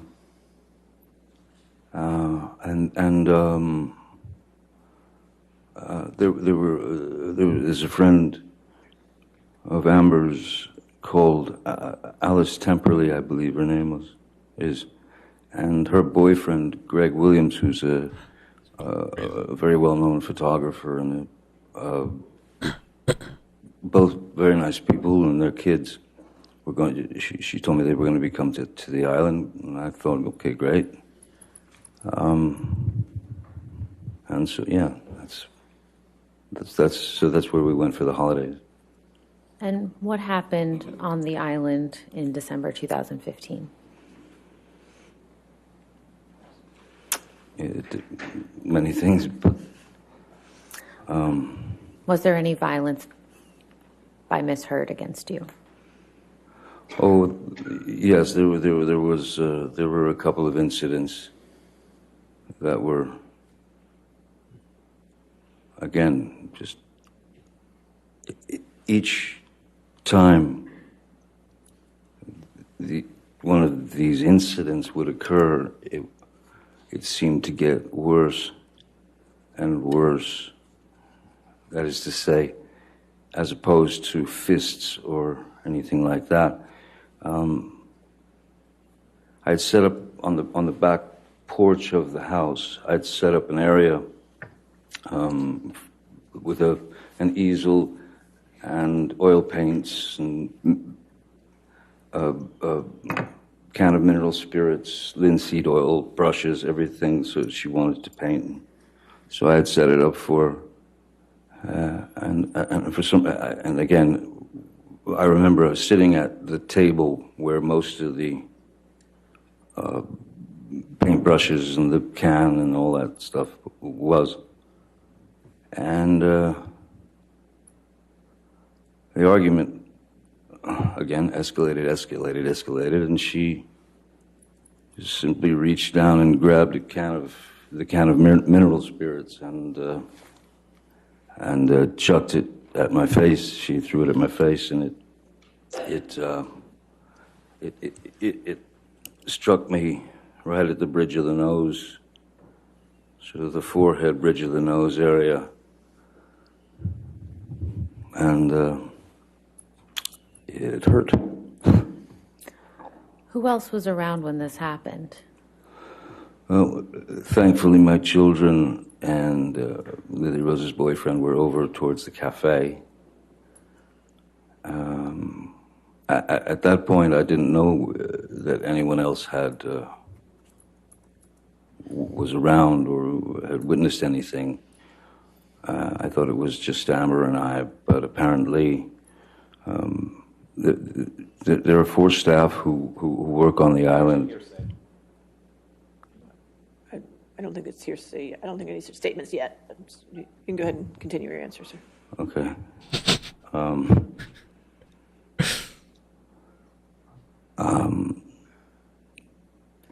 Sorry, the staff that work on your island, Mr. Depp? Yeah. So there are indeed 4 staff who work on the island and live there all year round, who take care of everything, and 2 of them happen to be in that area and witnessed the violence. I'll sustain as to, unless you can lay a foundation, how he would know Certainly. that if it was not hearsay. Mr. Depp, how do you know that these staff members witnessed part of this altercation?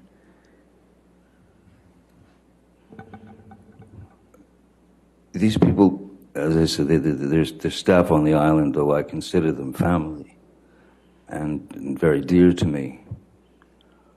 And I believe it is mutual. I've known them a very long time. They were visibly shaken by what they'd witnessed. Objection. Again, if you can lay a foundation, if he saw them there, or if this is something Mr. they told Depp, them. did you see any of these individuals shortly after you had this altercation with Misheard? No, that's not the proper. Did he see them as actually there? If he didn't, if it was something they told him, then it's hearsay. Mr. Depp, did you see any of your staff members at the house when you and Misheard had that altercation? Once Misheard had stormed off,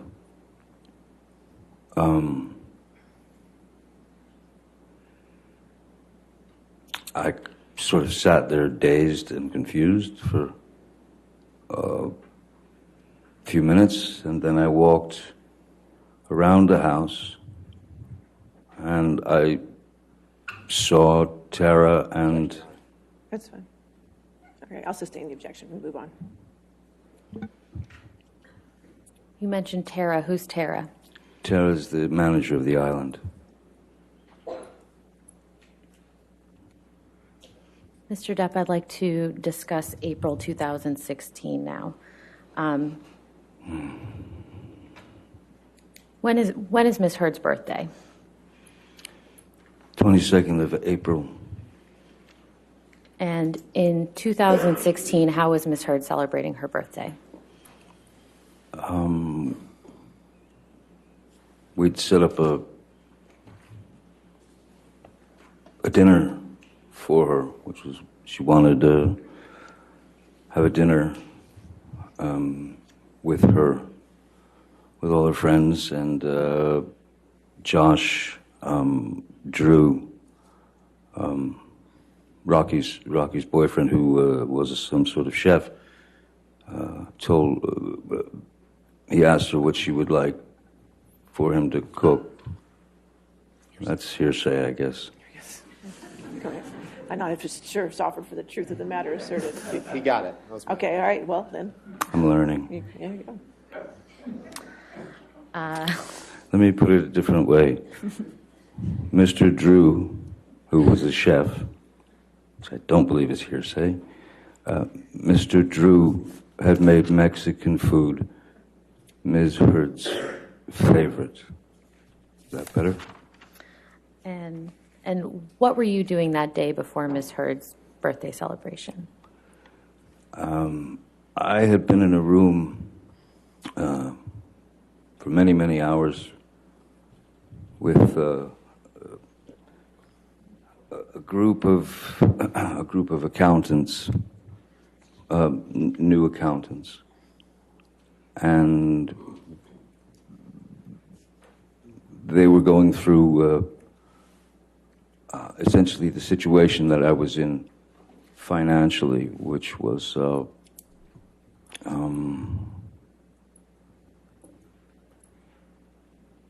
real shock to me. I had no idea, and I know this sounds ridiculous, but I prefer to think of the work as opposed to how much I'm getting paid. So I had no idea how much money I made. I just figured if I was working, there was money, so everything would be all right. They informed me that I had been,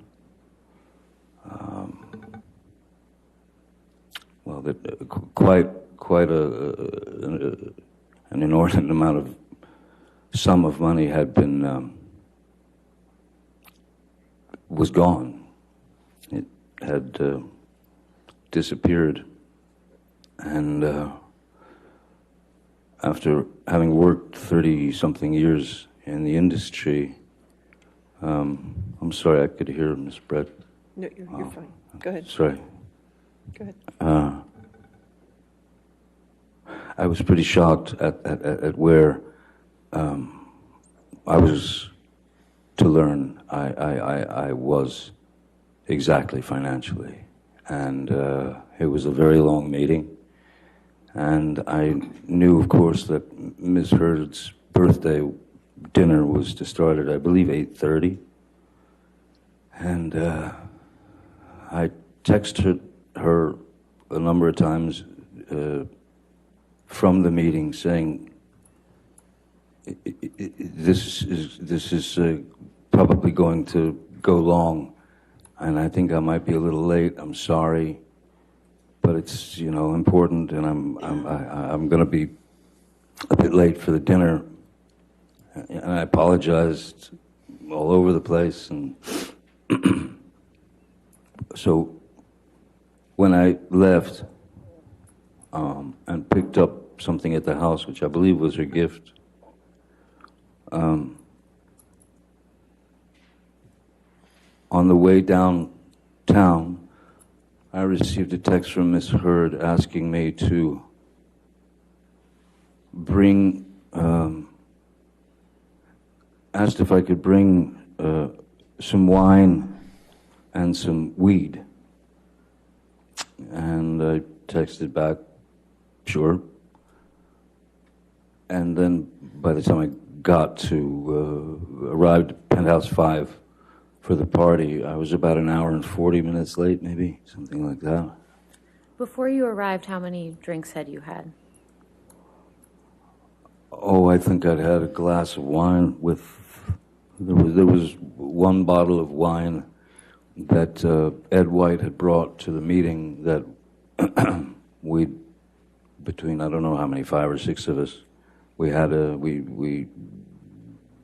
glass of wine. Could you tell the jury who Ed White is? Oh yeah, sorry. Ed White was at the time he was my new business manager, and he was quite a he was quite a professional, nearly forensic business manager, and he had shown me things that from my former business managers that were quite disturbing. Hearsay. I believe he said he showed him. Yes, yes, I looked at papers. Maybe they're hearsay papers. I don't know. I believe he was being shown financial documents. All right. So, I'll sustain us any hearsay that might be understood. All right, next question. Mr. Depp, when you arrived at the party, how did Ms. Heard greet you with it all? Very cold. What did she say to you? Not much. Not much, except occasionally she would tear herself from the conversation that she was in and just to lean towards me. I was sitting to her right, and I would get a quick earful of, I can't believe you've done this to me on my birthday. I can't believe I'm so embarrassed. Which I found odd because I'd kept her informed all day, and the last text that I'd received was a request for wine and marijuana. So when I got there and received that attitude, what could I do? So I just made the best of it and talked to her friends, and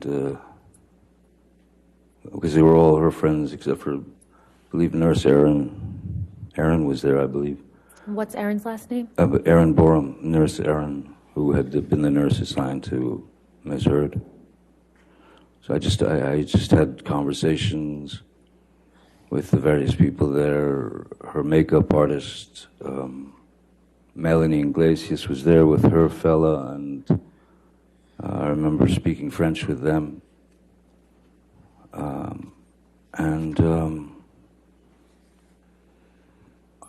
I didn't really eat. Wasn't feeling it. Did you have any drinks once you arrived at the birthday party? Wine. How many glasses? I don't. Maybe two. Because they were like large. The large sort of Bordeaux glasses. So yeah, maybe two glasses of wine. By the time it started to wind down. How many drinks did you observe Ms. Heard consume after you arrived at the party? I really couldn't say because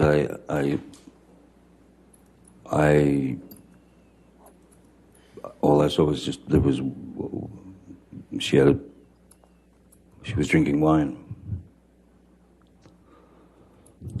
And did it seem to you that she had been drinking wine prior to your arrival?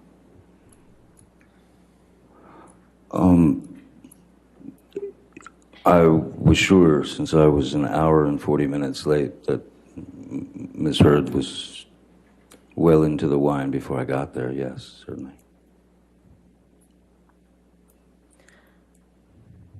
How did the party come to an end?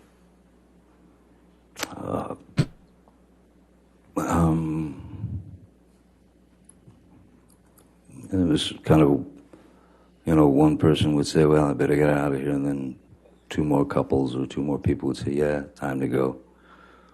And then it just wound down. There was Mr. Drew, Miss Pennington, Whitney, possibly Whitney. And that was about it. It was sort of left there. And what happened after the guests left the party? She was free to commence with the usual verbal barrage, and at that point, there was so much in my head from the meeting. I thought it was a bit much that Misheard had. I'm sorry, it seemed quite brattish, it seemed quite childish that Misheard was holding such a grudge against me for having been late to her 30th birthday party when she knew very well, she was well informed that I was in an intense meeting that had a lot to do with not just my life and my future, but my children's, and I didn't know what was going to happen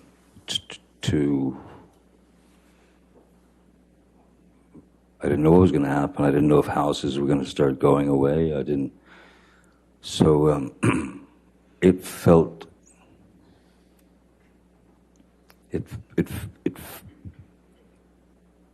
I'm sure, of course, she felt something, but it felt unfair. It felt small, comparatively. If your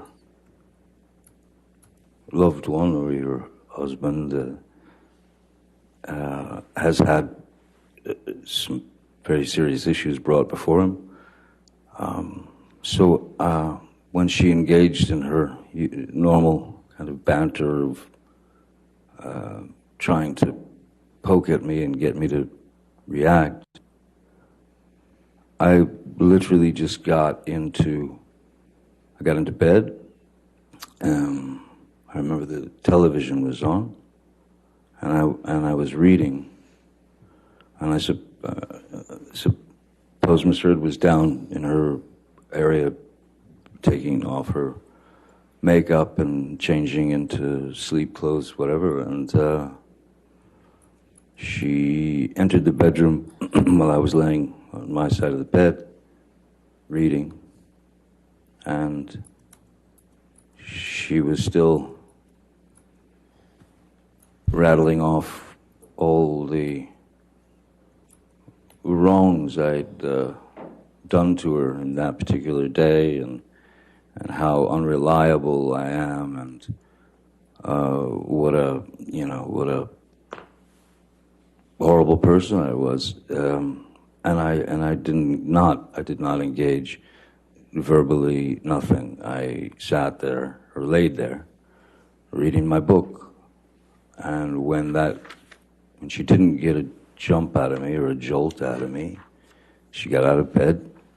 She walked around the bed. She came to my side, and again, you've got a person who is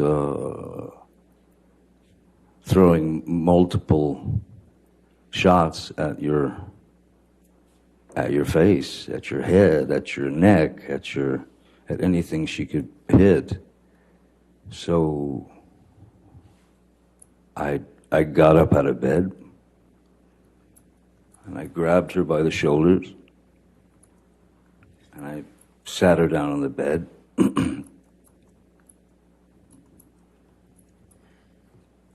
And I said, I'm leaving. Please don't get off the bed. Please don't follow me. Please don't try and stop me.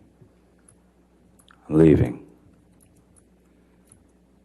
And she got up off the bed, and she squared off at me in the doorway of our bedroom. And I said, what do you want to do? Hit me again? Would you like to hit me again?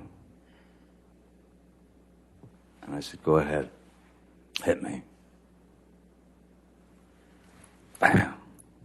Wow. And then I just said, is that what you wanted? Would you like another?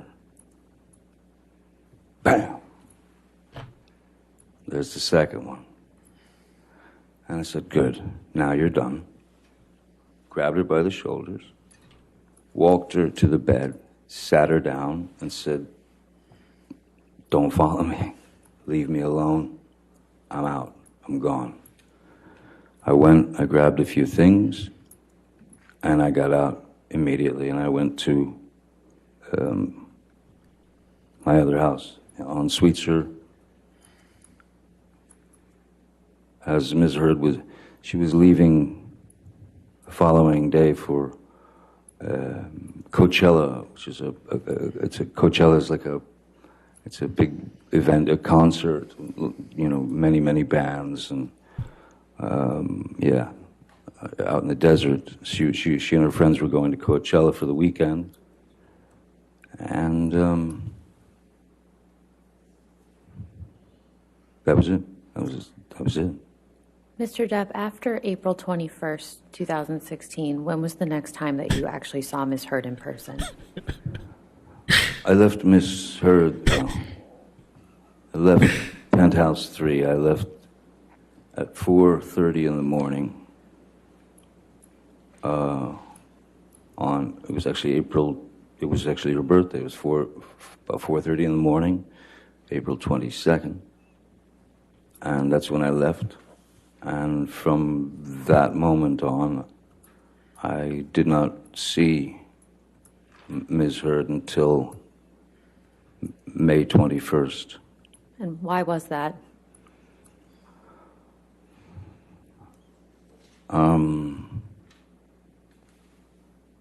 I had received some news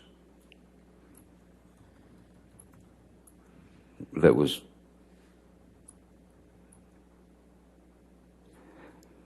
as absurd and grotesque and cruel. And then I was shown a picture of what the problem was. I had gone to Mr. Bett and said, she's at Coachella. I think it's a good time to go downtown so that I can get some of my things, you know, and get them out of there, especially the things that were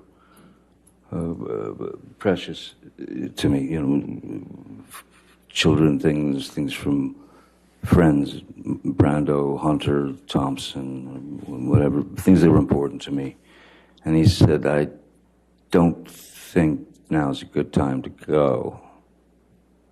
And I thought, it's the perfect time. She's not going to be home for 2 days. And then he showed me a photograph on his telephone of... Objection, Your Honor. Also hearsay.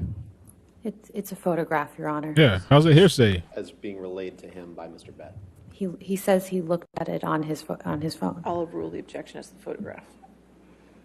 What was the photograph of, Mr. Depp?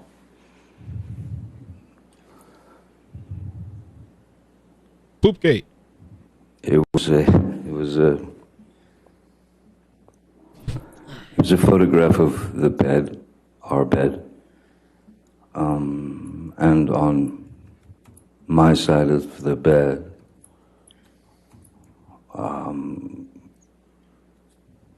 was human fecal matter.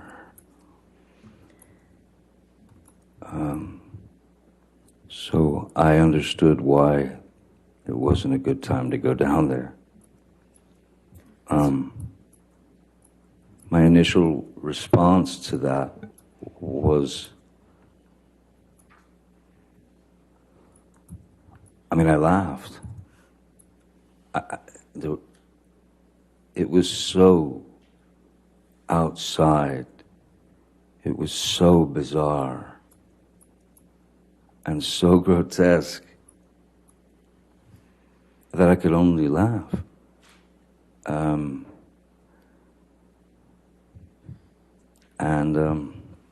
So I did not go down there that day. Mr. Depp, how was your mother's health during this time?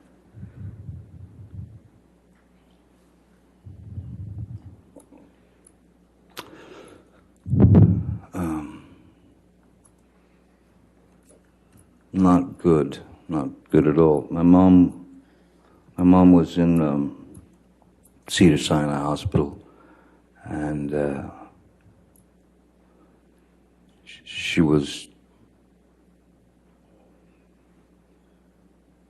on her way out. She was dying. How often were you going to see her during this time? Excuse me? How often were you going to see her during this time? As much as I could under the circumstances.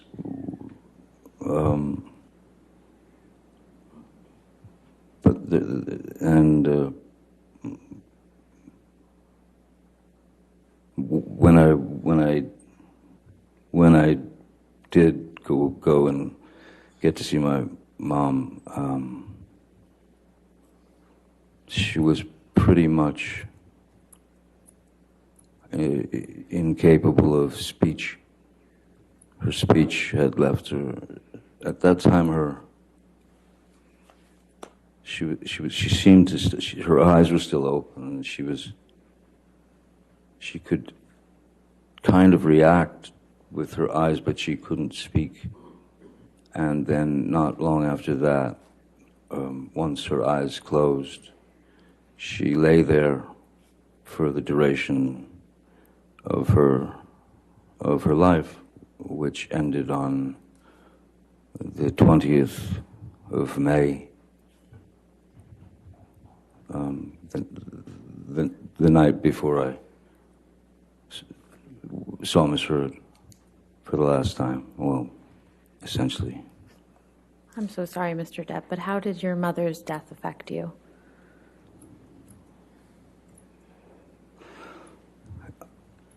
As it would anyone, I suppose. There was one thing that I couldn't fathom was, I brought my kids to see Betty Sue in the hospital, and at that time she was not functioning. She was not responsive. She was alive still. She was fighting still inside, but she was lying in the bed,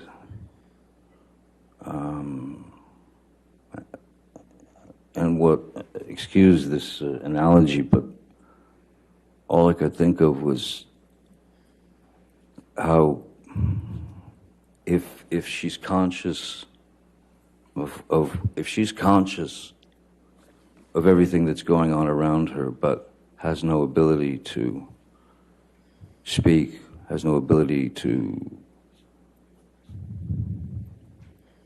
move. I knew that the one thing, as far as Betty Sue was concerned, the last thing that she would have wanted was to have ended up lying there on what it was like. There's my mom lying there on a deli platter, and it was a horrible image. But I brought my kids in to say goodbye, and we all spoke into her ear. And last year we launched the sexiest. Shit, sorry. She passed away later.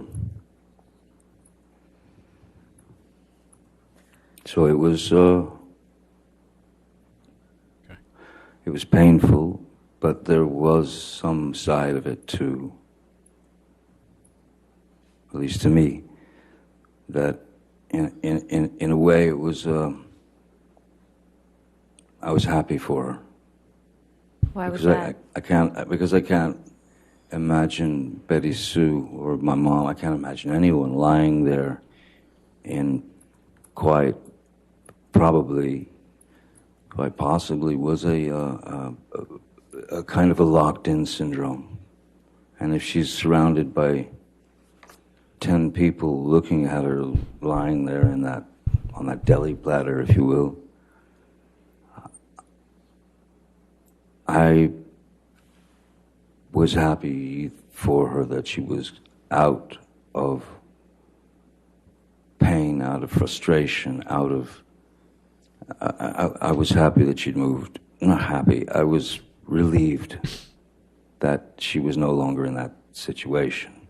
Though, when those you love leave, we're the ones stuck with the pain, with the grieving.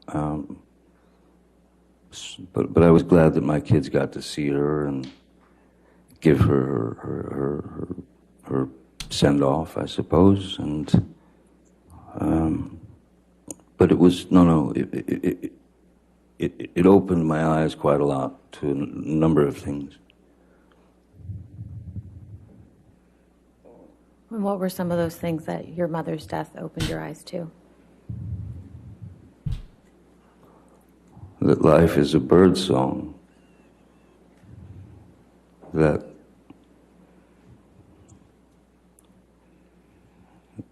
what feels like 100 years is in fact a second, millisecond. Nobody can count those things. You know, so peace with Betty Sue, because I understood where she came from, and I understood how difficult her childhood was, and I understood that she had not had the proper training or proper teaching or the proper background to be anything other than what she had been when we were younger. I forgave her for all that, as one should. So I was, it opened my eyes to the fact that yes, try in relationships, whether friendships, whether court marriage, whether this, whether that, try your best to try. If it's not going to work, it's not going to work. And more importantly, if you're going to get out of it, if you're going to make an end, which I had decided that it was, somebody had to call it, and I decided that I would call Amber and tell her that my mom had died that day. And then I very calmly said, look, I've made a decision and I think it's the best thing. I'm going to file for divorce, but I'm not going to I'm not going to cite irreconcilable differences. I'm not going to cite any violence. I'm not going to. I'm going to state this. We simply, the two of us, we simply don't want to feel as though we have a collar around each other's neck and a leash attached to it, and then this piece of paper that proves that that's true. So what I thought was best was we want to end this in love and take the idea of ownership of one another out of the picture. And that's how I approached Misheard with that. And So why did you go over to the penthouses on May 21st, 2016? Misheard had requested that I come over to have a talk, to explain. She wanted to explain things, and so I went there. And I also wanted to gather up some of those things, precious things that you live with. So I went over there to have a discussion, what I thought would be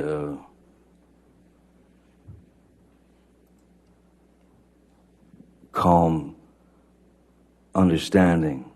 And I figured she understood as well as I did that there was no way back, and I also felt that she would understand that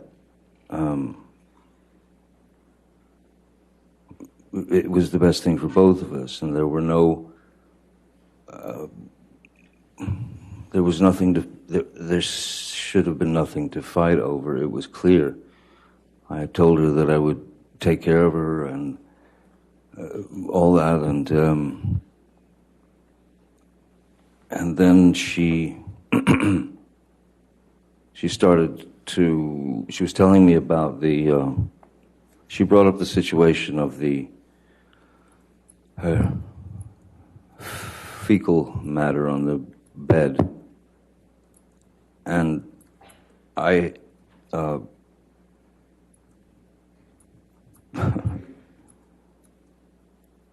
and she tried to blame it on the dogs. But why didn't you think it could have been the dogs? The dogs they're teacup Yorkies. They weigh about 4 pounds each. The photograph that I saw, and I mean, I lived with those dogs for many years, and so did Hilda Vargas. She's a woman who's been with me for 30 plus years, from the very beginning, and she was the one who photographed it. It was clear she knew the dogs as well as I did, and that was none of that did not come from a dog. It just didn't. Mr. Depp, could we back up a little bit? Who went over to the penthouses with you on May 21st? I went to the penthouses with Jerry Judge and Sean Bett, and I had asked them on the just in case, please pay particular attention and stay as close to the door, stay at the door, or if you got a split, come back quick. If they went down to the security shack or whatever it was, don't linger, get back. Because if you hear anything, if you hear screaming, you got to get in there. So leave the door unlocked and spring in there if you hear something. Why did you want them to be able to get into the penthouse quickly if they heard anything? Just based on my past experiences with Misheard, when you say something that she either didn't agree with or swore up and down that it was a complete falsity and there was something wrong with me, I'm crazy, and the escalation. If anything was going to start to escalate, I did not want to be there. So I had them waiting by the door to get in there in case anything went down. So when you walked into the penthouse, what did you see? When I first walked into the penthouses, you walk in and then make a left, and then you're in the kitchen area, and then beyond that was the living room. I saw Misheard sitting there on the couch, and I went over to talk. I went and sat down on the couch. She was sitting on, the couch was kind of a square, or a half square, She was sitting on one side of the couch, I was sitting on the other. That's when she was trying to explain a few things about Coachella, and then the fecal delivery, and saying that it was the dogs. And I could not agree with her. I'd lived with those dogs. I picked up their fun. It was not the dogs. And so what happened was, I said, let's call Kevin Murphy. Who's Kevin Murphy? Kevin Murphy he was in Los Angeles. He was the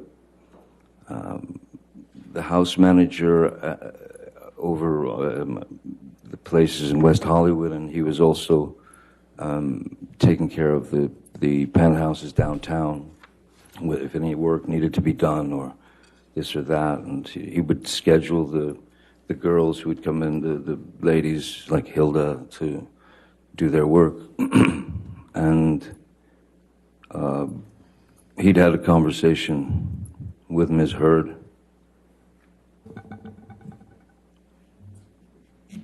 Hearsay, Your Honor. Let's move beyond the All right, let's conversation move that on. Kevin Murphy had with Misheard. So after you called Kevin Murphy, what happened? I asked Kevin if Amber and he had spoken about the incident. He said, yes, they had. Okay. And it appears that Misheard had told... Hearsay, Your Honor. I'm not sure. This is apparently a statement by Misheard. That he heard from Kevin Murphy. That's what the testimony is. All right, if you want to reframe that, that's fine. Okay. After you when did you hang up the phone with Kevin Murphy?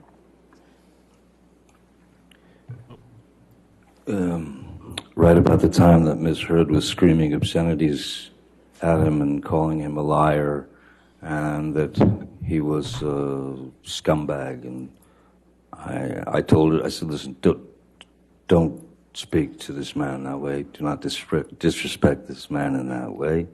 And then Kevin Murphy just hung up. And so at that point, she was riled, of course. And I went upstairs to gather belongings. When I came back downstairs, she was on the phone with Io Tillett Wright, and they were making a wonderful point of just how funny it was that I thought that some human being had actually dropped a grumpy, pardon the term, onto the bed, and they were yucking it up. They were laughing about the whole thing, and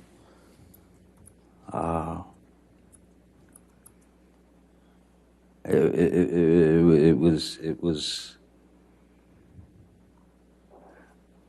You know, it was a tough couple of days, and I really didn't feel like I deserved that kind of treatment. And I went over, and I said, hey, let me talk to her. I grabbed the phone, and I said to Io, you can have her now. She's yours. She's all yours. Right? And then I took the phone and I just bang like that onto that side of the couch was 8 feet long. The other side of the couch is about 6 feet long. I flopped it onto the couch, and I was walking towards the kitchen to exit, and then suddenly Rocky Pennington ran in to the penthouse and started, leave her alone, Johnny, leave her alone. And I was by the refrigerator at this point. I was 20 feet away. Where was Misheard at that time? She was still sitting on the couch. And that's when the screaming, the screaming started with again, I'm 20 feet away. She's still got Io on the phone. She's got Rocky there. Stop hitting me, Johnny, she's screaming. In her best freaked out, upset voice, high-pitched.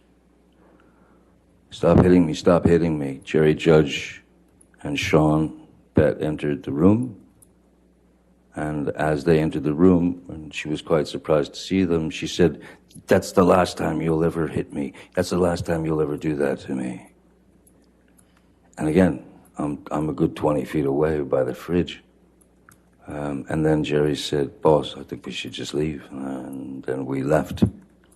That was the last time I saw Misheard until she asked me to break the restraining order. Or not break the restraining order, break the restraining order and talk to her in July later. Mr. Depp, where did you go after you left the penthouses on May 21st? I went home. To which home? Oh, to Sweetser. And then where did you go? Where did you go after you went home to Sweetser? I was due to. I had to go to. I had to catch a flight to New York, where we were doing. I was this group, the Hollywood Vampires. we were about to set out on a 2 or 3 month tour of Europe, and we were rehearsing in New York, and then we played one show in New York as a warm-up gig, and then we were on the plane, and we started the shows in Europe, and I was on the road from then, which was May, through July, August or something. Ms. Myers, is this a good time to take our afternoon break? I was just going to suggest that. Thank you, Good. Your Honor. All right, thank you. Let's go ahead and take our afternoon break, ladies and gentlemen. Please do not do any outside research and do not discuss the case. Thank you.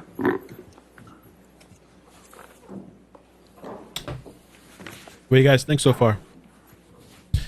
Today has been really interesting. I think Johnny Depp yesterday was kind of like laying down his upbringing and all this stuff, his mother and childhood and the movie stuff. So today it's definitely been more into all the different instances and issues with Amber. And Poopgate finally came up. Recess, Mr. Depp, you know what I'm going to say, right? You're learning, right? Okay, 3:45? Second good? Thank you. Thank you. All right. So I figured during the break, a couple of things we could do. We can cover. Okay, this is up to date. We can. Well, a couple things. The island thing. I think let me do the island first, and then we'll talk about. I don't know what's up with the $650 million that was lost. How does that happen? 650 million? ¿Qué pasó ahí? All right, let me do something. I don't want this. I don't want all the ads, you know what I'm saying, showing up. All the ads. I hope you guys are having a good time. I really appreciate you hanging out with me. There's a bunch of streams out there, so appreciate you hanging out here. And we have an awesome chat, awesome mods. Real quick, just for this super chats. Rebel Eric, thank you so much for the super chat. Says audio we heard will play in court. I'm not so sure. Maybe so. I'm glad that they're doing highlights as far instead of just playing the whole thing through. Who knows if we'll have to listen to the whole thing, but I thought that was cool to keep it kind of brief and get the point across. I'm sure Amber's people were going to do the same thing. Isabel, thank you so much for the super chat. Thank you, iCkEdMeL, for making us able to watch the trial with you. Excellent work. Thank you. Rebel, thanks for putting the audio up so the world can see. Mona, thank you for subscribing. Thank you for the super chat. Robert, thank you for the super chat. Rebel, all this is sad, but what about the article? Which article? Thank you for the super chat. Francis, thank you for the super chat. LOLers, thank you for the super chat. He should have had cams at home to protect himself. Yeah, that cam thing could have gone a long way. Let me flip it. So Johnny Depp's private island. 5 things to know about the Little Halls Pond K. Thank you, Jasmine and Dad Set for sending some of this stuff. It's a beautiful island. Let me take myself off for a second. Imagine that, living on an island like this. Living on an island, but it's also hell, apparently, with this woman. Dr. Kipper and Debbie Lloyd. And what he say? He got 4 employees over there? You got 4 employees. Must be like heaven. Kind of. What am I doing here? Oh. Johnny Depp's private island, Little Hales Pond K, is 45 acres of Bahamas beauty, but life in his haven hasn't always been smooth sailing. I mean, the actor's ongoing libel trial, the Sun newspaper, the island has become the backdrop of multiple alleged incidents between Depp, 57, and his ex-wife, 34 at the time. On Tuesday, the island's estate manager, Tara Roberts, detailed an alleged 2015 assault, claiming Heard repeatedly berated Depp and calling him fat and washed up. Robert testifies that she never saw Depp hit Heard, nor did he physically react to the attacks. Earlier in the trial, Heard described a separate incident that allegedly occurred in August 2014, claiming that Depp slapped and kicked her while he was detoxing from drugs. During her testimony, Roberts stated that there was no discord or anything out of the ordinary during the 2014 trip.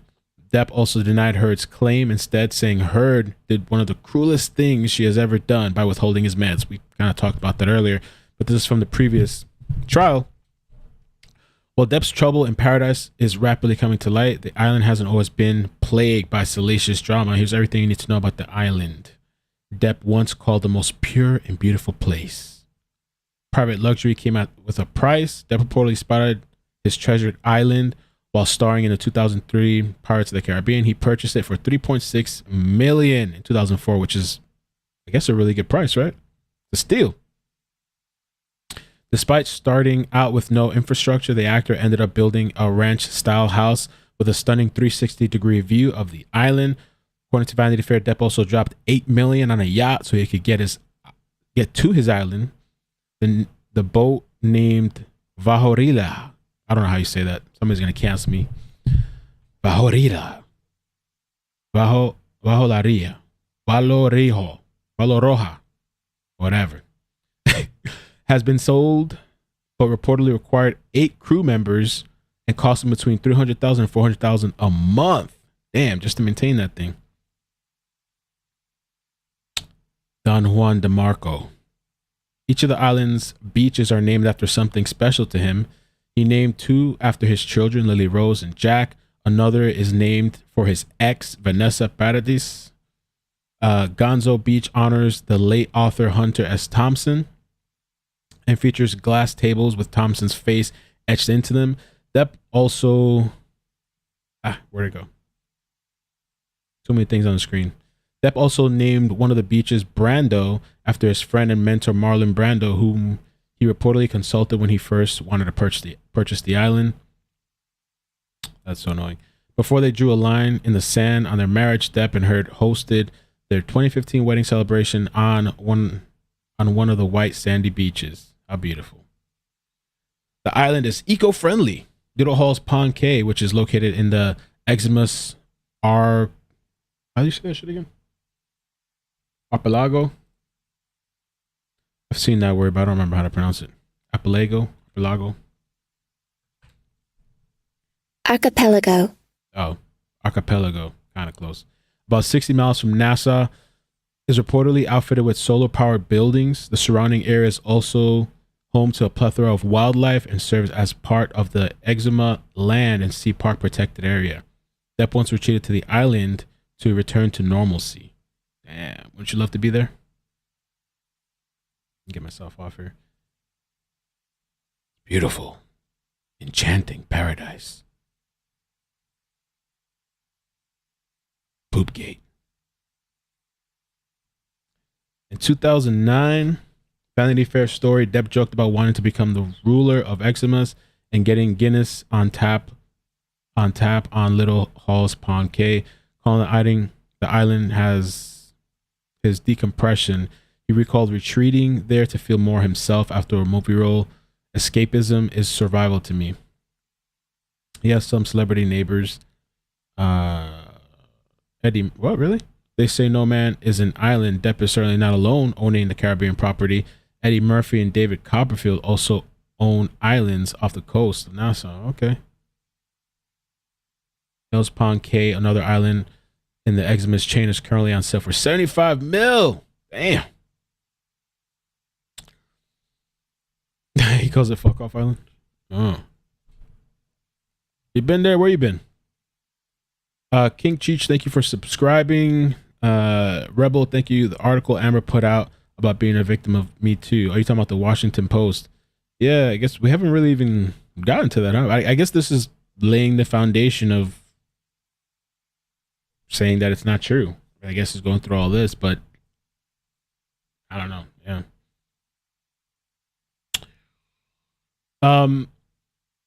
The other thing, so I don't know what's up with this. Take a quick look while we wait.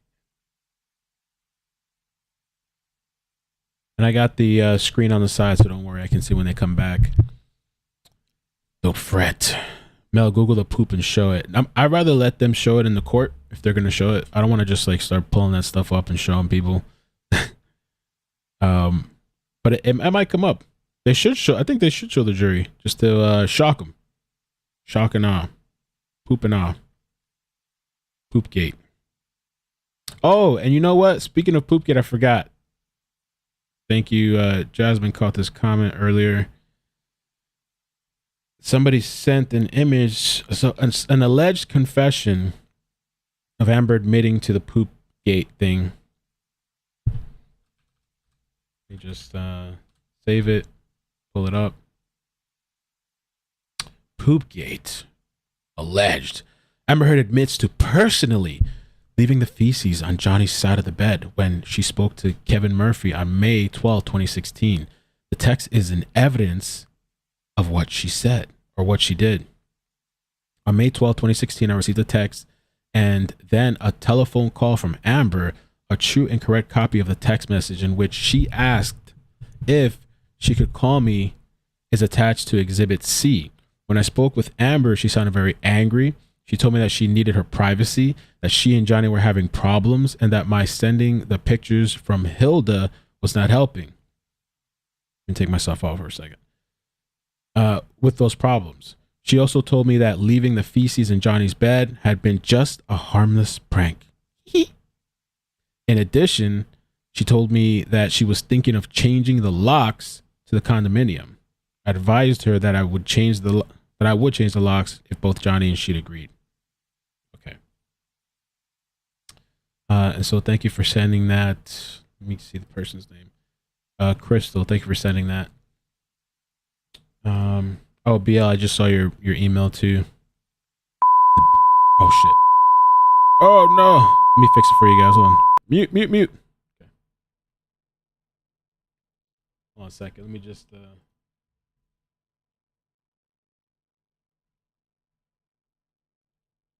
okay. I don't know if that feed they're coming back or not, but let me just have a different one in case. I'm still monitoring on one other screen. Look, I'm on a spaceship. Johnny Depp.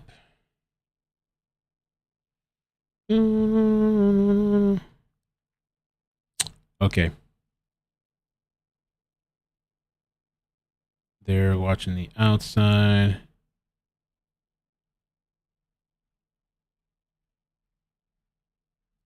Okay.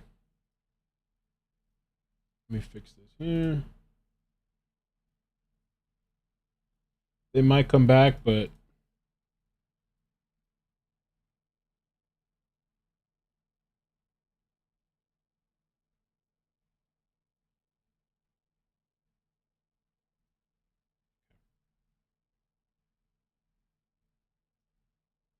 all right, let's talk about this money thing for now. So Johnny Depp tells court he lost $650 million in movie earnings, which I do have the highlights thing too. I don't know if they said anything about that as well. Let me just do a quick refresh.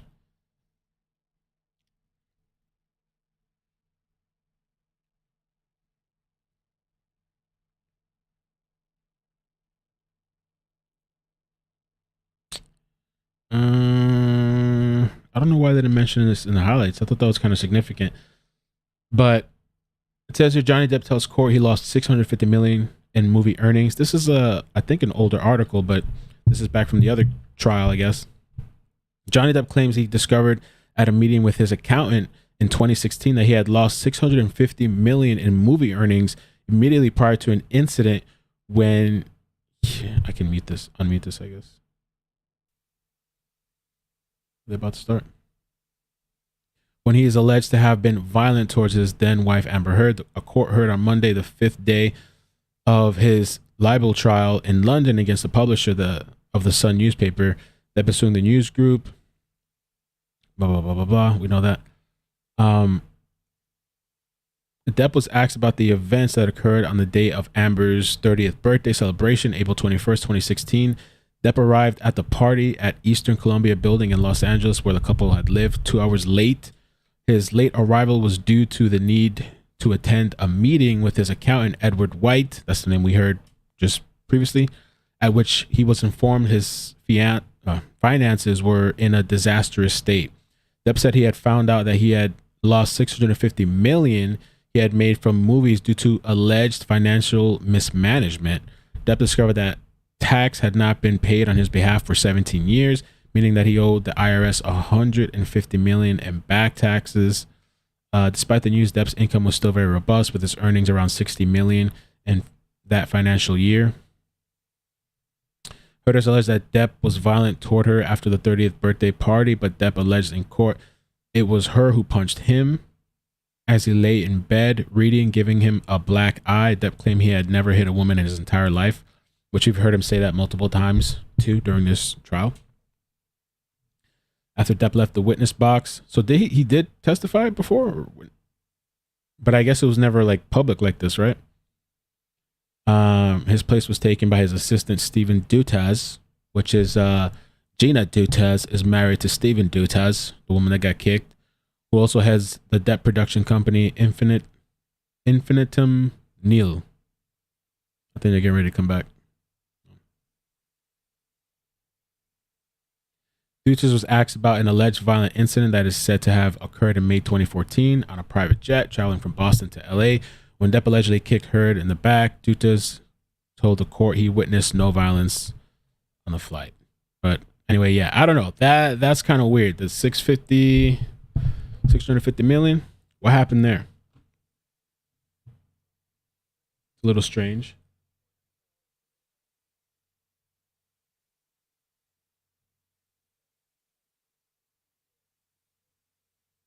All right. Deuters. Who took the money? Where did it go? Oh, there was a picture of the island too that I was going to show you, like an overview. I think Jazz sent this as well. Hales Pond, K.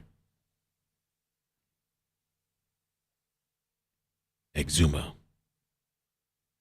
Commonwealth of the Bahamas.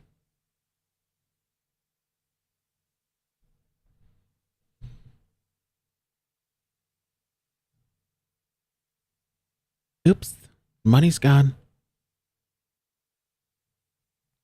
Why wasn't Stephen Deuters called as a witness? That's a good question. They're about to come back. I got 2 feeds. One's a little bit ahead. There we go. The jury comes in, just for your exhibits 92 and 93. If I could get a hard copy of those, they're not on the thumb drive for some reason. And in my binders, it says produced in native format, and I don't know what that means. Okay. Yeah. So if we could just get those 2 in hard copy, I'd appreciate it. Okay? Absolutely. All right, we ready for the jury? Yes. Okay. Deuters.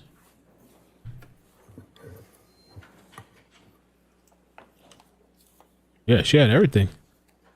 And that woman's complaining, bitching, everything. Got an island, all kinds of shit. Your whole family's put up, your friends are put up. God damn, still complaining? Jesus. Oh, let me fix something real quick too. Let me get your the captions if I can. Okay. Deuters.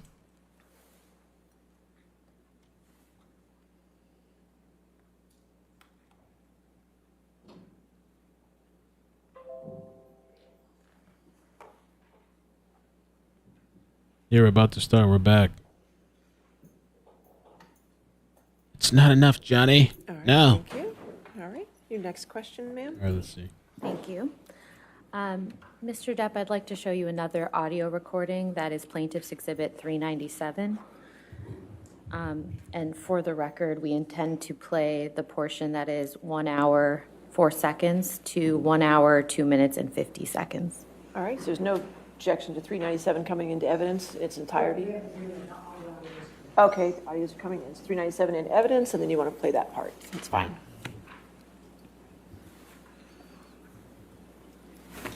Okay, just wanted to fix the volume. I don't have to crank it up so high.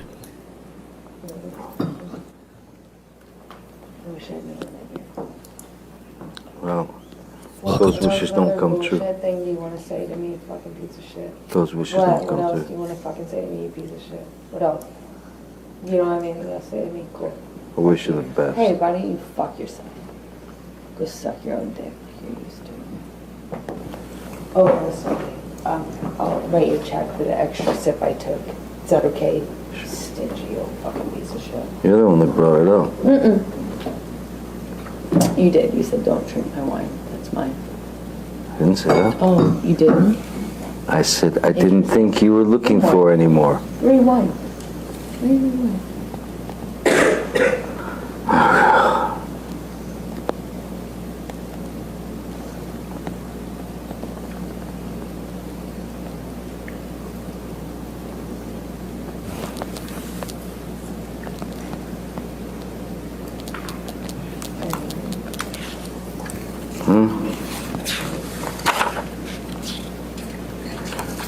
Probably defended me pretty good in front of your Rocky and your pop and your mom.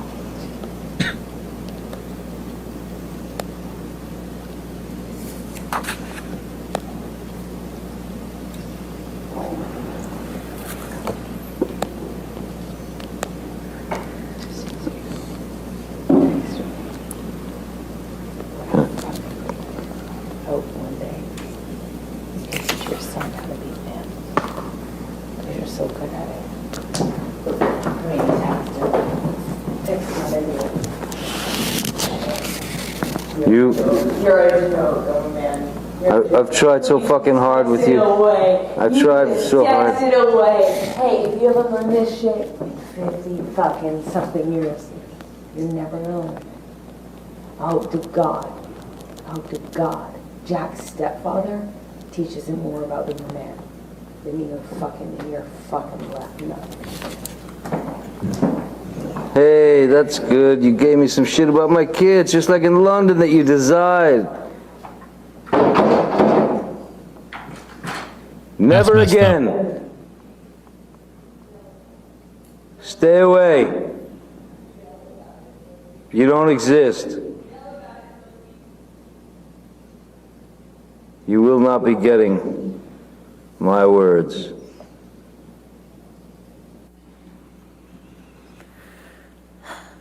Mr. Depp, could you please describe to the jury what they just heard in that audio recording?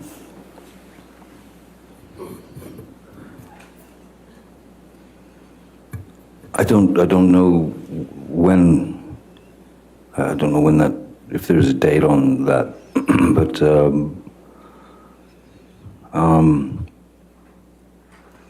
clearly there was some animosity and another clash, and Misheard once again felt it necessary to bring my kids, my son into that argument and say that she hopes that my son's stepfather can teach him how to be a man, since I couldn't. And I believe she says something about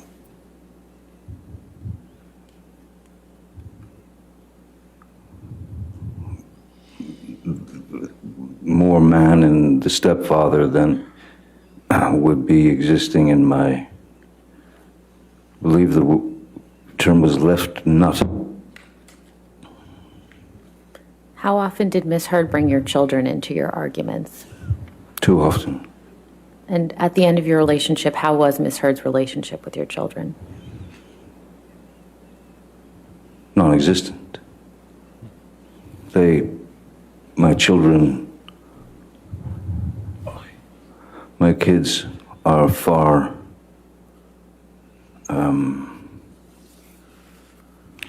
more intelligent than I am, and they broke.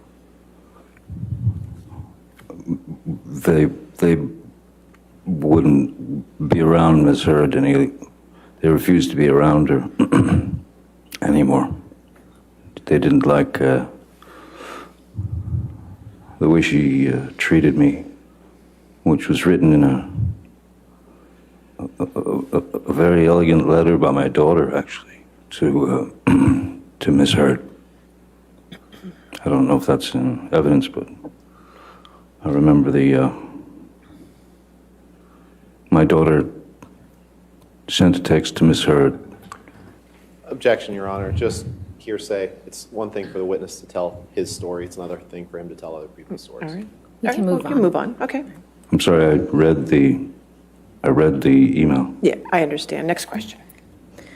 When did you learn that Misheard had filed for divorce? Well, it was,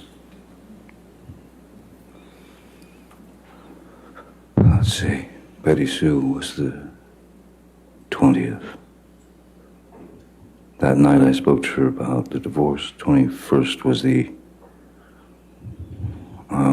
kicker.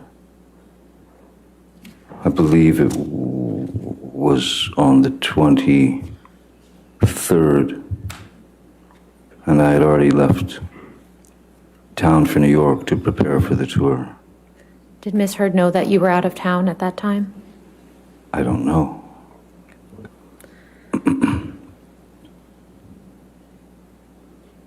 When did you learn that Misheard had made domestic abuse allegations against you?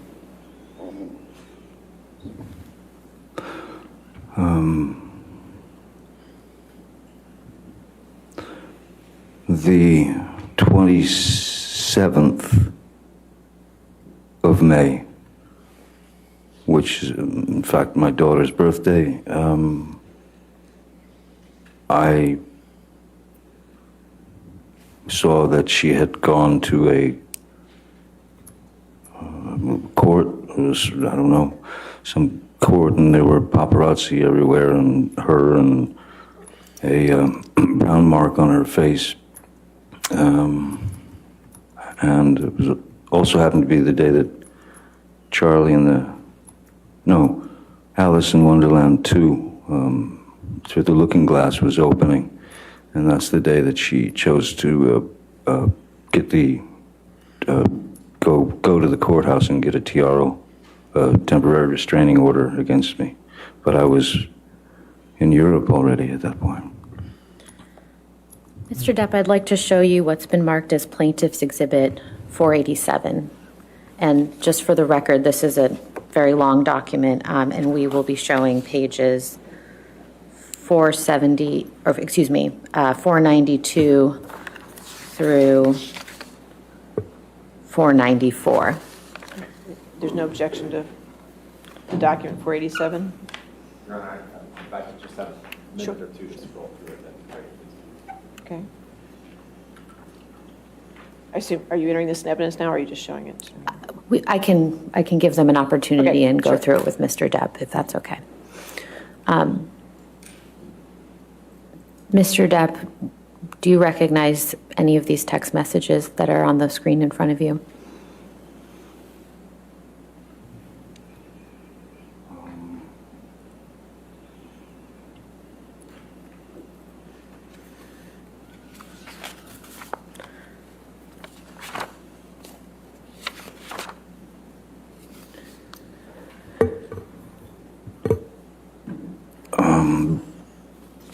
Vague memory of these.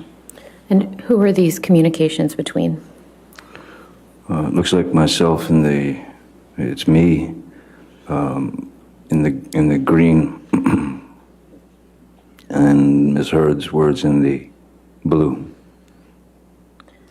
And do your communications reflect that Misheard understands that you're in New York? I'm sorry? What is the date of your text messages here on this page? That's the 23rd of May, 2016. And hers are the 24th of May, 2016. And based off of these communications, does this refresh your recollection that Misheard knew that you were in New York on this date?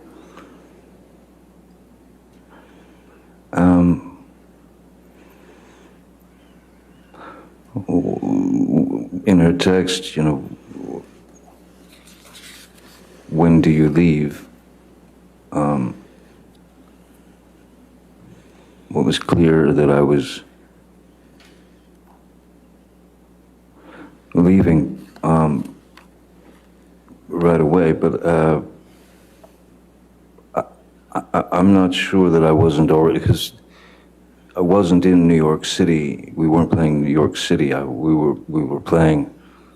We were rehearsing in a like a casino, a big casino, and that was where we did our first show first show to practice for the tour, the European tour. So I don't know if I was either leaving for New York, but I think I was already there, because New York City,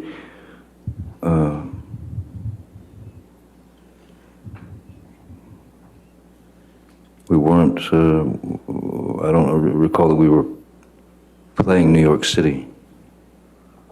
So maybe I was suggesting going there. I don't know.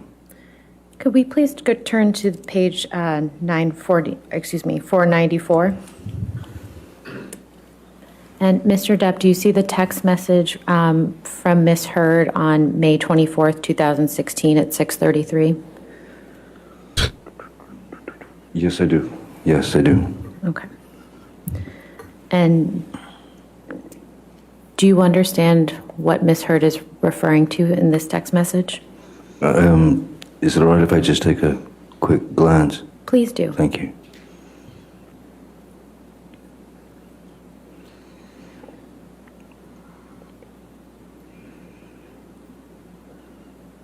Thank you. That's better.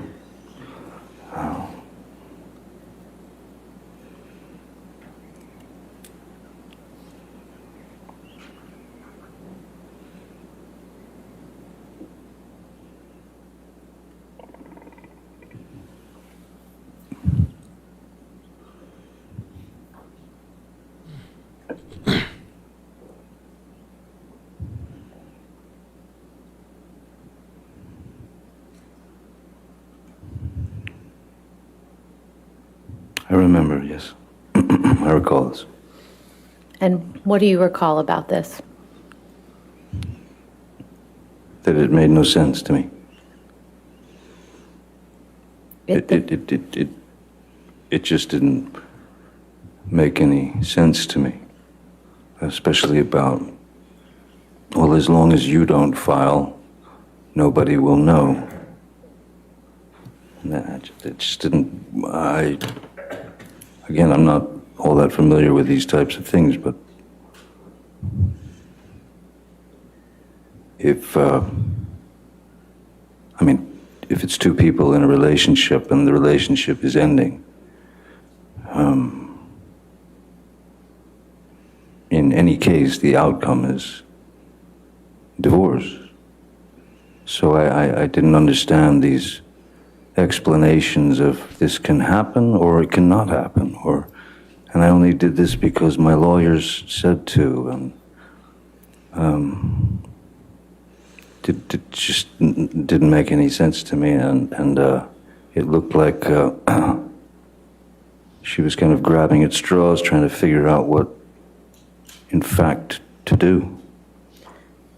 Mr. Depp, I'd like to just ask you about a couple statements Misheard makes in this text message.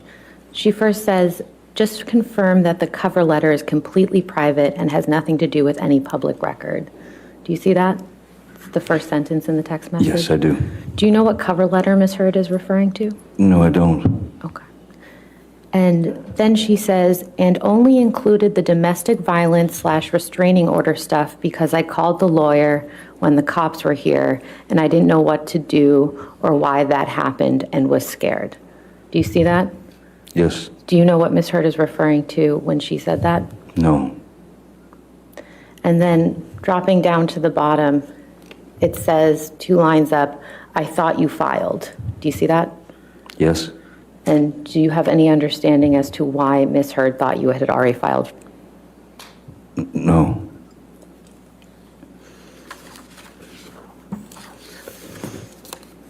I had on the night of the 20th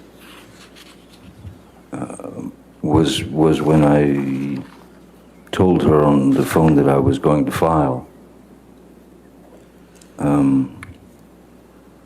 For divorce, and in the way that I had explained it, to keep everything nice and calm and even. But on the 23rd, Chief filed, and so I hadn't had a chance to file. Your Honor, I would move Plaintiff's Exhibit 487, specifically the portions from page 492 to 494 into evidence. So you just want page 492 to 494? Yes, Your Honor, it's a 700-page document, so I... Just page 4, well, are you going to ever put more of 487 in, I guess is the question. I believe so, Your Honor. So this is 487A? Certainly, that would make sense. Okay, so 487A, page 492 to 494. Any objection to those 2 pages? No, Your Honor. All right, those 2 pages are in evidence. Just for clarity, is that two pages or 3 pages? Is it 492? 490, that would be 3 pages, if that's No, correct. That's correct. Okay, 492 to 494, okay. Could that please be published to the jury? Oh.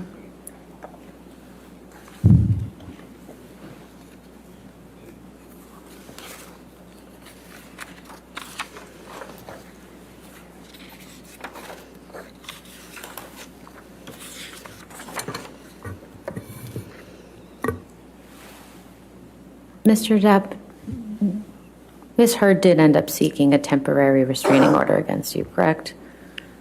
Yes, she did. And what, I believe you already said this, but could you just remind the jury, what date was that?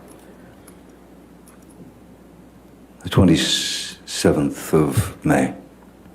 And where were you when you learned that Ms. Heard had actually filed a temporary restraining order against you?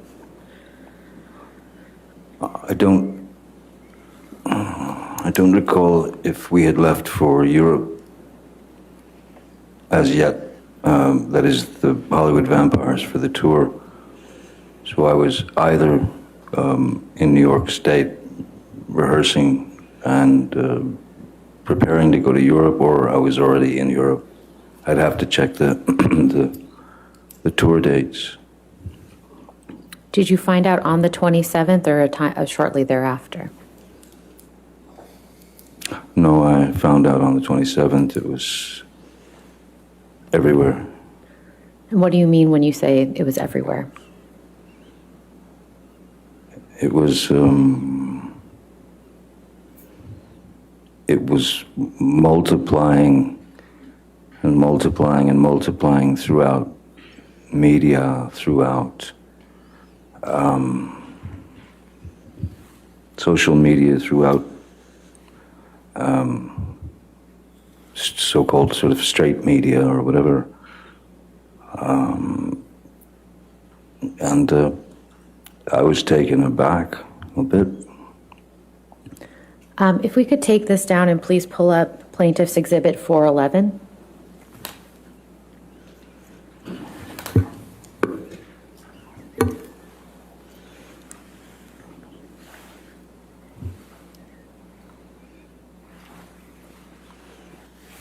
Mr. Depp, is this some of the media coverage that you were referring to? Many things of this nature, yes. Many. And do you recall actually seeing this specific article?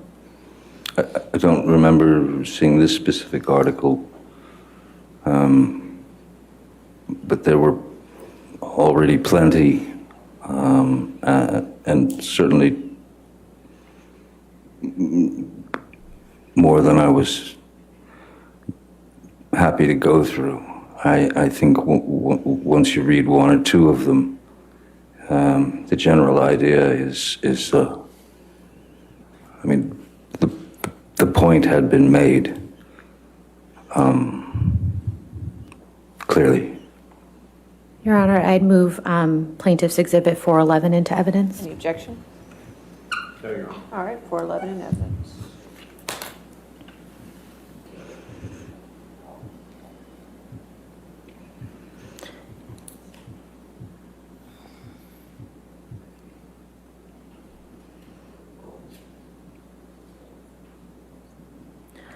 Could we please take this down and pull up Plaintiff's Exhibit 414?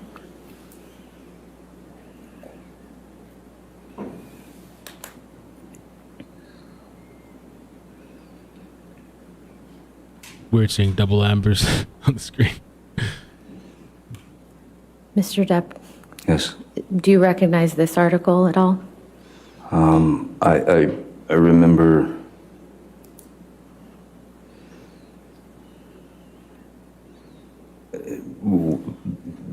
yeah, I don't know if it was this one in particular, but I do remember seeing all the various reasons behind her reasons behind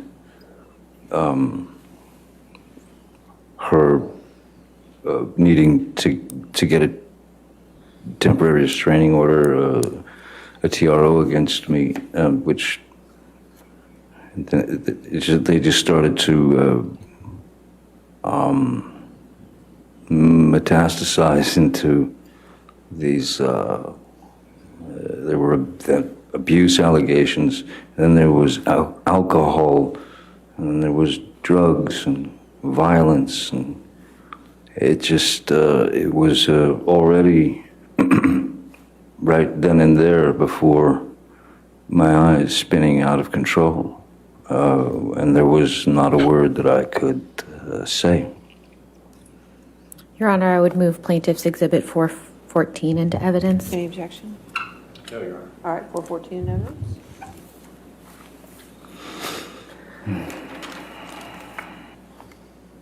And if we could take this down now, please, and put up Plaintiff's Exhibit 409.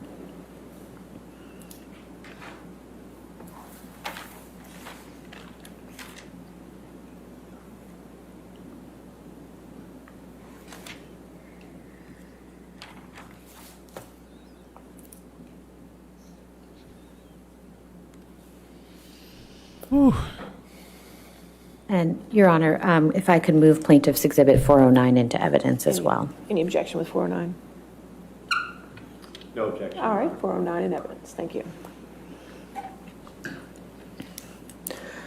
Mr. Depp, do you recall seeing this People magazine article? Yes, I do. And when did you see it?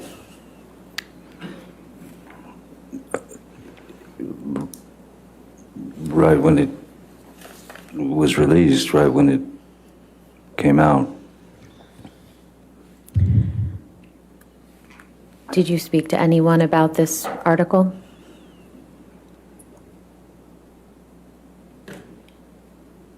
Yes, I did. Who did you speak to?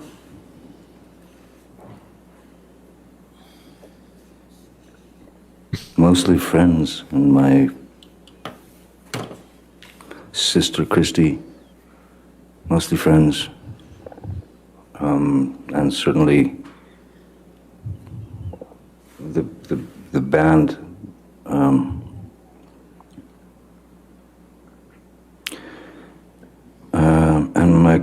And my kids. I had to alert them that there might be some ugly things coming out that were most assuredly going to put me in the position of some violent, drug-addled, alcoholic,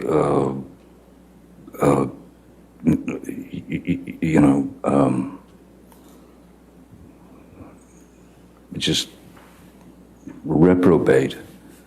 Reprobate. And I wanted to warn them before they were approached with the People magazine cover in school by other kids, you know.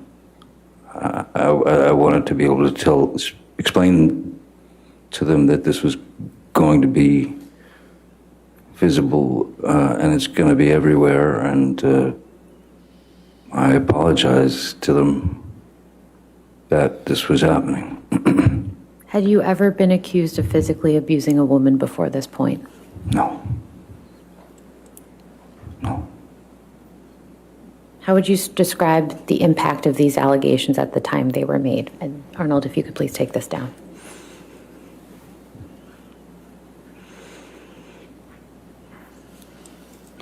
I felt ill. I felt sick. I mean, sick in a sense that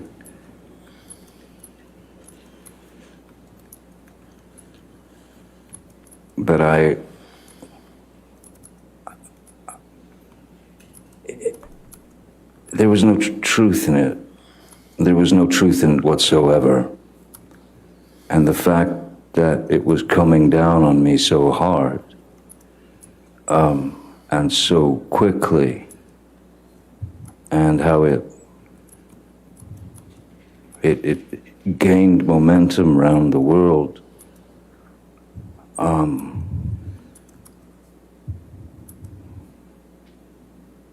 and then you notice people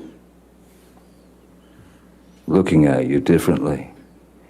And then you notice calls stop coming from agents and producers and that sort of thing. This was before, in fact, the Me Too movement had come around.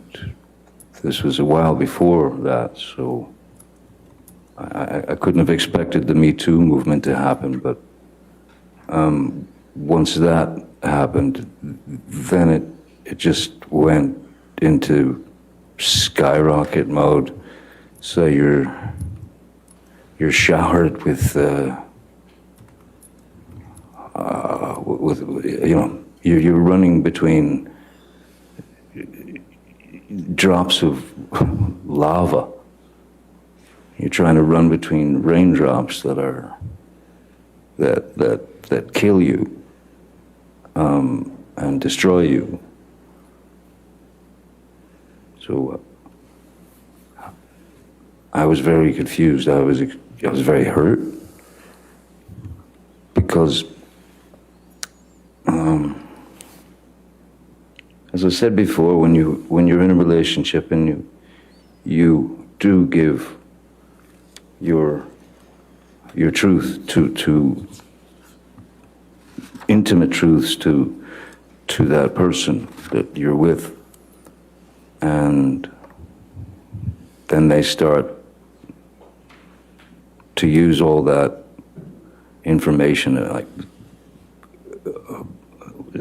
and stretch it out into something that is completely shocking, because as I said, it just didn't happen. And so I felt like it was incredibly cruel and treachery. I felt it was treachery. It was. I don't know if she wanted me to just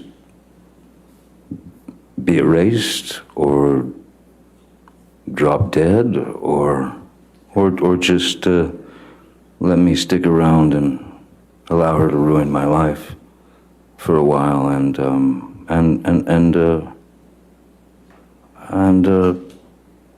go out of her way to shame me and hurt my kids and hurt people who I've known for many, many years.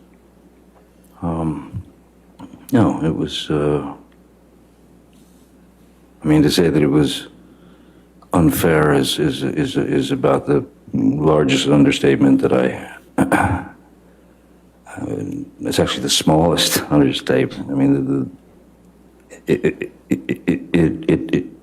It controlled my every waking second from the moment that I woke up until the moment that I dropped. Even on the road, playing shows, you'd go out and you'd play for an hour and a half or 2 hours, and you'd do your best to get through that. And I can remember getting off of finishing the show, getting on the bus with the other band members, and just going to the back of the bus and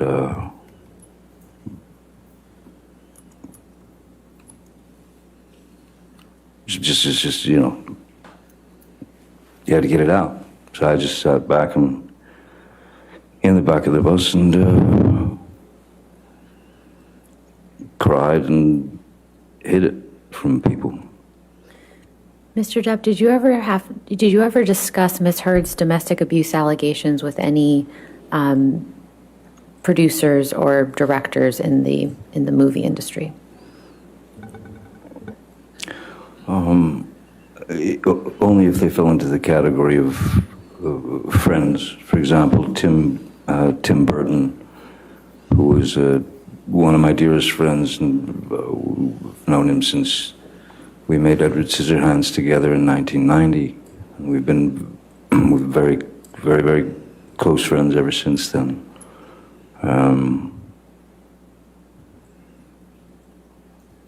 Yeah, just friends, you know.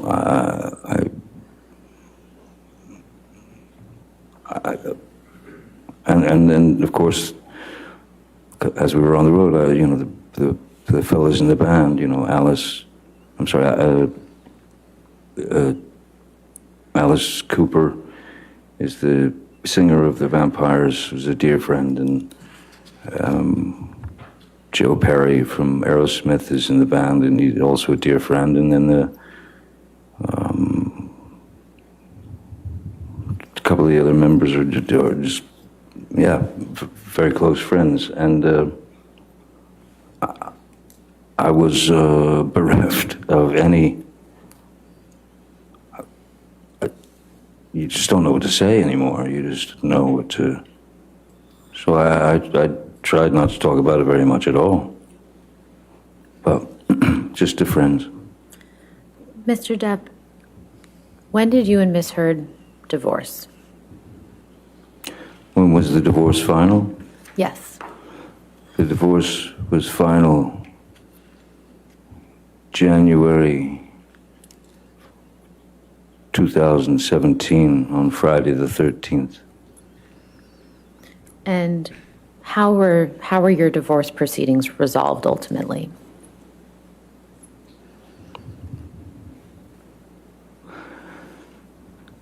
My team of lawyers, which included two of my entertainment lawyers, a divorce attorney, and two more attorneys that were on, Blair Burke and someone else. I wanted to, for lack of a better word, I wanted to fight it. I wanted to fight it because it was there, because there wasn't an ounce, not a grain, not a molecule of truth to it. So I wanted to fight it. Calls for hearsay, Your Honor. All right. He was speaking about what he wanted to do in the context of the divorce. I understand. I think the next one was going to be they said, I don't know, something like that. So. Okay. You can go to your next question. Sure, certainly. Did you pay Misheard any money in connection with your divorce? Yes. And how much was that? Her settlement, she wanted $7 million. I believe that was the settlement, wasn't it? Yes, $7 million. And was there a joint statement that you and Misheard released? Yes, that's where I was getting. The advice that I was given was not to fight. Objection, Your Honor. Hearsay. All right. I'll sustain the objection. Next question. Who wrote the joint statement? I have no idea. Lawyers. Did you approve the joint statement before it was issued? I'll put it this way, I wasn't given much of a choice. Could we please pull up Plaintiff's Exhibit 408?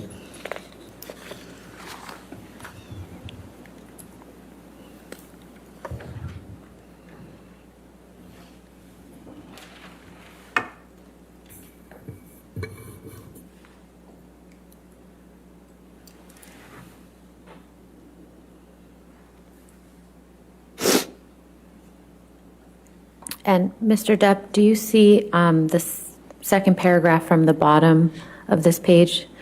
Is that the joint statement that you and Misheard released together? That's the joint statement that was released, yes. And could you please read that joint statement for the jury? Our relationship was intensely passionate and at times volatile, but always bound by love. Neither party has made false accusations for financial gain. There was never any intent of physical or emotional harm. . Amber wishes the best for Johnny in the future. Amber will be donating financial proceeds from the divorce to a charity.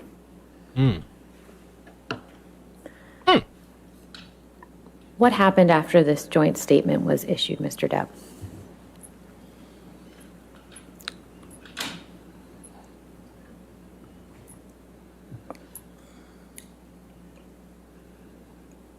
What happened after that?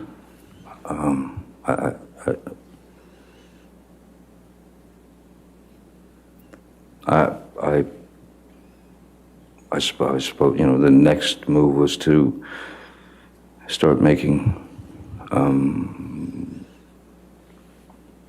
payments to Misheard. There were scheduled payments, and then at a certain point, Misheard had made statements to the press saying that the $7 million was going to be, the $7 million was the settlement, and that $7 million was going to be split up between two charities. One was the ACLU, and the other was the Children's Hospital of Los Angeles, which, in fact, was a breach of the agreement. Neither one of us were supposed to speak about details, money, anything of that nature. So when Misheard breached that agreement, that was when I asked Ed White, my business manager, to send the first payments directly to the charities in Misheard's name.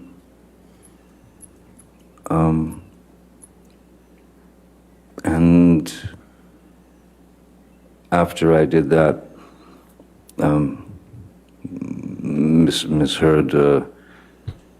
Misheard was very, very angry that I had made those first payments, and she went into a kind of a tirade about how I should be charged double the 7. I should be charged $14 million, so that because she thought that I was looking for a tax break. Mr. Depp, between the time that the joint statement was released and the time that the op-ed came out, how many movies did you work on in that time period, if you can recall?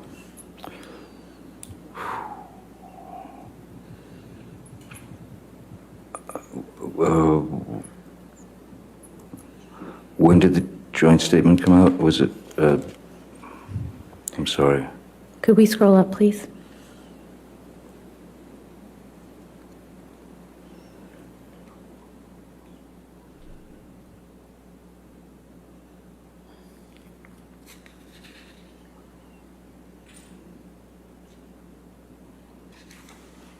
I'll withdraw the question for the moment. In the time leading from the divorce through the, in the time period between when your divorce was finalized and the release of the op-ed in December 2018, do you have an estimate as to how many television or movie projects you worked on? I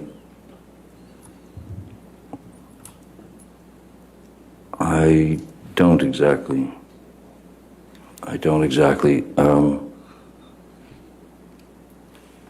I believe there was another, maybe a smaller tour with the vampires, and I can't. I don't remember. It's hard to remember. I've done too many movies. That's okay. Sorry. Your Honor, I apologize. Can we please move into evidence exhibit 408? All right, any objection to 408? Yes, Your Honor. I think we don't have any objection to the joint statement that was read, but the rest of the article contains hearsay statements that we need to be redacted. We can redact that and put it in So you owe me a tomorrow. redacted 408 with just a statement then? Is that what you're talking about? Just that second to last Okay. paragraph. All right. That statement will be in evidence once we get it redacted. Okay. All right, thank you. If we could please pull up Plaintiff's Exhibit 1.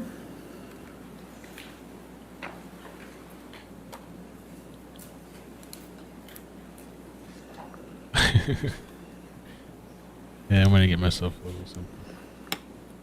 Mr. Depp, do you recognize this document? Excuse me, yes, I do. And what is it?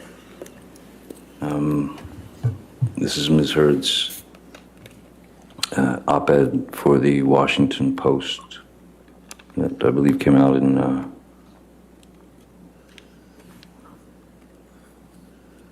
December of 18. I recognize, yes, I certainly remember this. And have you actually read this op-ed? Yes, I have. And what do you think of it, its contents?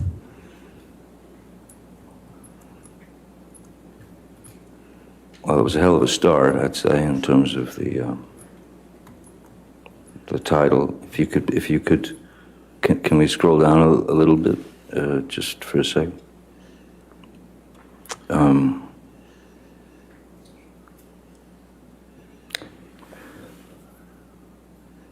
Because I'd like to make a point. Reading it and reading the words that she had written about what was obviously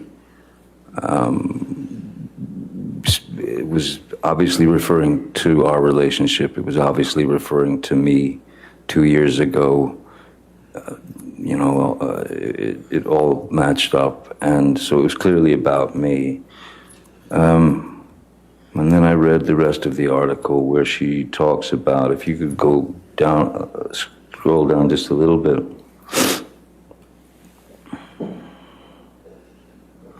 After the imagine a powerful man as a ship thing.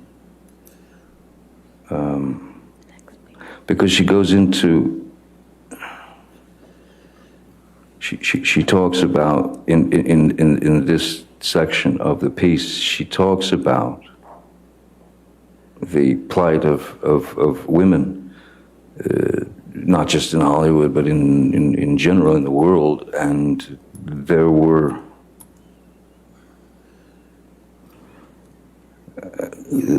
many things that I did not disagree with in terms of this part of the article. I understand anyone's passion to right the wrongs that have been done for countless years against any being who's suffered at the hands of domestic violence, be it women, men, children. That's something, of course, coming from my background, that I am very, very against any bullying of any human being, any forced violence, any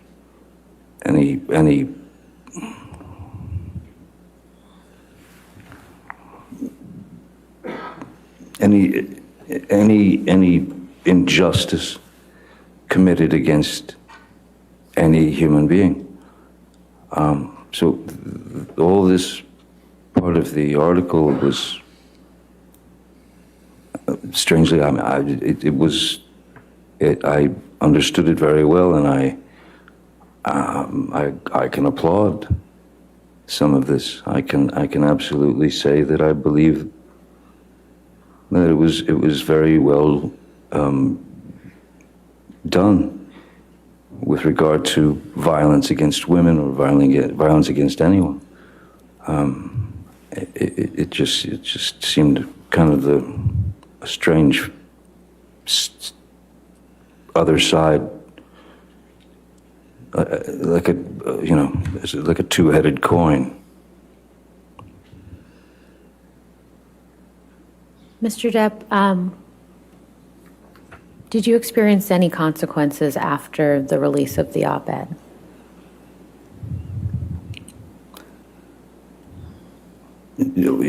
Absolutely.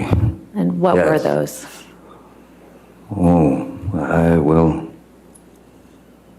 I believe it was, I don't think it took Disney very long, maybe a couple of days, to announce that that I had been removed from the Pirates of the Caribbean films franchise, which I learned about reading in reading one of these type of, some magazine, or the article where Sean Bailey was quoted, which was very odd to me, as I have had many creative conversations with the Disney people, even to the point of where they were asking me to come back and write Pirates. No. Sorry. What Disney executives told him is hearsay.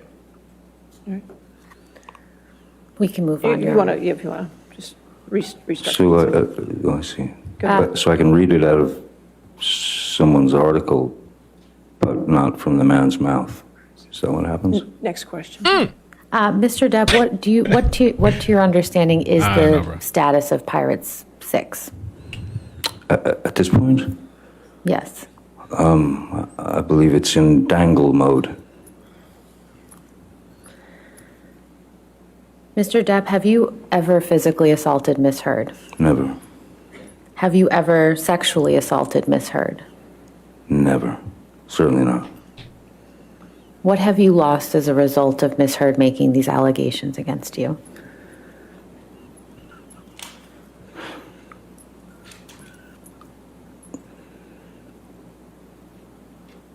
Nothing less than everything. Nothing less than everything. Because when the allegations were made, when the allegations were rapidly circling the globe, telling people that I was a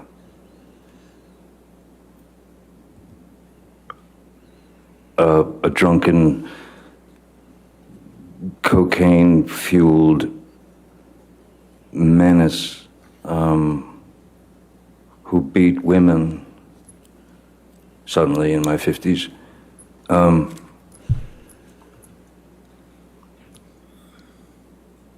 It's over.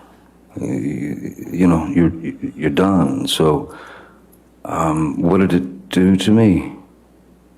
What effect did it have on me?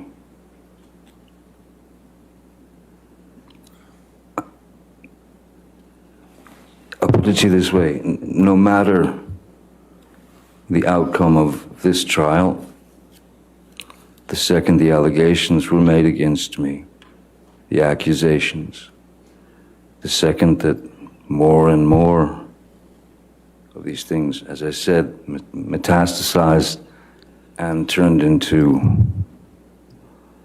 fodder for the media.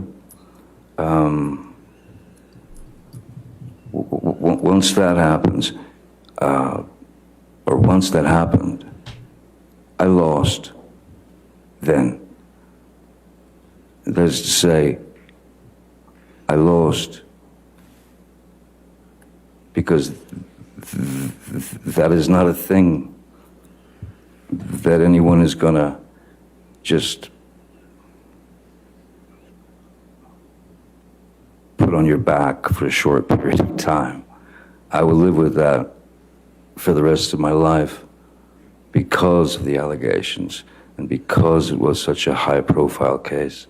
So I lost then, no matter the outcome of this trial. I'll carry that for the rest of my days. And it never had to be that way. It never had to happen. And I don't quite understand why it did in the way that it did. I have no further questions, Your Honor. All right. I think I assume you'd rather start tomorrow morning, is that correct? I'm perfectly happy to start now, Your Honor, or tomorrow morning, whatever Your Honor prefers. Let's start now. Why don't we go ahead and start a little bit today, just because time is not on our side, okay? Let's go! Thank you. Cross-examination? Hey!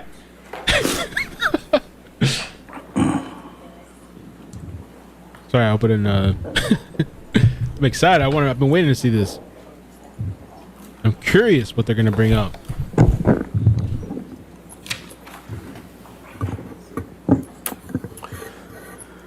Good afternoon, Mr. Depp. Good afternoon, Mr. Roddenborn. I'm happy that in the last little bit we've gotten to the reason why we're here, and I'd like to start with that. If you could please pull up Plaintiff's Exhibit 2, Michelle.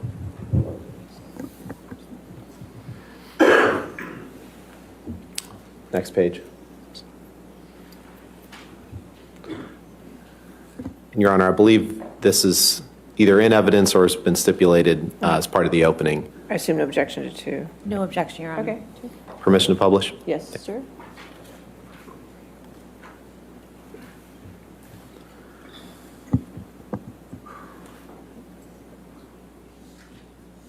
This article, this opinion piece in the middle of the page there, Mr. Depp, this is the opinion piece that Amber Heard wrote in the Washington Post that was published on December 18th, 2018. Correct? Doesn't that say December 19th on it? At the top of the page, doesn't that say December 19th, 2018? Go ahead and I blow believe that up, that the Michelle. 2018 was the online, was it not? Okay, so December 18th, December 19th, this piece in the middle of the page is the opinion piece Ms. Heard wrote, right?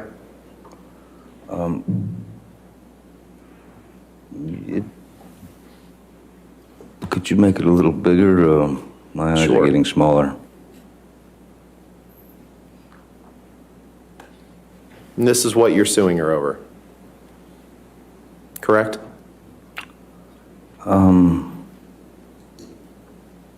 I'm suing her over defamation and the various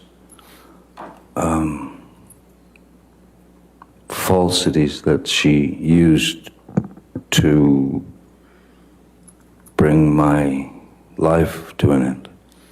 And you understand, Mr. Many Depp, things. you understand, Mr. Depp, that you cannot, you are not suing her for any damage, alleged damage, or any accusations she made prior to writing this article. You're aware of that. You'd agree with that, right?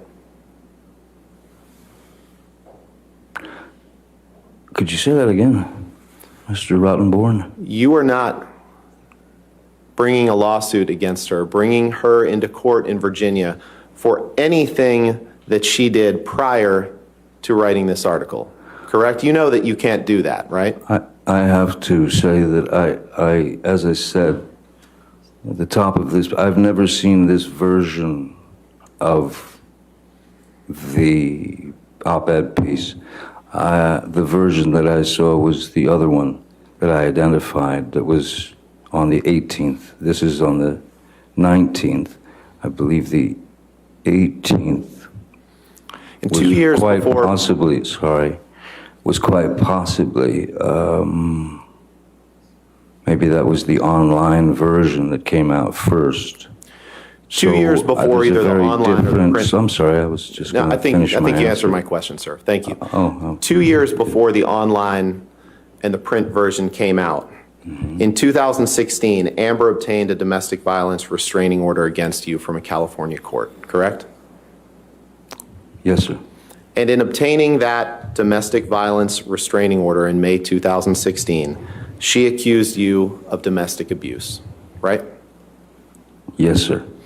And Michelle, if you could blow up the third paragraph down, please.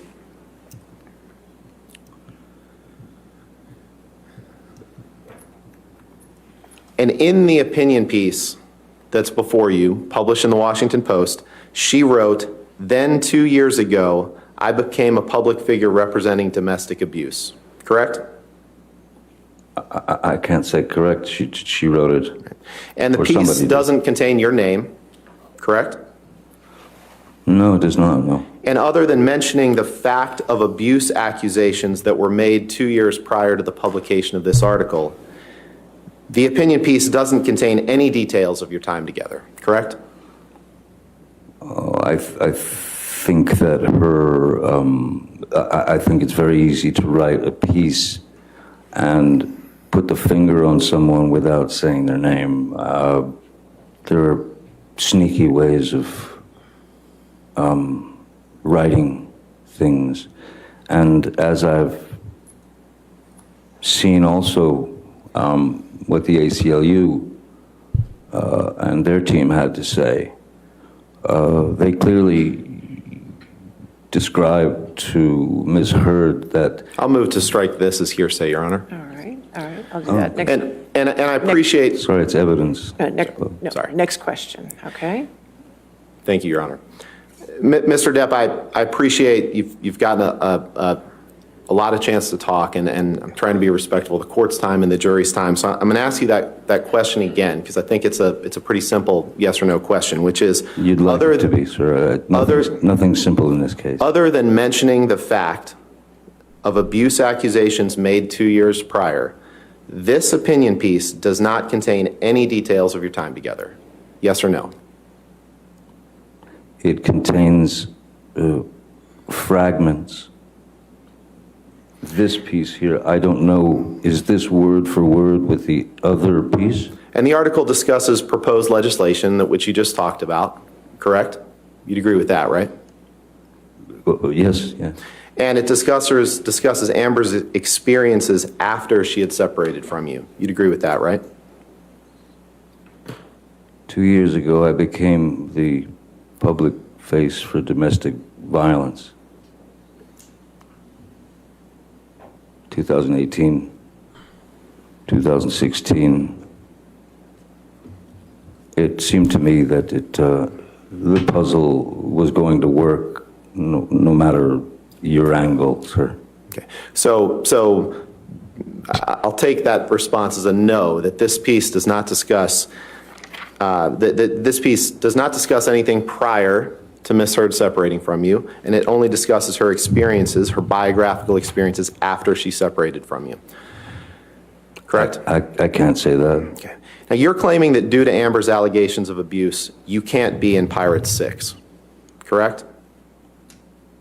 I'm saying that after everything had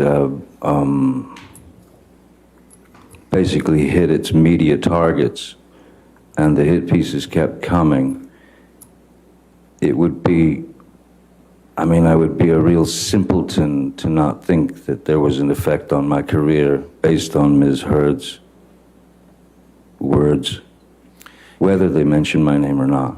You became aware prior to the publication of this op-ed that you were likely out for Pirates 6, that Disney was considering dropping or dramatically shrinking your role, correct?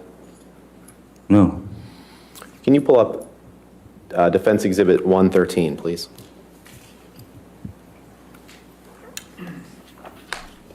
Man, she looked like she just like her face. She was,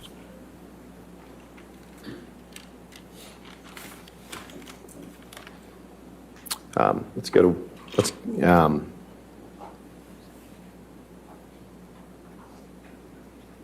go to 114, please. Are you changing on me? Yeah, I'm sorry, Your Honor, but it's the next one, so it's... Okay, 114? He's keeping cool so far. He's snapping back a little bit. I like that he noticed the dates too. He's paying attention. Sorry, one more. Let's 115, please. Scramble it. 115.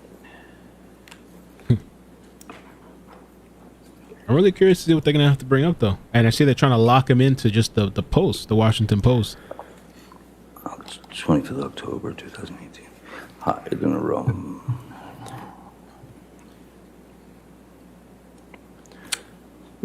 Mr. Depp, do you see... Personal dramas, yes. Sorry. Do you have the question, Mr. Rodman? I did. I was just giving him time to read. Yeah, you're not Do you gonna see rush me. the date of this article beneath those bullet points is October 25th, 2018? Do you see that? Yes, I do.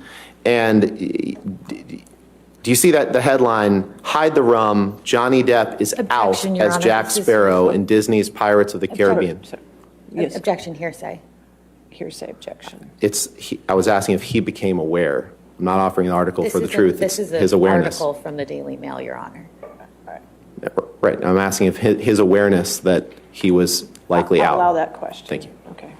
So, Mr. Depp, Yes, sir. were you aware that as of October 25th, 2018, about 2 months before this op-ed was published, that it was being reported, as it is in this article, that Johnny Depp is out as Jack Sparrow in Disney's Pirates of the Caribbean film franchise as actor battles financial issues and personal dramas? Were you aware of that?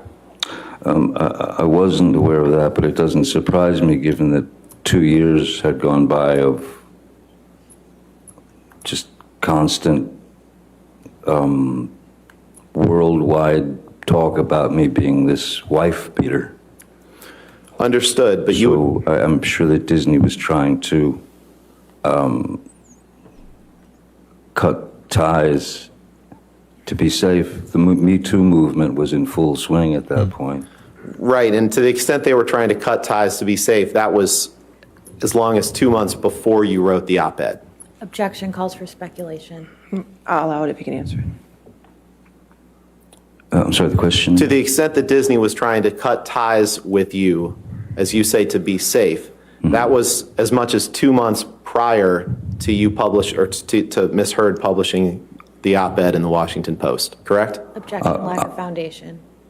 I'll allow it if you can answer it. October is 2 months before December, that's correct. But it's odd that they were going to release me from my role as Captain Jack Sparrow, but yet kept me on every ride across the world. In the Pirates of the Caribbean rides, I'm in the Los Angeles, or the Hollywood one, or whatever it is, 3 or 4 times, Shanghai, I mean all over the world. So they didn't remove my character from the rides. They didn't stop selling merchandise of Captain Jack Sparrow. They didn't stop selling dolls of Captain Jack Sparrow. They didn't stop selling anything. They just didn't want there to be something trailing behind me that they'd find. And you aren't aware, you said Pirate 6 in your view is dangling. You're not aware of if or when Pirate 6 will be made, correct?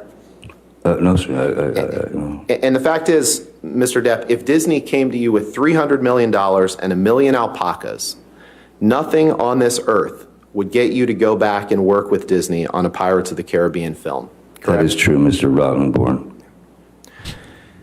And you couldn't identify a single movie that you did between the divorce and the op-ed in response to Ms. Meyer's questions just now. You said there was a small tour of your band between that, but you couldn't identify a single movie that you did in the year or two prior to the op-ed, correct?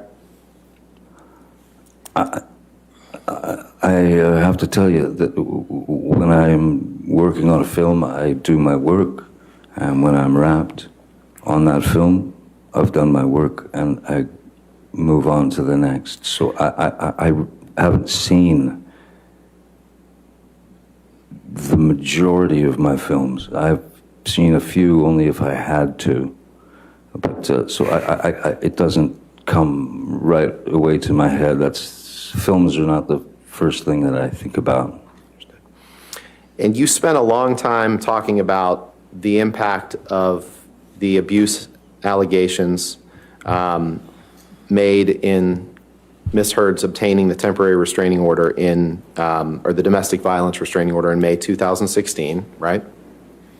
Sure. And you testified that you wanted to fight it, right? But the fact is, you never fought the allegations in court in 2016. It was only after Misheard published this op-ed in 2018 that you fought them. You never tried to fight them in 2016, did you? I was advised by my attorneys not to fight. In fact, you signed not only we read a statement, but let's pull up.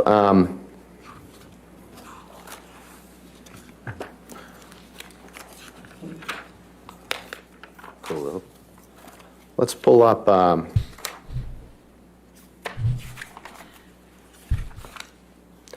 DX 1458, please.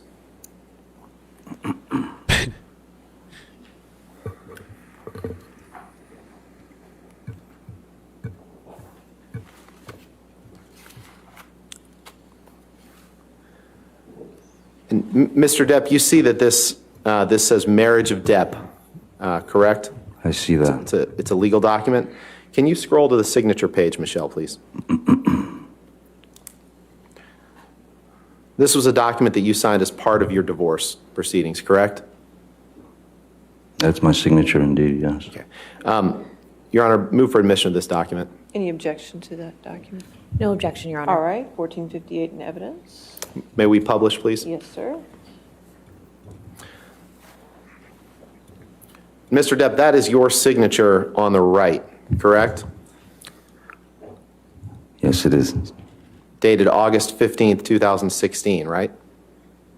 That's what it says, yes. And this is this is a document you signed, right? For the third time, that is my signature, yes, You sir. go to paragraph 27, please.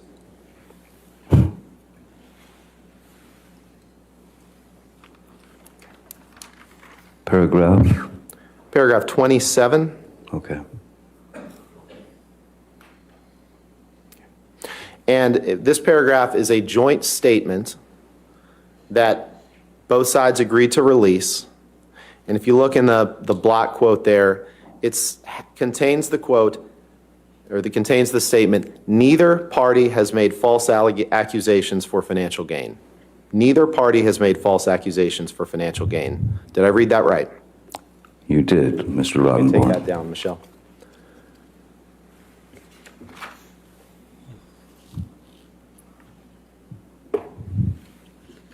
And that was a document you signed in August of 2016, correct? Is that the same one that I signed 3 times before? Yes, Yeah. that's the fourth. Well, I wanted to make clear that you You signed made it that in clear. the summer of 2016, 2 years before Misheard published her op-ed. I don't have anything else for the day, Your Honor. Okay, okay, all right, we'll go ahead and take That was our before, right? If that's okay.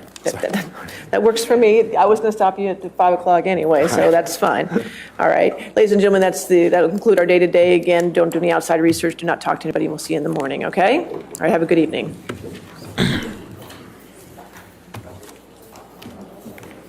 That was good. That was good. I'm excited for tomorrow. This is where we're going to start tomorrow. They're going to have to get the other lady I was saying in the chat. The kitty lady. Pussy lady. They're going to have to fetch the dog after him.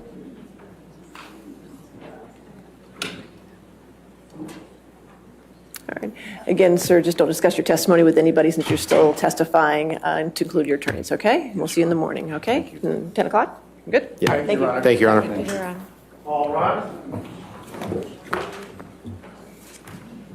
He's getting a little snappy too. He's responding back.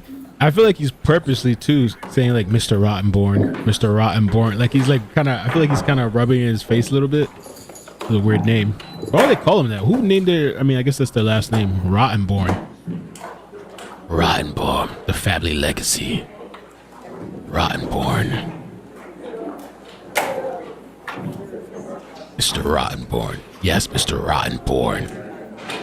Order eaters.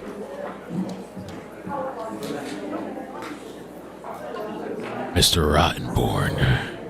Yes, Mr. Rottenborn. No, Mr. Rottenborn. I've already said that 3 times, Mr. Rottenborn.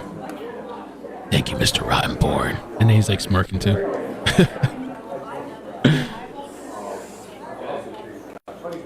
Cancel. And then, can I grab one of you for just a quick second? Hi.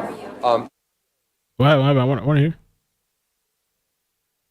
Man, Amber's face this entire time.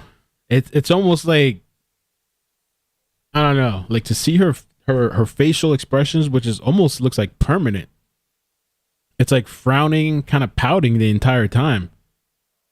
And it like starts to rub off on you. Your face starts to react to her face, and you start like pouting and feeling like whatever she's feeling. And I don't know, I was looking at her face and I was like, because at certain points it looked like she was gonna cry. And so I'm thinking like, is she really gonna cry, or is she just like one of those people, you know how some people get really angry and so like they kind of want to cry out of anger? She looks like angry too. I don't know.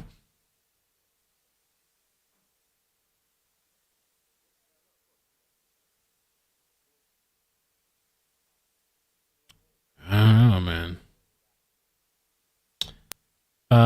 Thank you for the super chats. Daisy Marie says, "Let's go, Johnny. He got this in the bag, and I pray to God Amber gets in big trouble for lying." That's her face. Julie, thank you for subbing. Vic, thank you so much for the membership. 7 months. Hey, come on, Johnny. Let's go. Battle time. Terry Oliver says, "You're killing it, Mel. This stuff is fascinating." Thank you, Terry. Tactility said she was either trying to force a tear or a turd. Mercy, thank you for the super chat. I think that was it. So yeah, the article finally came up. It seems like they're trying to hammer him to the article. They're like, well, this is all you're suing about. I wonder what that court document was too. They said it was like 2 years before the article came out, stating that nobody's lied or said anything for financial gain.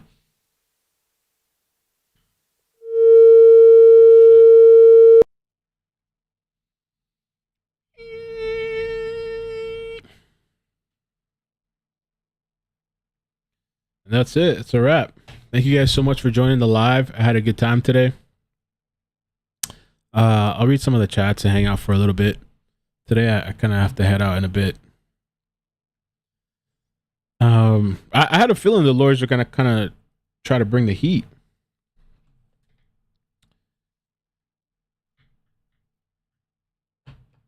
I wonder why they used the printed version versus the online version of the article. Mr. Rottenborn puts it to Depp that he is not bringing the lawsuit against her for anything she did prior to writing the article. You know that you can't do that, right? Depp says he has not seen this version of the article. So they're trying to, so the article was from when? Published 2018. So they're trying to say, what are they trying to say? Oh yeah, she did all these horrible things. I got all this stuff on audio, video, but hey, it doesn't count because it's before the article.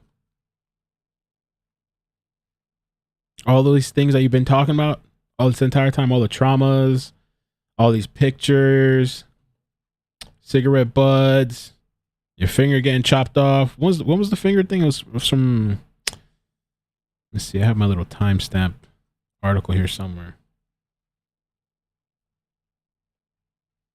Divorce is official. He sues the headlines. It was years before that, I think, right? I think it was like, wasn't it like 2015 or something?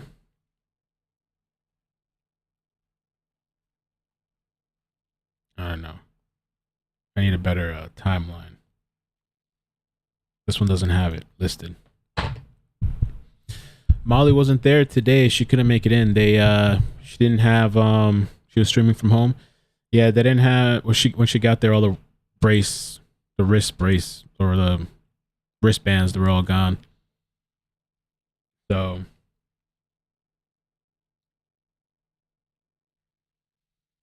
thank you, Sandy. Appreciate it. Today was definitely interesting. For sure.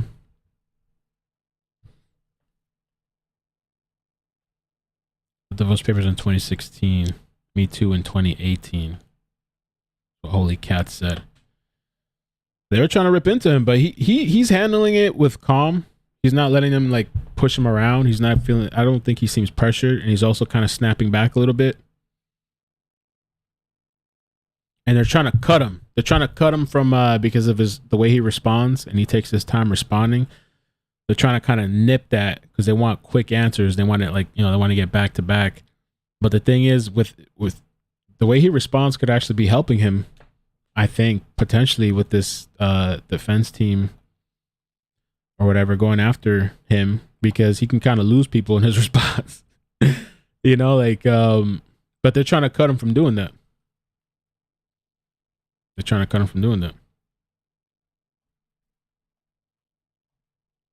But I think today was damning for sure. I think just to see those images. I mean, I know those images have been out for a long time, but to even see, I mean, I didn't know about the cigarette butt, and just to hear all these other incidences. Yeah, you shouldn't be writing no damn op-ed. You're a survivor for all this bullshit. Why? For what? Trying to be the top Me Too movement, whatever it is, the leader of the Me Too people. They don't even exist anymore, do they? Did Me Too get canceled finally, or what's up with Me Too? The Me Too movement. I don't like that. It looks kind of weird. No. About that. Something like that.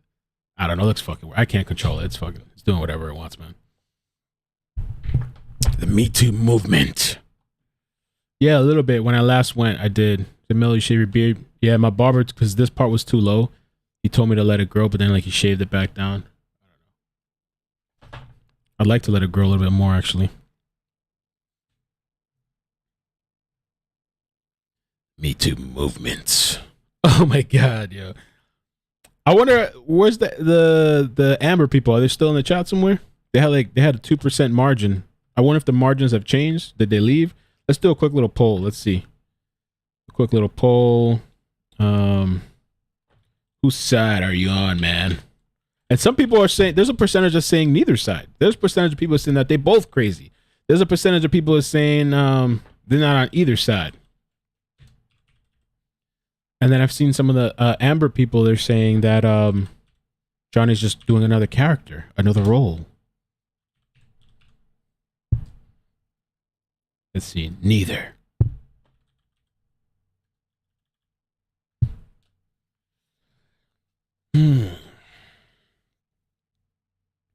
And those facial expressions are not helping her, man. Like, somebody needs to talk to her team. They need to do something with her face. I mean, I see they at least got to her with the uniform, the military death uniforms that she was wearing. I see somebody spoke to her about that, but then it's just her facial expression to me is like a disgust. You know, like somebody that's just like miserable, like wretched. I mean, I know she's not supposed to smile. You don't want to, well, I don't know. I mean, smiling might be, I don't know, would be worse. Right? Smiling maybe, or just having kind of, but she looks like angry. So some of the video that I'm seeing, she looks damn right angry. Jesus. Schuler Jack says, happy 420. Thanks for the stream. Appreciate it, man. Thank you. Janine, thank you for subbing. Marangale, thank you for the super chat. Amanda, thank you for the super chat. You said B. B what? Maybe you didn't get to type it all out. I'll try to look out. If you want to finish typing what you're typing, I'll try to look out for your name in the chat. Or if the mods can, I'll try to look out for what you were trying to say. You can type it out regularly. Amanda Stone. Thank you for the super chat. Somebody, lady says LMA. Oh, Mel, somebody needs to tell her about her face. Yeah, I don't know what's up with her face. It's not a good look. I mean, they're showing all these pictures of this guy with the bruises all over his face, his fingers. I mean, what do you guys think about the finger thing? I saw somebody left me a comment on Facebook and they were like, you can't lose a finger like that. I was wondering for a long time, like, what is up with this finger situation? How is that even possible? Because the way I was picturing it at first is I'm thinking that she threw a bottle, the thing shatters, the glass is flying midair like Matrix shit, and somehow, you know, he's standing there or whatever, and his finger comes off. But now when he's explaining it, he was talking about, first of all, this crazy through 2 bottles, okay? Which to me is like, yo, after the first bottle, I'm getting up, you know, I'm getting the out of here. I'm moving, like, or I'm saying, hey, what's wrong with you? Hey, you know what I'm saying? Like, I'm not just gonna sit back and chill and get another bottle. You know what I'm saying? And just start chilling after this crazy psychopath threw a bottle at me. Who knows? Maybe it's the drugs. Maybe it's the drugs. It's just like, hey, I'm just gonna chill. That does seem like his demeanor, though, just to kind of chill. He's already entrenched in this psychoticness, Oh, there's more we gotta talk about. So the bottle thing is crazy, right? But anyway, so she throws another bottle at this dude. And I guess he's saying like he's leaning and he has like his finger up on the counter or something. And so the bottle hits his finger. So that's more of a believable story. I thought that the glass had shattered, was flying in the air, and it split his finger across. But he was saying he was sitting down and the bottle had hit right where his finger was, and then the bottle broke and all that stuff. So that's plausible. That's plausible.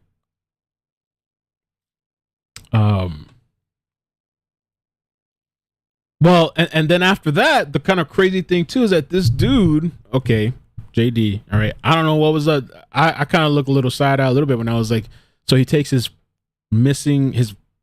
finger that's partly missing, and he starts drawing on the walls and writing on the walls. I'm like, what the fuck is up with that? You know what I'm saying? I know firsthand, and I get it. When you're with somebody crazy, you start to become crazy yourself. Like I don't know about drawing on the walls with your own blood, writing signs and stories of previous times this woman abused you. That's crazy. But hey, he's owning up to all this shit, and he's I haven't really sensed, or I don't think or feel that he's like lying or whatever.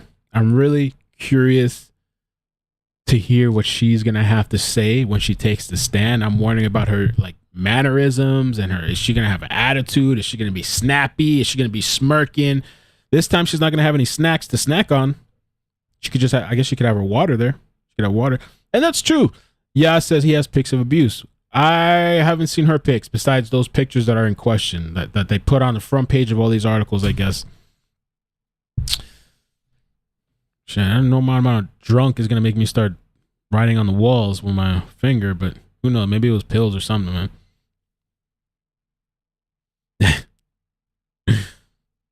Pills, man. All right, let me take a look at the poll real quick too. Okay, we still got 1% Amber. It dropped from 2% to 1%, and then neither dropped from 7% previously to 5%. Okay. And it's 94% Johnny. I feel like, man, even if let's say that this guy lost, Johnny, let's say he lost. Yeah, she's supposed to testify. She should be testifying. I think even if he loses, all this stuff that people have seen like worldwide, I cannot look at her the same.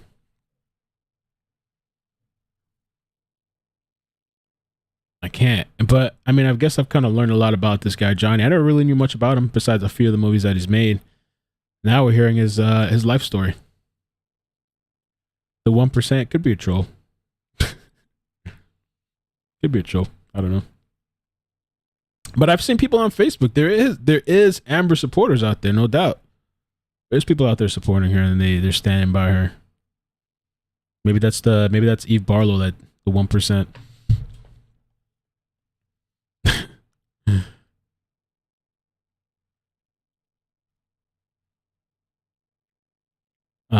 Yeah, and I've definitely learned about this guy, some of his childhood that I didn't know about. It's definitely made me more sympathetic. I mean, not only that, even just my own stuff that I've been through myself, you know what I'm saying, than seeing him talk about it. I mean, anybody would feel sympathetic. Now, supposedly with her, the claim is, I think, and maybe they'll get into it. I don't know if she's going to tell her whole life story when she takes the stand. But with her, supposedly, what was it? Was it the father that was abusive? Supposedly her father was abusive. What the story was. I'm going to take calls. You guys want to do calls? I think I can for a little bit. Well, I have to find out. I have to double check. Maybe we could do like for maybe 30 minutes at the most, maybe like 30 minutes. Yeah, I'll open the lines. We can talk for a little bit.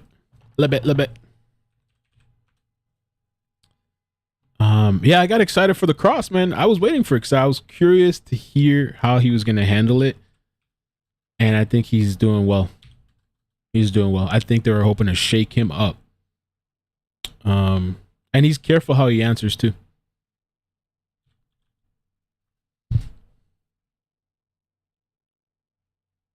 All right. I mean, shit. I think even if he loses, he's still kind of winning in a way. Maybe. I mean, well, I don't know. I mean, the amount of money that they got to be spending for these attorneys too. I think Amber's attorneys are way more aggressive, though.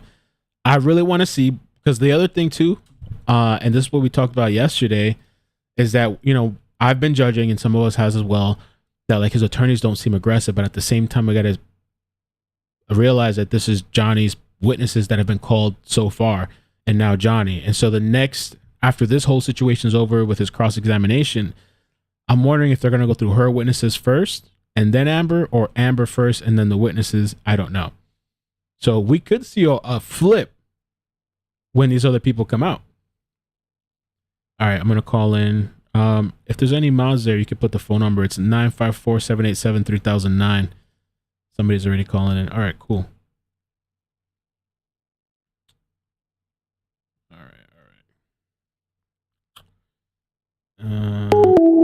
What? How is Google Voice going to hang up on me? Hung up on me.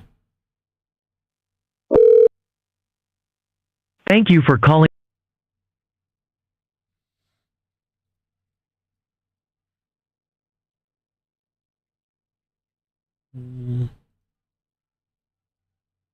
Okay.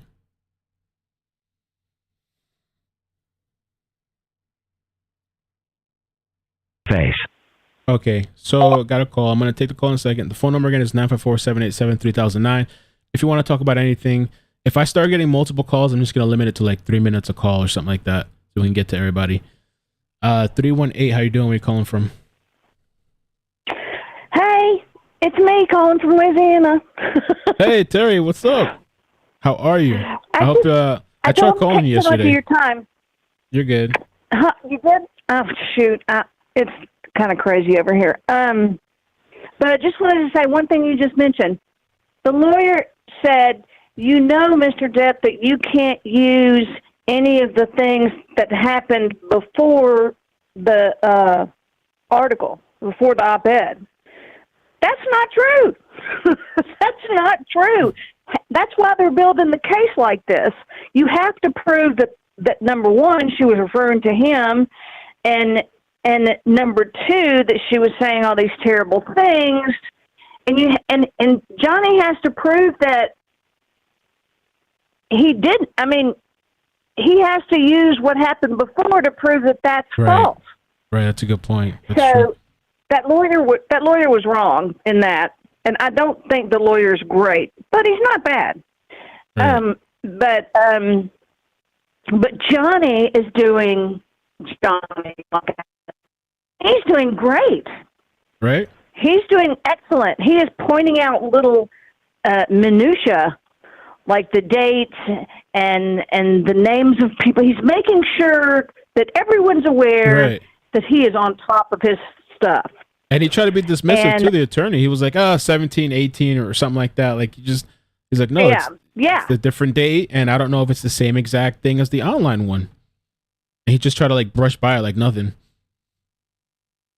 Right. There was something about that bothered me too. Now I can't remember what it was. But the lawyer was dead wrong saying that. Oh, I know what I wanted to tell you. Just one more thing about the judge. You had asked me about the judge. I'm not liking her calls today. I think she made some poor evidentiary calls today.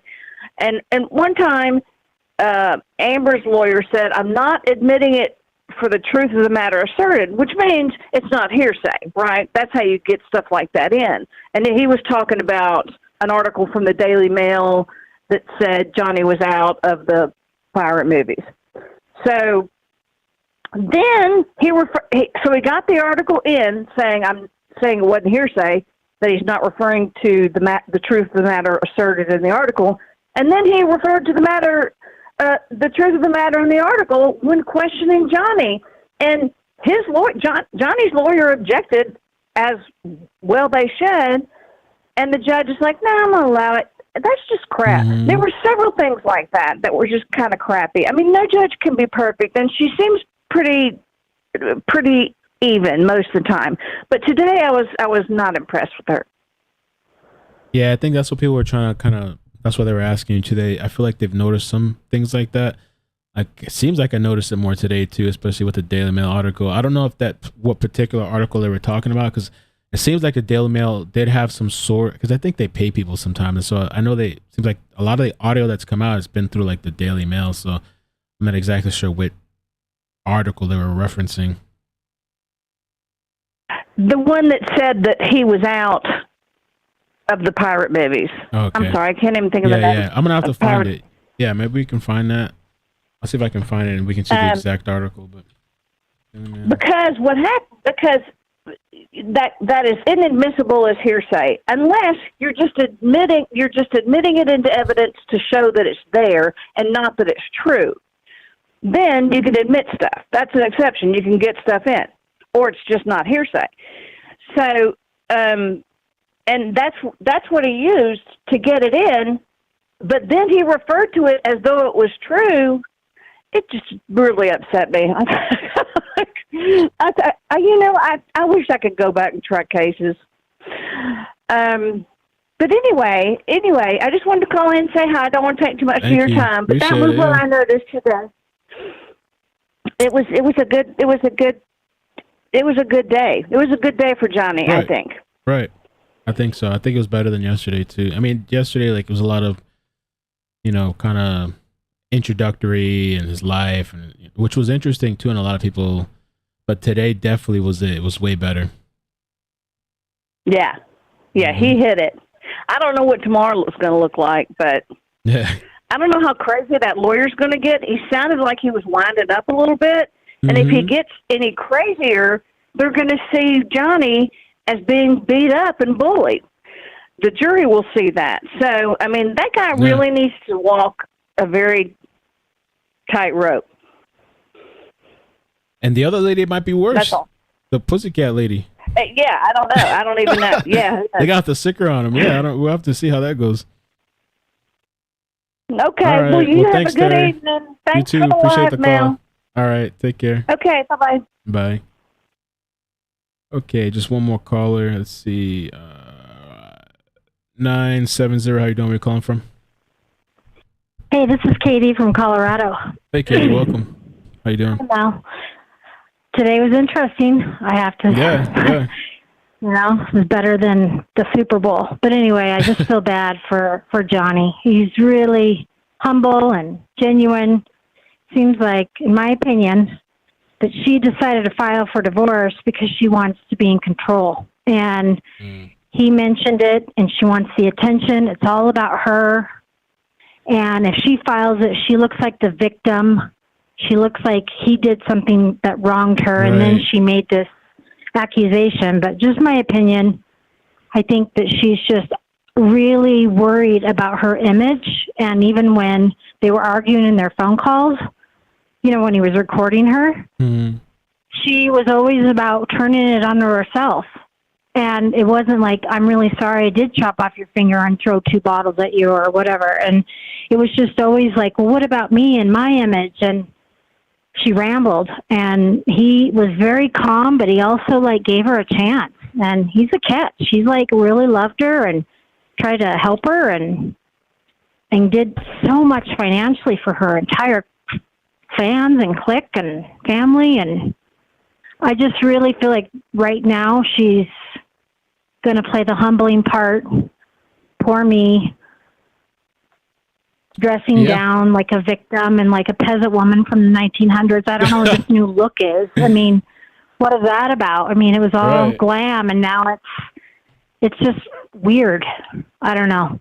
But I definitely know that she's definitely trying to get attention and be first always with the conversation, with the argument, with filing first, playing a victim first. And I don't know what her intentions are, because it seems like he was really, really good to her. And he just wanted to love on her and give her the world. And she was always wanting to stir up turmoil. over something so stupid over a birthday party. I mean, she could have just said, hey, I'm really sorry this is happening. Can you try to shake it off? Let's enjoy the evening. We can talk about it later. I'm not upset. I'm bummed you're late, but, you know, it's no big deal. I mean, 600 million or whatever, if that's even true. Yeah. It's a lot, yeah. She's definitely not on his side. And it tells you a lot when his kids don't even want to hang out with her.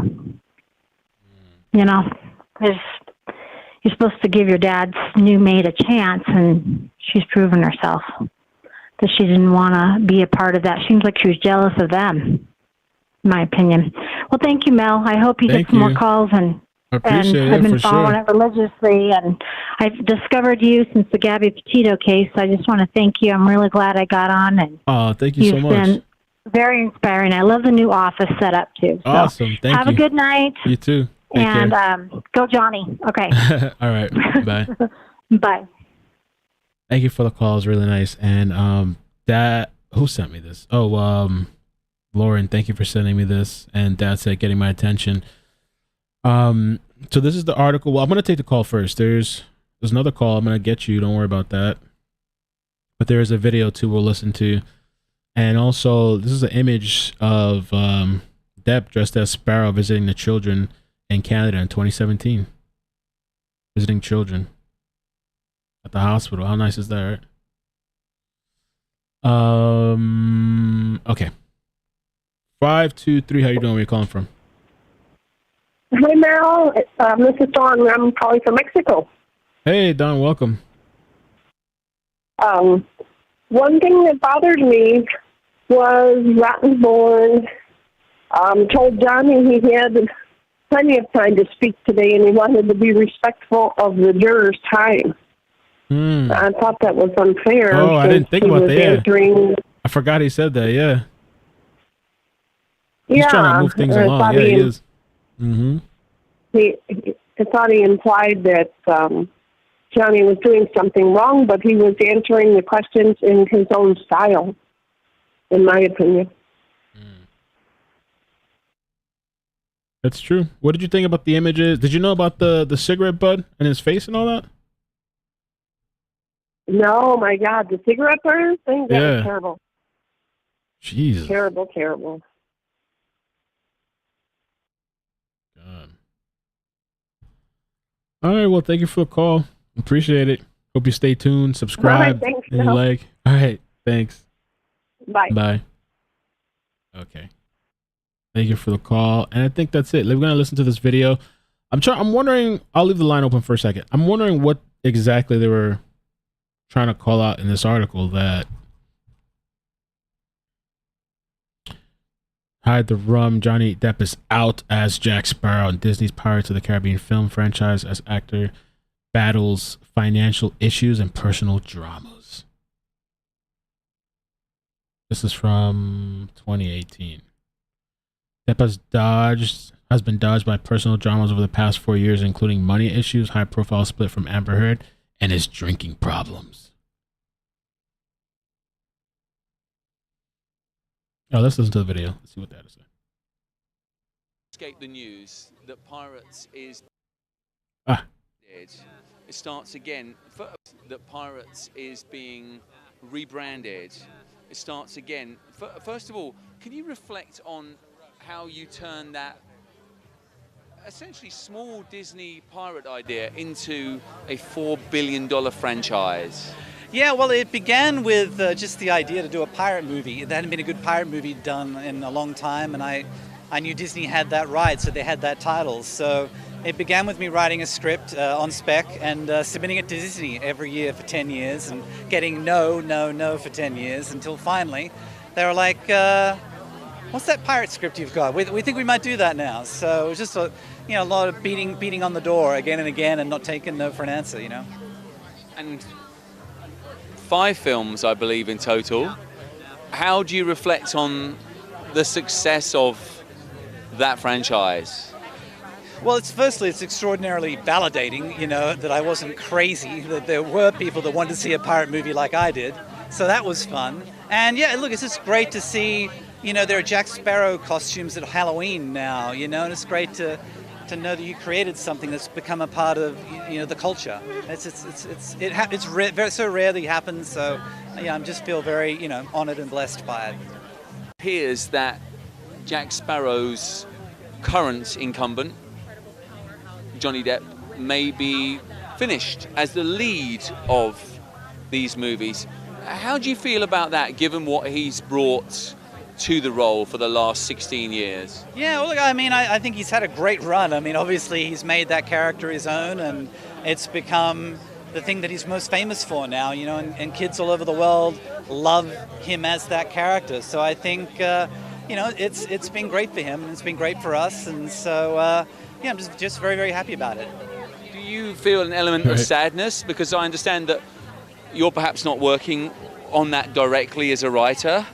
No. Yes, I'm not working on it, no. But Johnny as well is not directly involved anymore. Is there sadness as well as great pride at the success?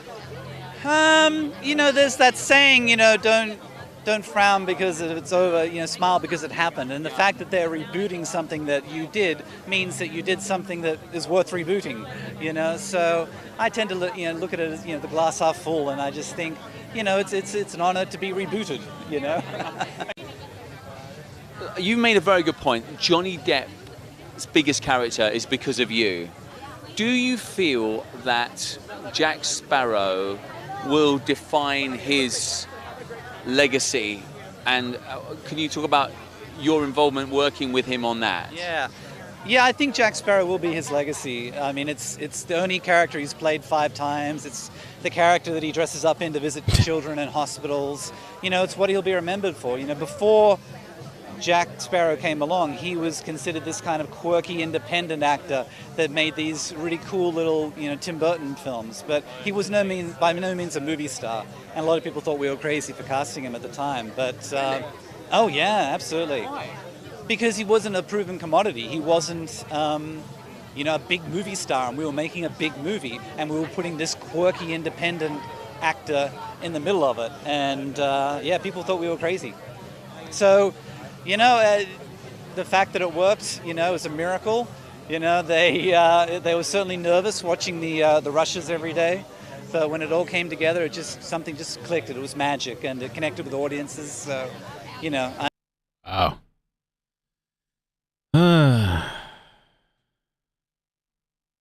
Star is known for his cult hits like Edward Scissorhands, and was not expected to be a success with the release of Curse of the Black Pearl in 2003.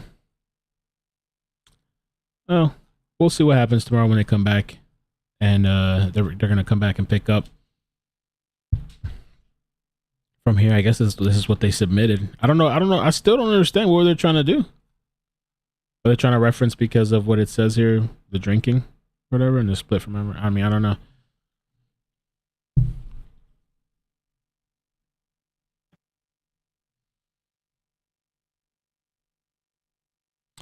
Anyway, yo, I'm gonna head out. I have to go. I love you guys. Appreciate you so much for coming through today. And I'll set up the stream for tomorrow.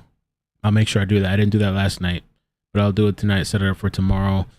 And maybe if I have time, I'll post another highlight if I can. I posted one highlight earlier, which is the Johnny Depp talking about the finger situation, which I did while we were live, which was kind of cool. I might have to start trying that a little bit more often. But yeah, take care. Love you guys. Peace. Like, subscribe, all that good stuff. Bye.